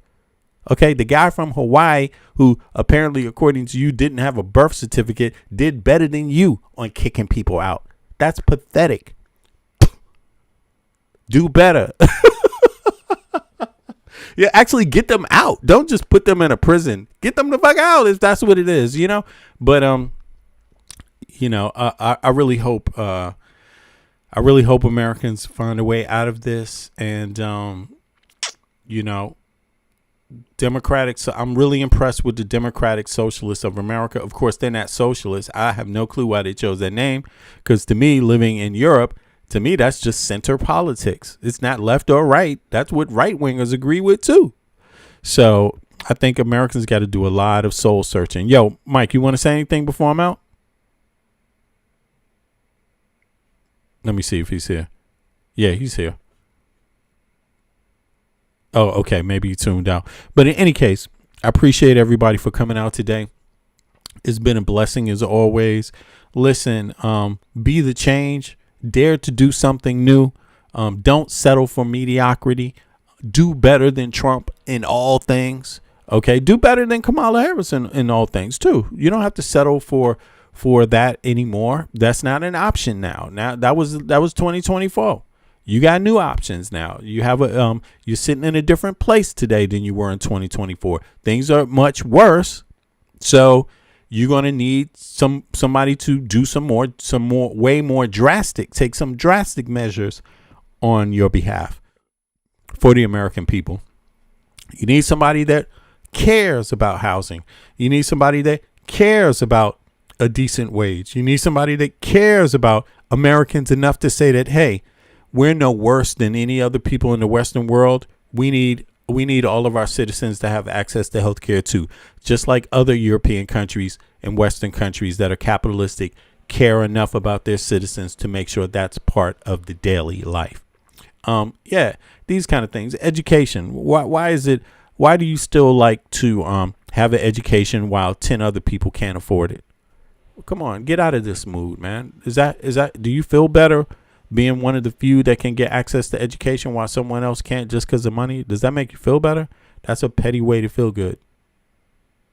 I don't call that pride. I don't call that national pride or, patriotism. So a lot for Americans to think about. But in any case, I'm out. I'm going to catch you guys in. Actually, it's my off day, so I'm going to catch you guys in on off time before the next 18 hours. I will have one more stream. So in that note, I will catch up with everybody soon. Have a good morning. Have a good morning for everybody, okay? Appreciate y'all.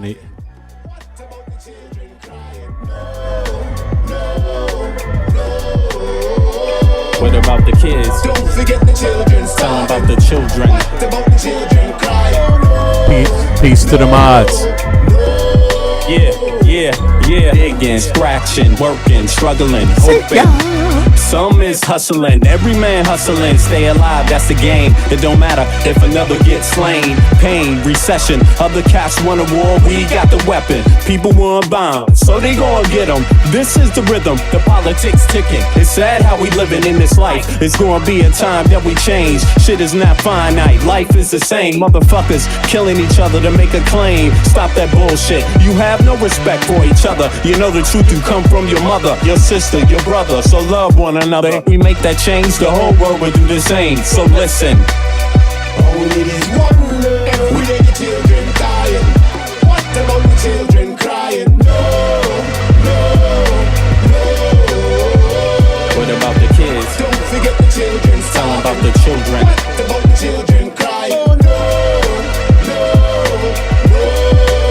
I wish someone would tell me when is the suffering gonna stop. I see time ticking, fuck your watch. There comes a time when man steps to the plate, but it won't matter if your mentality is fake. Where I'm from, we got a system, overcrowded prisons, 2 cents an hour, man. Listen, shit don't change if we keep exploiting each other. One day you find out you only did it to your brother. A homeless mother, a baby, no supper. She got a husband and father, they both love her, but they can't find work cause the people with the power, they got a strange way to govern. Their price tags say nothing. Life is funny, then again it's really not. People dying for what other people got. I asked God if he can come and change the shit. He said, hell no, it's you that's gotta change this. Every day the children dying. What about the children crying?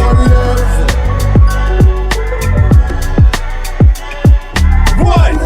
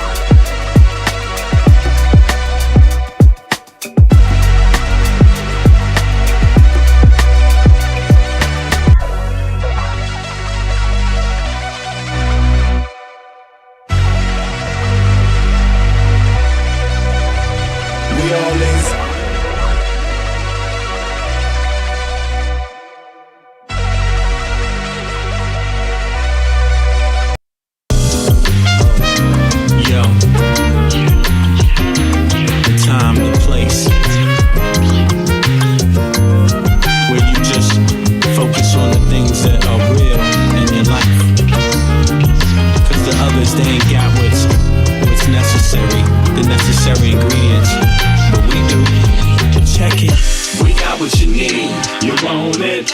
We know what you want, we got it. We know what you feel, you want it. We got what you want, you can have it. We got what you need, you want it. We know what you want, we got it. We know what you feel, you want it. We got what you want, you can have it. Orientation in this place we call Earth. Love from conception, from your mom, your birth. Pops planted the seed in the turf. From there, you must find out what life is worth. Grew up learning your do's and don'ts. Before working on your motor skills, working on your coordination, right? And orientation to what? Your life. The brand new thing. So gentle the soul we're capturing. In this distance, the alphabets the kids sing. They celebrate when it's time to go outside. As you get older, you learn to let all the troubles in your life just glide away. Stay focused, keep it smooth, keep you cool. Things in life can make it get rude. If you let it, don't let it. If you let it, don't let it. If you let it, don't let it. If you let it, don't let it. If you let it, let it, let it, what? If you let it, don't let it, let it. If you let it, what? Don't let it. If you let it, don't let it, let it. Don't let it. We got what you need, you want it. We know what you want, we got it. We know what you feel, you want it. We got what you want, you can have it. We got what you need, you want it. We know what you want, we got it. We know what you feel, you want it. We got what you want, you can have it. We embark on this journey to your soul. We wanna have a good time. We embark on this journey to your soul. We wanna have a good time. We do something that you know you can't deny. We're just slipping in and out on a journey, you and I, on a mission to salvation. Our spirit be our transportation. We think you'll do a little love and that is true. For real, we bring something that you know you can't deny. We're just slipping in and out on a journey, you and I. What? We got what you need, you want it. We know what you want, we got it. We know what you feel, you want it. We got what you want, you can have it. We got what you need, you want it. We know what you want, we got it. We know what you feel, you want it.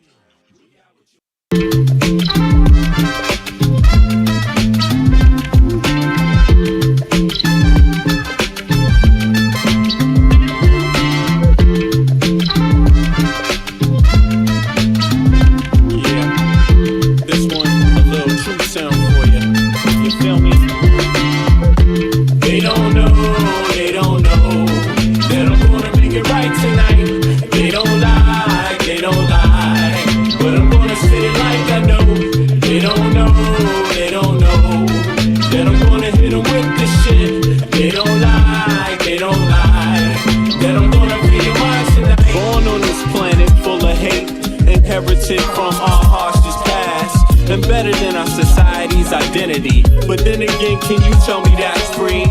They explain to you what your mind should perceive, suggest things they want you to believe, like your skin color dictates your race. They're calling you an idiot to your face, like life is much more simple than that. We're all slaves and the cards are stacked, while we fight over problems we can fix. Industrialists turn our kids to addicts. The television does a job, introduce you. The radio's right there to seduce you, keep you locked on the wrong damn track. Cigarettes is just legalized crack.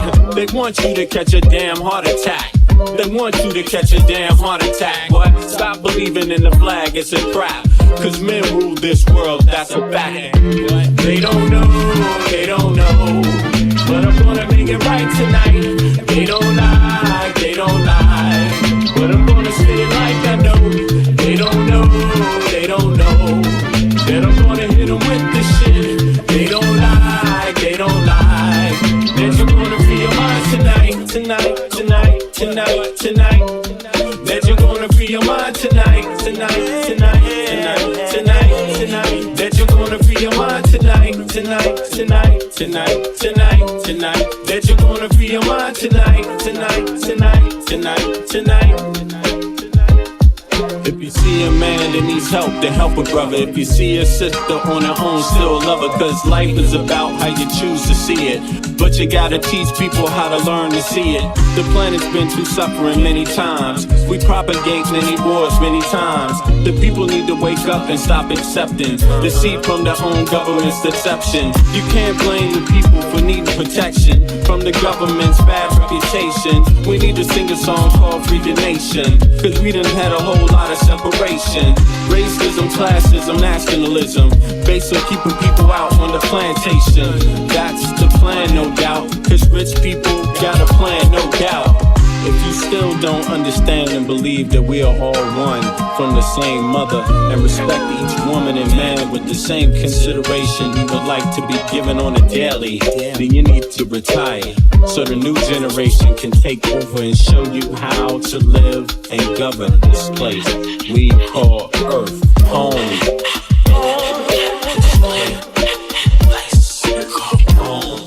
To the human bliss. Everybody here, yeah.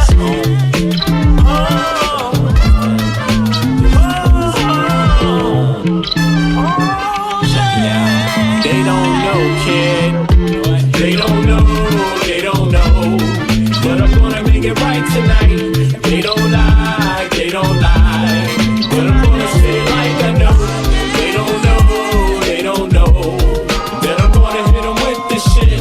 They don't lie. That I'm gonna free your mind tonight. They don't know. That I'm gonna make it right tonight. They don't lie. But I'm gonna say it like I know. They don't know. That I'm gonna hit them with this shit. They don't lie. That I'm gonna free your mind tonight.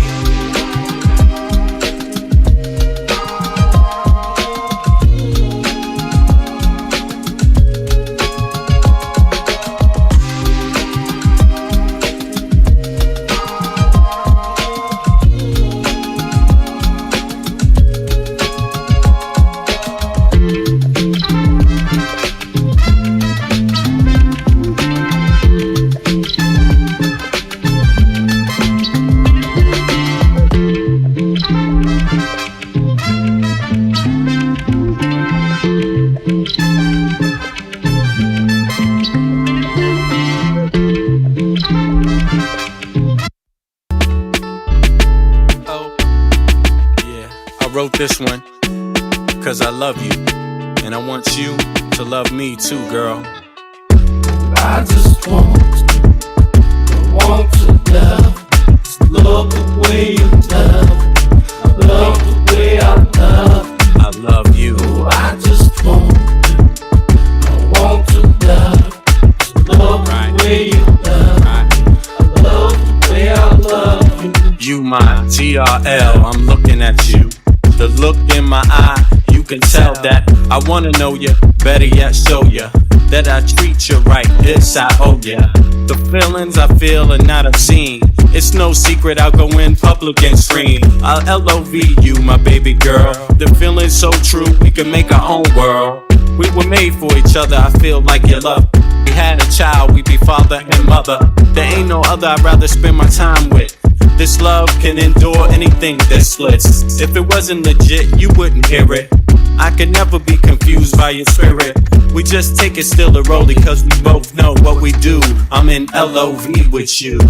I just want to love, baby girl. Love the way you love me. Love the way I love. I love you. I just want to, hey. I want to love. Oh, love the way you love. Love me. The way I love you. I love you, girl. Just relax. Just relax. Just relax. Just relax. Just relax. Just relax. Just relax. Just relax. Just relax.